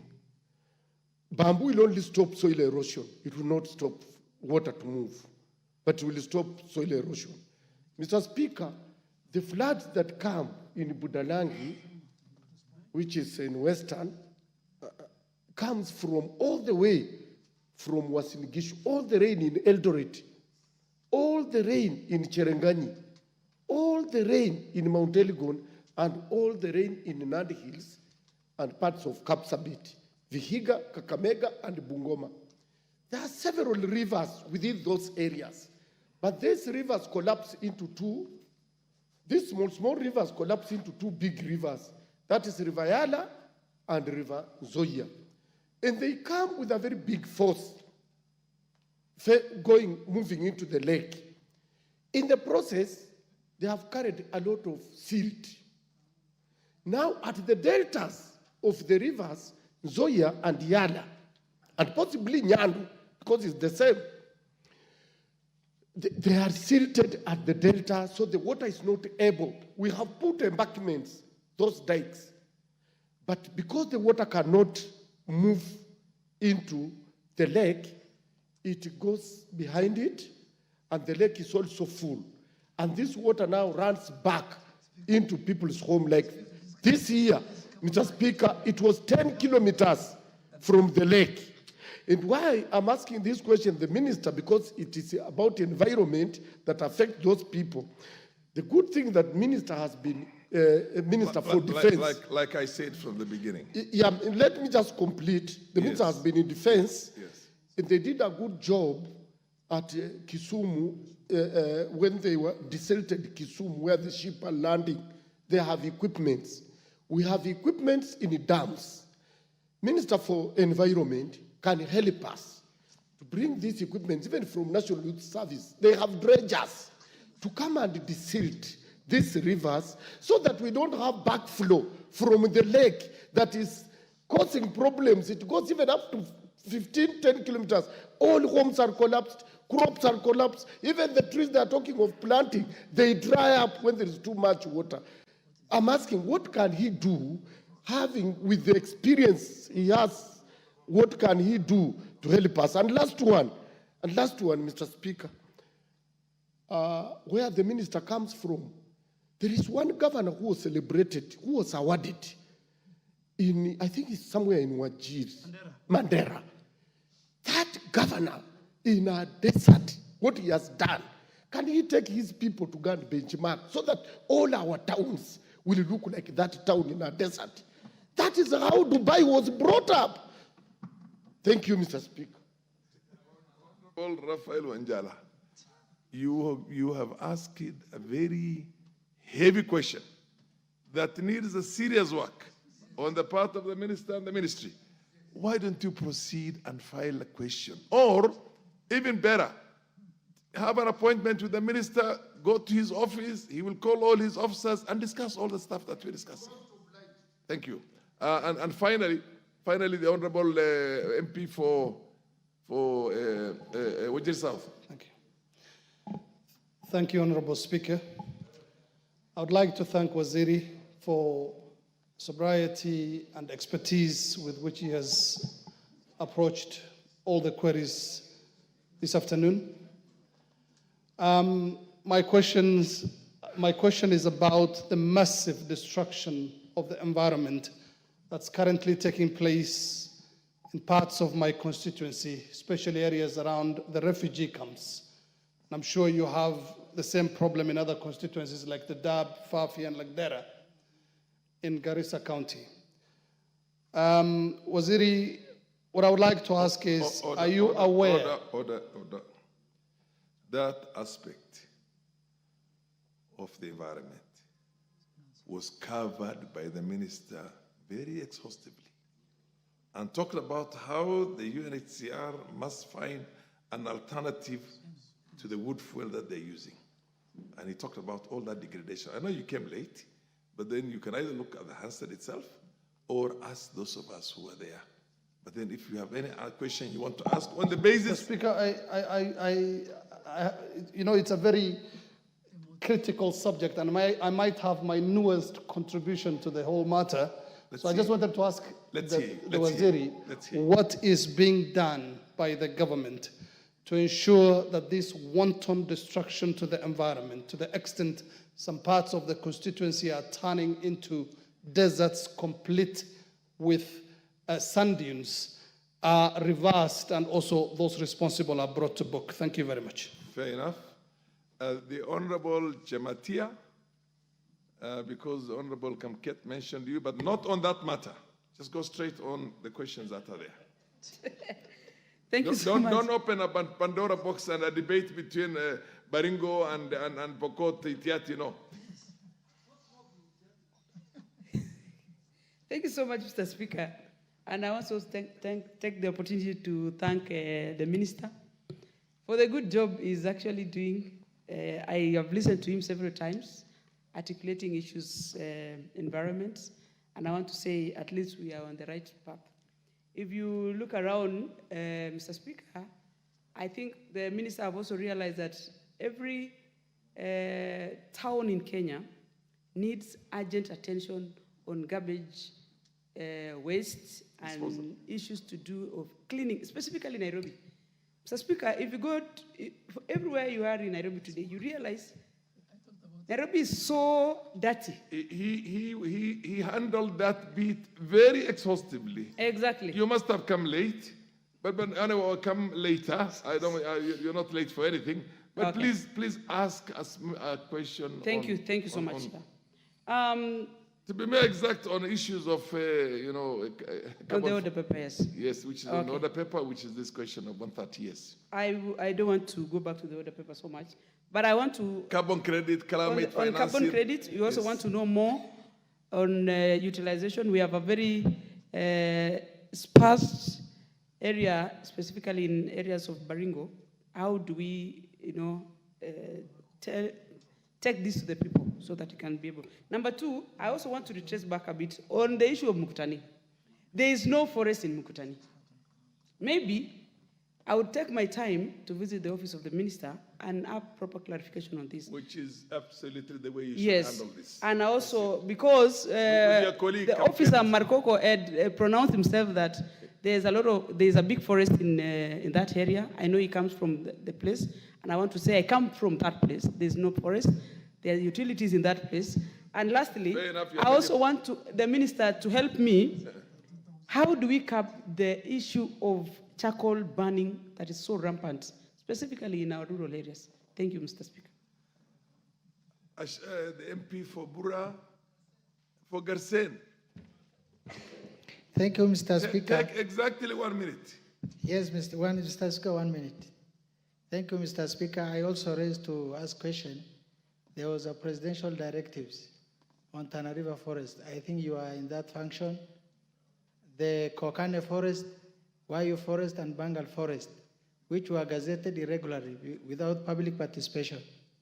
Also, Mr. Speaker, there is the sea intrusion into the delta, distracting farms, forest, grazing land at Kalota. I'm happy that DG NEMA is there. Even if the minister is new, I don't know what action is NEMA or the ministry is taking. Also, the last one, Mr. Speaker, the floods really affect the Tana Delta. And also the issue of Prosopis Madenge, which is really destroying our grazing land, our environment. What action is the ministry taking to curb the Madenge menace? Thank you. Order MP for Garsen, for Galole. Garsen. For Garsen. Those are entirely different questions from what is on the order paper today. When this order paper is prepared well in advance and sent to the ministry concerned, they prepare themselves for questions that are supplementary to the matters raised in these questions. Now you are raising an entirely different thing. But he has an answer on the fingertip. Order. Well, he's at liberty if he has any information on that which he wants to give you now, but I would advise you, go and file questions on exactly. Members of Parliament don't have to be lazy and just wait. What do you call it? To ride on, is it? What was it called? Joyride. To joyride on the questions of others and literally change the whole substance of what's being asked there and ask an entirely different question. Please, let's have I was in this house myself when you will not be allowed at all to raise a matter that essentially is not on the order paper. Most obliged, Mr. Speaker, but I kindly ask because the people of He will give you another taking, I'm sure. You can go and see him in his office. You can file another question, but I doubt if he has answers for the issues that you have just asked now. Now, Mutunga, ask your final bite, and then the minister is going to dispose of, is going to answer everything that was raised. Thank you, Honourable Speaker. Honourable Speaker, before I ask my question on climate financing, a supplementary question. There was the issue of Nairobi River that I needed the minister to explain a bit. To what extent is the government going to develop the Nairobi River? Are we just cleaning it up, or do we envisage possibilities of making it like we see in other towns when you go? A channel crossing through the city, then hotels are built on both sides, and it can even have restaurants that are movable, that are mobile. So I don't know to what extent are we developing, and is the county government of Nairobi really part of that? Because it can be demarcated, the embankments can be done, dredging can be done, and we can have channels that can actually develop some touristic attraction for this country. Now, when it comes to climate financing, I like the approach the minister has taken. I listed the institutions to around 9 or 10, and I have just been wondering, what are you doing? When are all these institutions meeting and coordinating? And how are they focusing on simplifying these complicated issues so that we can have a formula like M-Pesa, where a farmer or they say anybody has got a piece of land that they want to do to cause carbon sequestration by establishing a woodlot or a forest cover. And then we can have a simple formula of quantifying. You are very able scientists, and I believe they sit on the negotiation tables during the UNFCCC negotiations. So I believe they must understand what is happening. And these people across who are fund donors use this opportunity to delay development in this part of the world, as my friend there put it, that they make it more complicated every year, so that you keep on negotiating and negotiating. Why can't we circumvent this as a country and benefit from this? And I know Kenyan farmers are very willing to go that direction because they're looking for alternative economic activities. Thank you very much. Minister. Mr. Speaker, as an old leader of this House, I will answer all the questions, including the one for Mheshimiwa Kamket. But let me start with my very good sister, the member for Lamu East. Mr. Speaker, if you allow me, at one time, she's called Captain Rueda. At one time, she was a captain. Me and President Uhuru and President Ruto, she carried us in our campaign. And when I was a leader of majority, every day she used to bring a question. So she's a very, very active member of parliament. And I have been to Lamu East. I think me and Professor Kindiki, we were the first ministers to land in that island. And then our president followed us and did the first road. I hope that road is working on it. I want to assure you, even this morning, one of our biggest partners as a country, the Germans, the German ambassador, I was discussing with him how we can work together on marine ecosystem, marine, mangrove, and everything. And the first constituency will be you. You know that. She's a great leader. She even helped me, Mr. Speaker, and the Kenya Defense Forces when we were dealing with insecurity in Boni and Lamu. There's one leader who's there. Honorable Sani, Mr. Speaker, is a good friend of mine. And I want to tell him today that I am an expert on climate issues. And there are two ladies in the Ministry of Environment. One, she's called Dr. Pacifica. She's the head of Climate Secretariat. And one is called Dr. Omambia. And their team, I have never met very competent Kenyans on climate change. But climate change and climate carbon market, all that we are dealing with is what you people passed under the Climate Act and Climate Amended. Speaker, in fact, many of the questions members are asking me is in the Climate Act as amended and the carbon market regulations that some of them were passed. And I really want to thank the House. Honorable Sane, I looked for that Gazette notice. That's why I said, if I can't find it, I will Gazette it again. But because I have asked the Chief Forest Conservator, we are going there. He's going to operationalize that forest. And I want to assure you, the request for operationalization has been received by the leadership and the board of KFS. They are working on the plans and the resources and mobilization. And take it from me, it will be done. But on climate issues, don't go that route. It's a very, very complicated. And climate carbon, Mr. Speaker, and climate market is international. Even the people we are dealing with, they are the polluters. Who are the polluters? They are not in the global south. They are not in Africa. They are in the global north. So, Mr. Speaker, we will make sure that we deal with this matter. There was an issue on how do we deal with the pollution upstream. I think the moment we deal with the Nairobi River, and the Nairobi River, just to answer the last question, I think it was Honorable Chamatia. Nairobi River will be like the Thames River. 30. It will be one of the legacy signature projects of President Uhuru Kenyatta. And the county government of Nairobi is working with us. And we are going to put enough resources. And we're employing 20,000. People will, Mr. Speaker. No, that was a slip of the tongue. He meant President William Ruto, not Uhuru Kenyatta. I mean President William Ruto's signature project. Order. Order, Honorable. Mr. Speaker, order. Proceed. I spoke for President Uhuru Kenyatta for 8 years as a majority leader. And there's nothing wrong saying President Kenyatta. He was our leader. There's nothing wrong.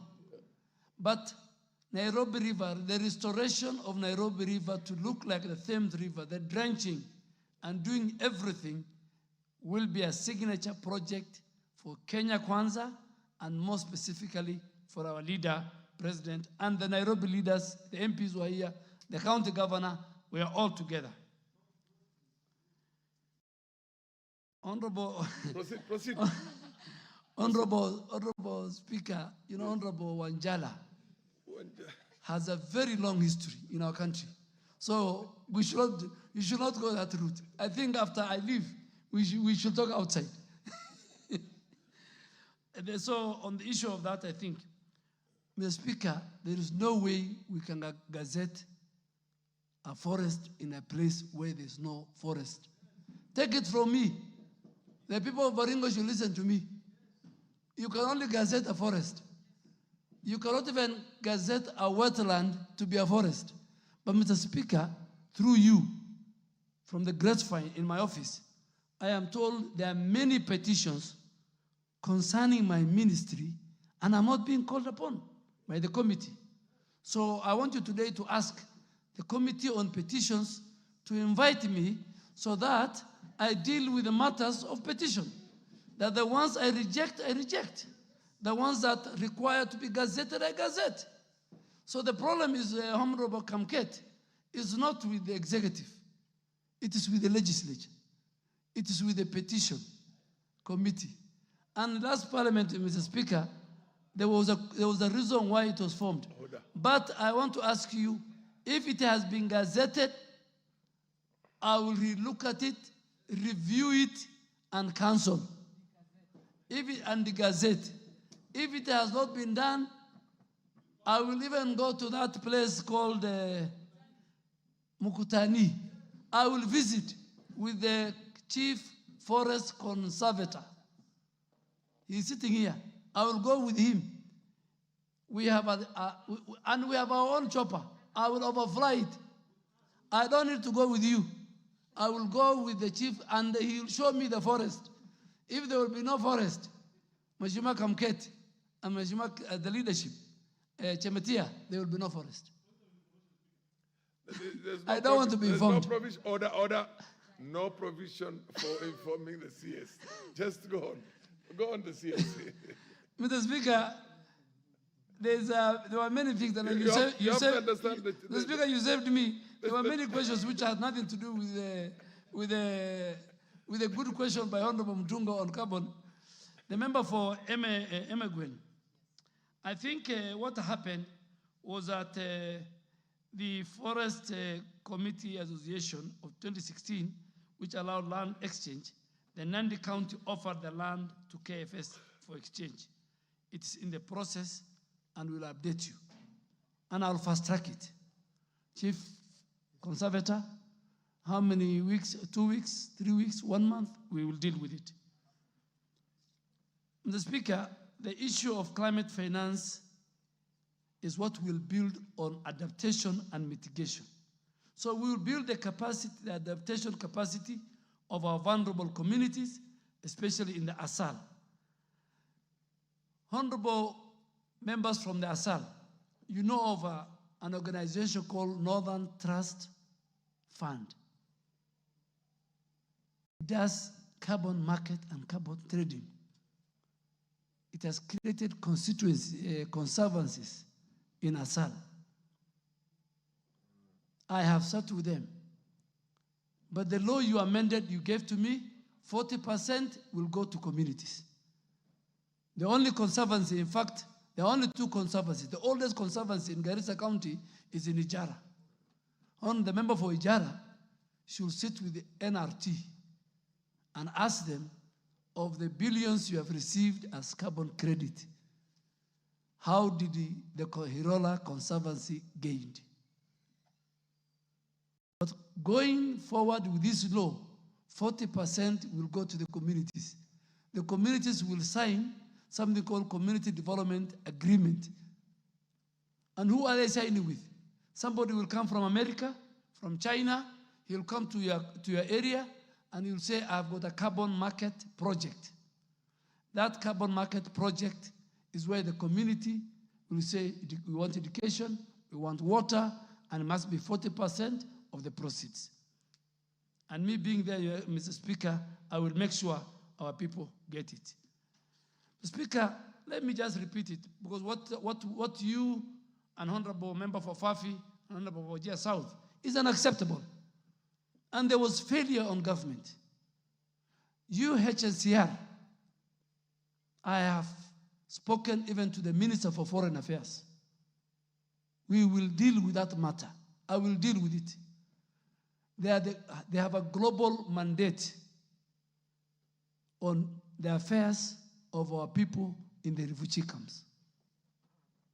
We have nothing against, as the Kenya government, against the refugees. But UNHCR, whether they like it or not, they must provide an alternative source of energy to fuel wood. Absolutely. If we have to do 60% of the 15 billion tree growing strategy of the president and the government in the dry areas, and somebody is cutting, and Honorable Ado of Wajir South, please with your colleagues led by the speaker on the chair, I want us to go to that area. Ban those firewoods. Take the international community.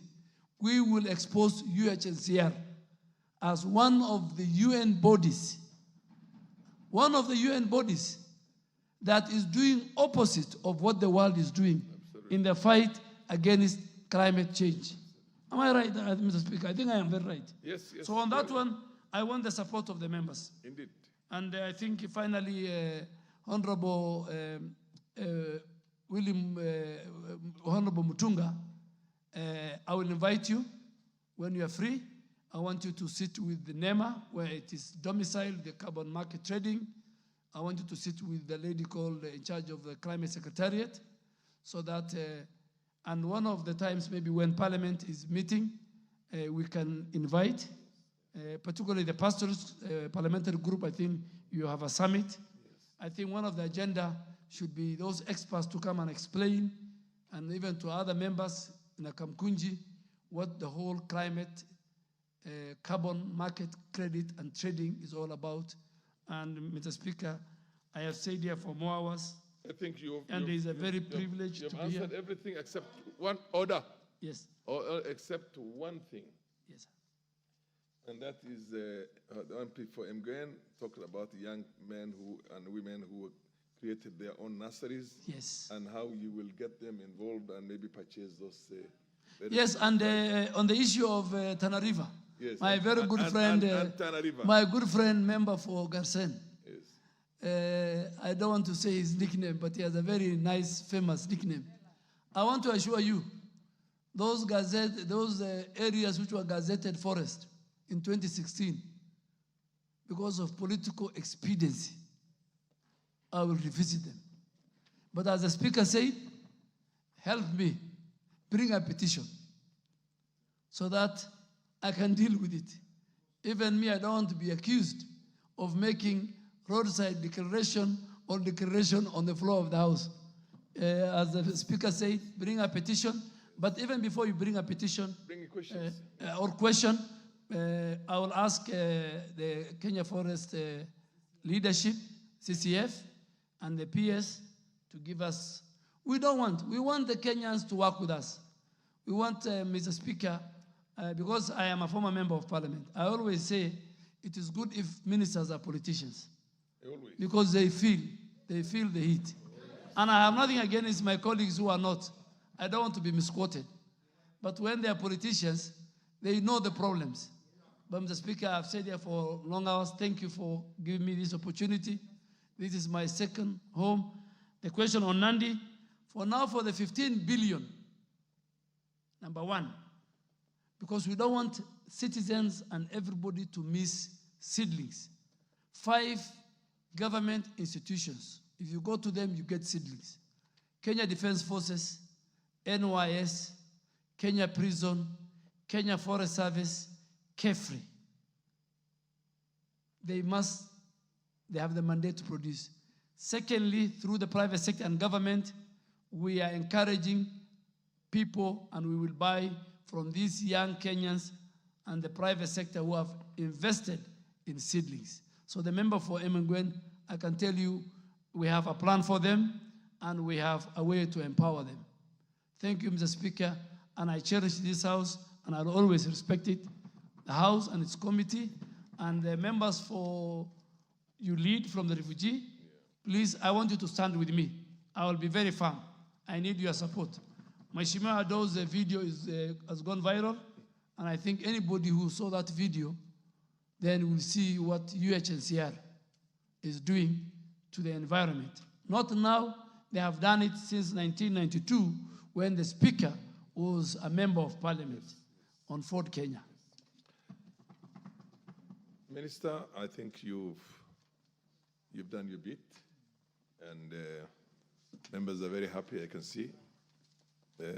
This has been one of the most animated debates where the interest was really, really high, and for good reasons.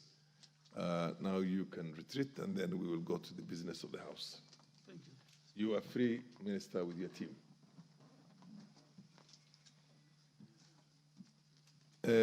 Next order. Order number 8, the Ethics and Anti-Corruption Commission Amendment Bill, National Assembly Bill number 11 of 2024, second reading, resumption of debate.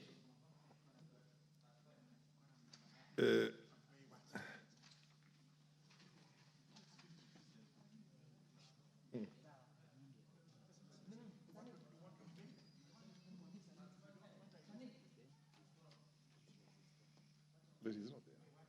So what do you do? No. Karoli Omondi was on this matter, and he had a balance of 6 minutes, but I don't see him in the House. And I don't see any interest from any member here to contribute on the second reading of this of the Ethics and Anti-Corruption Bill, Anti-Corruption Commission Amendment Bill. There's no more interest, I reply. There is no more interest, then you reply. Thank you. Thank you very much, Mr. Speaker.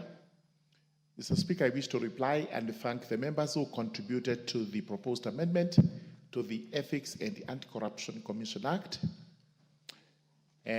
We actually went through what the bill entails. It's a very short bill with only 2 proposed amendments, whereby, although it is a NADICO bill, the committee carried the first proposed amendment and proposed an amendment to the second proposal, which is a deletion.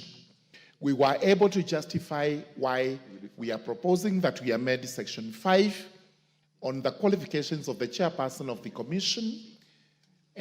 We believe that was convincing to the House. We also actually went on to explain why we were proposing a deletion to the proposed clause 3, which we are proposing to amend Section 2, and we are carrying on a deletion. All the way to 20. Our reasons were that, in fact, the contract of the chairperson is protected in law.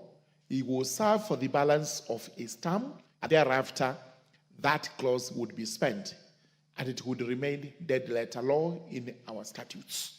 So with that, we are saying the 2 proposed amendments are timely, save that we have to make a further amendment by deleting 1 proposal and carrying the other proposal to the next level, which is the 3rd reading of the bill. With those remarks, I beg to reply.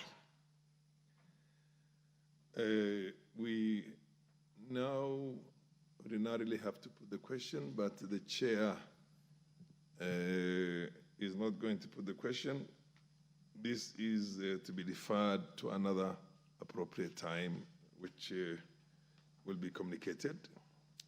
Order number 10. Next order, number 9. Order number 9. Order number 9, the Kenya National Library Service Bill, National Assembly Bill number 20 of 2023, 2nd reading. Where is the chairperson? He's not in the House? That one is also deferred to another date. That bill is deferred to another date. The 2nd reading, conclusion of the 2nd reading is deferred to another date. Yes. Next order. Order number 10, motion, consideration of Senate amendments to the Food and Feed Safety Control Coordination Bill, National Assembly Bill number 21 of 2023. The leader of the majority is supposed to move this. He's not in. I also defer this one to another date. I direct that it be deferred to another date. Next order. Order number 11, motion, consideration of Senate amendments to the Statutory Instruments Amendment Bill, National Assembly Bill number 2 of 2023. Do we have the chairperson of the Committee on Delegated Legislation? We don't have him in the House. I direct that this also be deferred to another date. Next order. Order number 12, Committee of the Whole House. These are also 2 bills, and both of them are also subject to order number 10. So under the circumstances, the chair directs that they be placed on the order paper. It's a committee of the whole House at another time and appropriate another time. I direct this to be deferred also. Proceed on, go on. Next order. Order number 13, motion, first report of the implementation status of House resolutions on committee reports and public petitions. I realize that this has been debated, and the mood doesn't look, I don't think this also has to be deferred to another. The debate was supposed to be resumed. There's a balance of 2 hours and 12 minutes, but I don't think it'd be fair to call for the mover to, because the debate has not been concluded. Under the circumstances, the chair also defers this to another date. Next order. Order number 14, motion, alleged unfair trade practices by foreign investors in Kenya. The chairperson, Departmental Committee on Trade and Industry and Cooperatives is not here. I direct also this matter also be deferred to another date. Next order. Order number 15, motion, 2nd report on employment diversity audit in public institutions. This is also one that has to be moved by the Chairperson Committee on National Cohesion and Equal Opportunity, and I don't think it's in the chambers, in the House. I direct this also be placed on the order paper at an appropriate date in the future. Next order. Order number 16, motion, report of the extraordinary session of the 6th Pan-African Parliament. I also direct that this matter also be placed on the order paper at another appropriate date, because I don't see any member of the Pan-African Parliament in the chambers to move this, so it's so deferred. Next order. Order number 17, the Equalization Fund Administration Bill, Senate Bill number 14 of 2023, second reading. Chairperson is also not in the House of this Committee on Finance and National Planning. I direct that this matter be placed on the order paper at an appropriate date in the future. Next order. Order number 18, motion, consideration of reports on financial statements of State Corporation, Nyanza Region. I do notice that also the Chairperson of Public Investment Committee on Governance and Education is not in the House. I direct that this matter be put on the order paper at an appropriate date in the future. Next order.